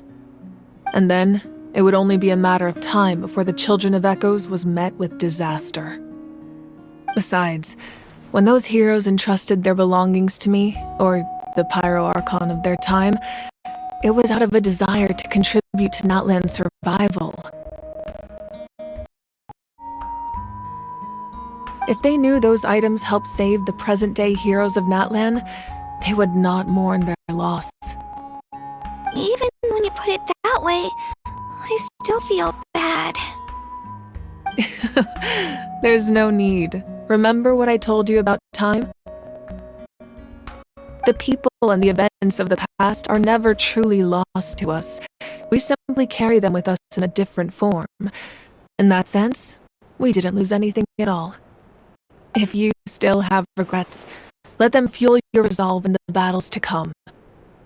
Your deeds will become new legends and nurture new forms of power just like the items once stored here.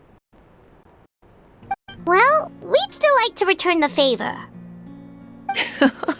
Well, if that's the case, just treat me to a drink sometime.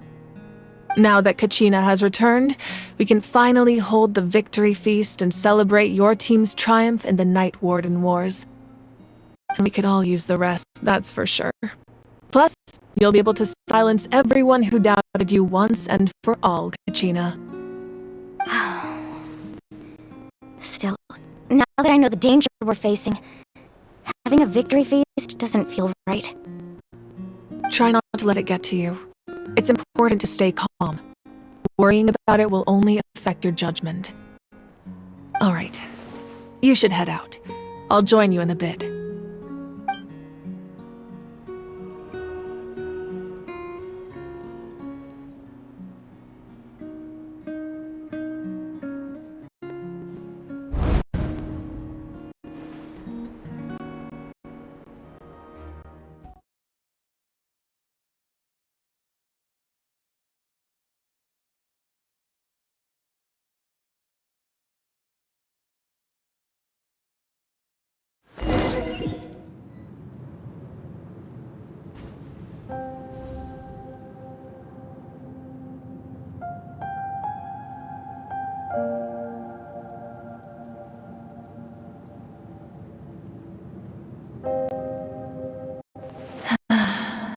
When I was young, I used to sit by the hot springs and listen to the stories of warriors from all over Natlan.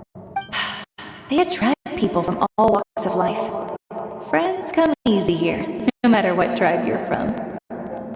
The people of the springs have never claimed the hot springs as their own private property.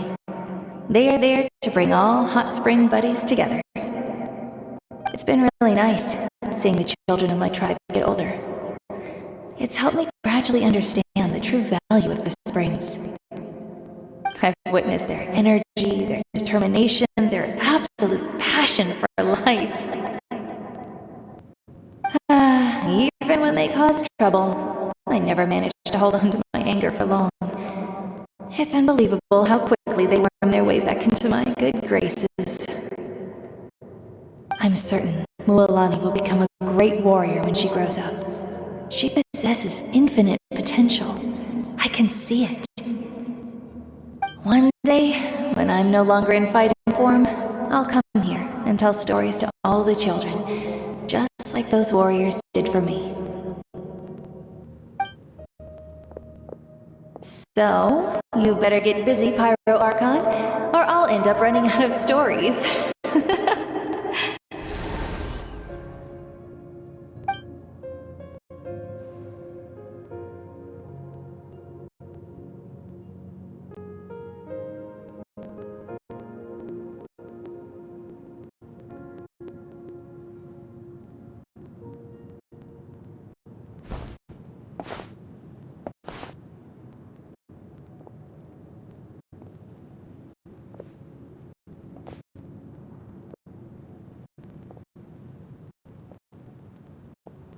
Our nation is engulfed in darkness. Our tribes stand divided, and yet you promised victory in the distant future. The Abyss is a cunning enemy, one that I faced in battle many times. Were that not the case, I would never understand exercising this degree of caution. My rage will never know absolution, then my power will no longer aid you in victory. But you came to me because you knew you could convince me with just a single sentence. I understand your choice.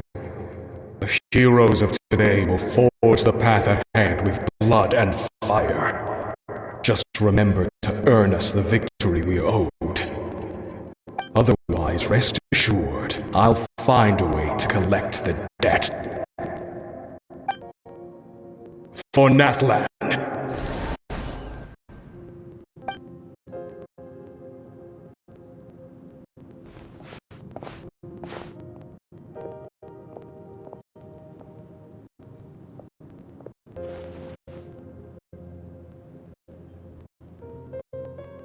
So, you're gonna head 500 years in the future to serve as the Pyro Archon again? But what about the you from right now? You're just gonna die? You can't ask her those questions and expect her to answer, my dear. The decision is hers to make, and she deserves our support. We will do everything we can to rebuild the tribes. Don't you worry. Even across time, we will all do our part to fight for Natlan's future. Yeah, Mom's right. We'll always believe in you, sis.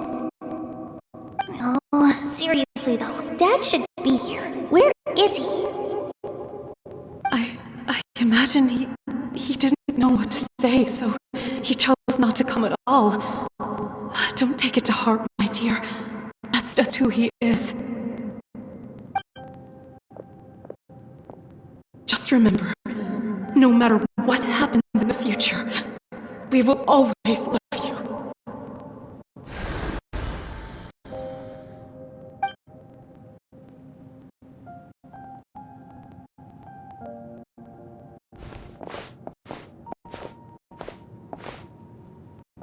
I'll come find you one day. I know I can't live that long, but I'll think of something. There has to be a way for us to meet again one day. If there's an answer out there somewhere, I'm gonna find it. So, don't forget about me.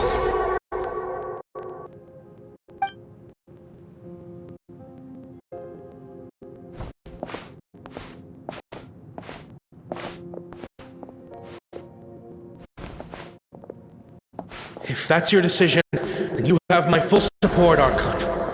May our children live to see such a lovely son. For Natlan! No one fights alone.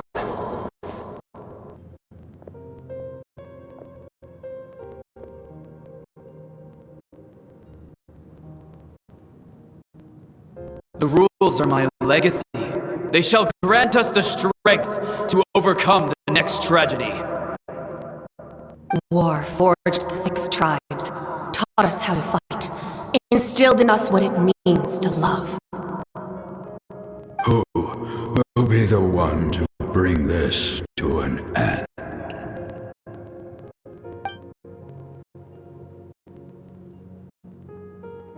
We are the inheritors of memory and legend. Those who grew alongside sun and wind. Those who forged our own destiny and future. That is Natlan's fire, the lifeblood of our nation.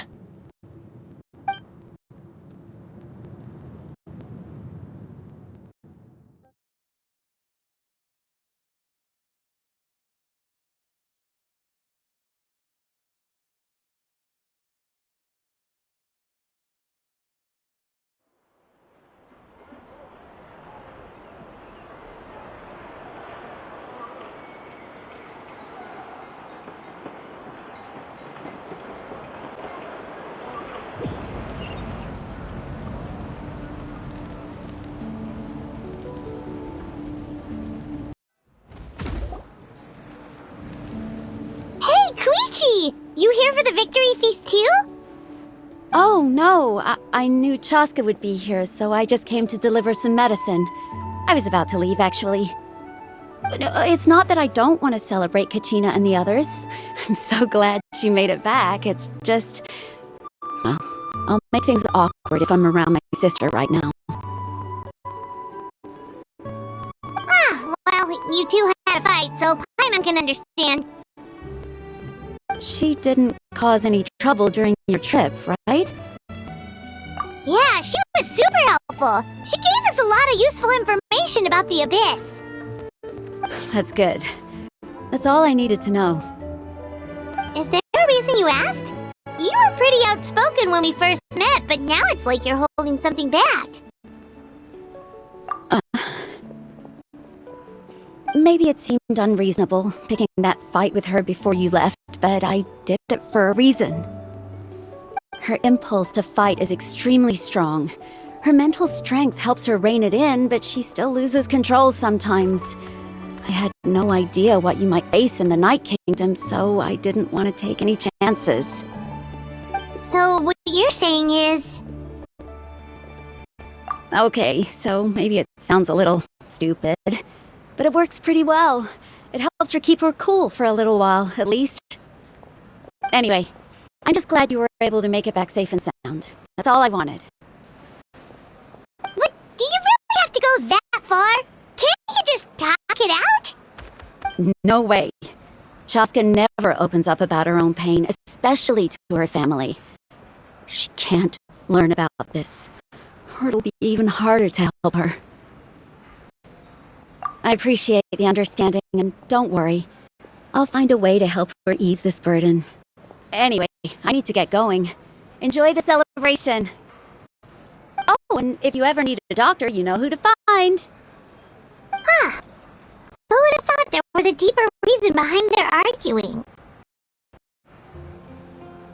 In the end, it's all the Abyss's fault. Paimon's had enough of them.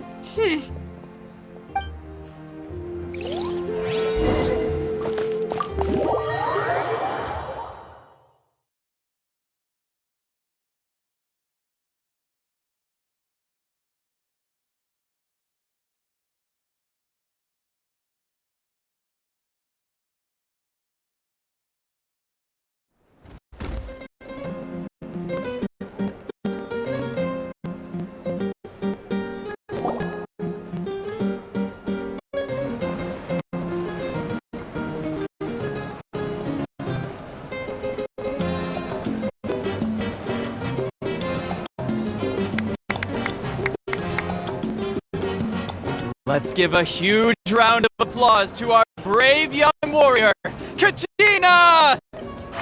Woohoo! Well done, Kachina. Thank you, everyone. I'm so glad I finally made it. I always knew you could do it. With so much potential at your age, you have a great future ahead of you. You're one to talk. Don't think I didn't know you were the first person to abandon your team. I'll be dealing with you when we get back. I had no choice. My friend invited me. I couldn't just say no. Oh, really? So you weren't just trying to get ahead in the first round? I wasn't, I swear. I just happened to find that bear injured in the wild, so I stopped to bandage his wounds. When he insisted on repaying the favor, what was I supposed to do? I'm just one person. I figured Kachina would have no trouble replacing me. But the fact of the matter is that after your departure, everyone else started thinking about swapping teams too. I'm really sorry, Kachina. It was wrong of us to abandon you like that. It's amazing that you still made it all the way through to the Night Warden Wars. That's the highest honor. So, what about you guys? Did you make it far? Our team captain drank too much the night before the competition and turned up late to the stadium on the day. We got disqualified. Serves you all right. No sympathy from me. Alright. There's no need to be like that, Uncle Pakal. Dear friends, I'd like to say a few words. Firstly, I'm grateful to my friends and our great Archon for helping to bring me back. This traveler and her companion Paimon are some of the strongest people I've ever met. If they were allowed to participate in the pilgrimage, I have no doubt that they'd win the whole thing. They've agreed to let me learn from them. With their help, I believe I can become even stronger still. And let's not forget my good friends, Moalani, Chaska, Kanich, and Dayon-san. They all helped the traveler and Paimon figure out a way to bring me back from the Night Kingdom. They too deserve to be called our heroes. So, please give another round of applause for them. Thank you so much. Well said!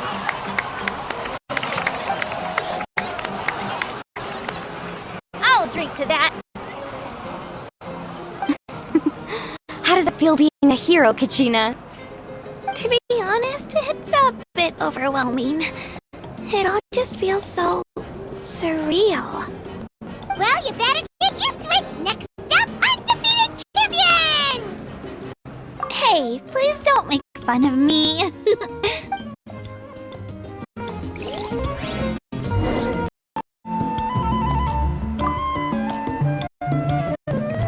You're here.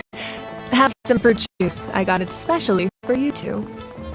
How did you know? That's Paimon's favorite! You look like you've still got questions. Ask away. Because they had their own lives to live. The thought of telling them, abandon your families and everyone you love, and come with me to the end of time, for in 500 years Natlan will be destroyed, it seemed too cruel. You could just as easily point out that everything in this world would come to an end eventually. But life is short, and beyond a point, it just doesn't seem real. Imagine if I said, let's leave right now, and go save the sun because it'll flame out in a few million years. It would sound quite ridiculous. I couldn't make them shoulder that burden with me. Besides, every generation will have its heroes, this one included. The plan could still work without them. Or, of course, without me. But since I was the one who came up with the plan, I felt duty-bound to see it through to the end. Paimon's suddenly remembering that portrait in your room. Was that your family from back then? Yes, it was. So when you asked me who my sister grew up to be, the truth is that very little information survives. From what I've been able to piece together, I can conclude with a reasonable degree of confidence that she ended up as an architect and artist. She played an instrumental role in rebuilding the scions of the Canopy tribe, designing and building many houses. But of course, none of her buildings are around anymore. Still, it was an impressive achievement, and I'm very proud of her. You feel loss keenly.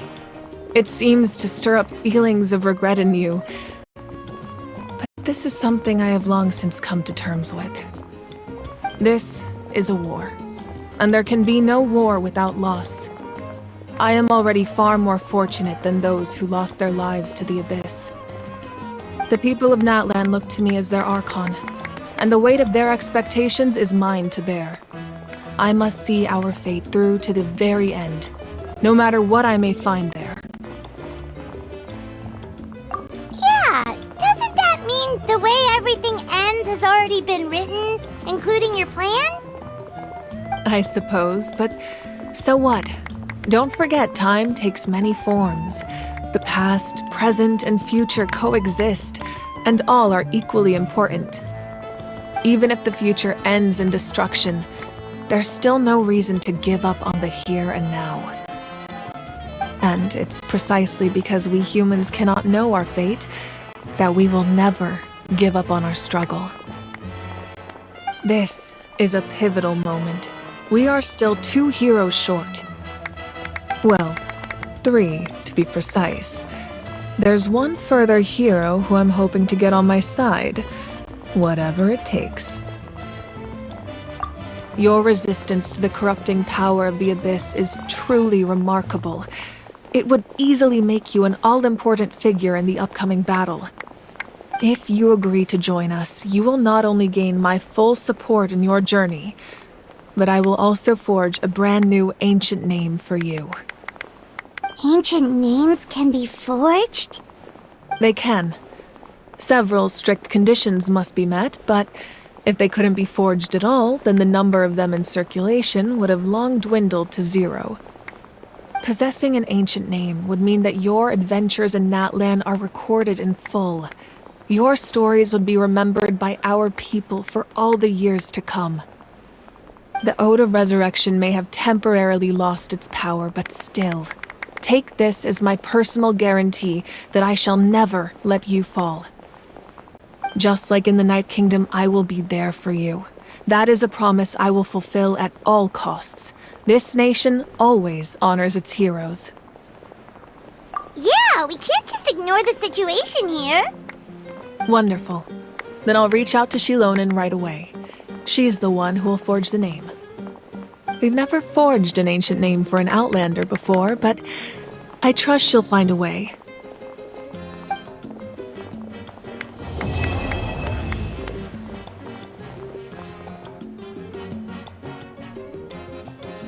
My lord, we've received word that the Pyro Archon has lost much of her power.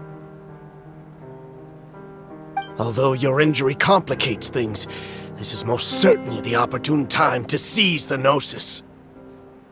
Victory and defeat are rules, not outcomes. I have never taken advantage of an opponent in a time of weakness, and I don't intend to start now. As for you, I must confess, I did not expect that little trick of yours to save the day. No matter how dense the fog, as long as the sun remains, we cannot turn day into night. She could have dispelled it. She simply chose not to. You don't have much time, and you're injured on top of that. What do you plan to do next? I'm beginning to see just how useful you may turn out to be. You heard something from here, didn't you?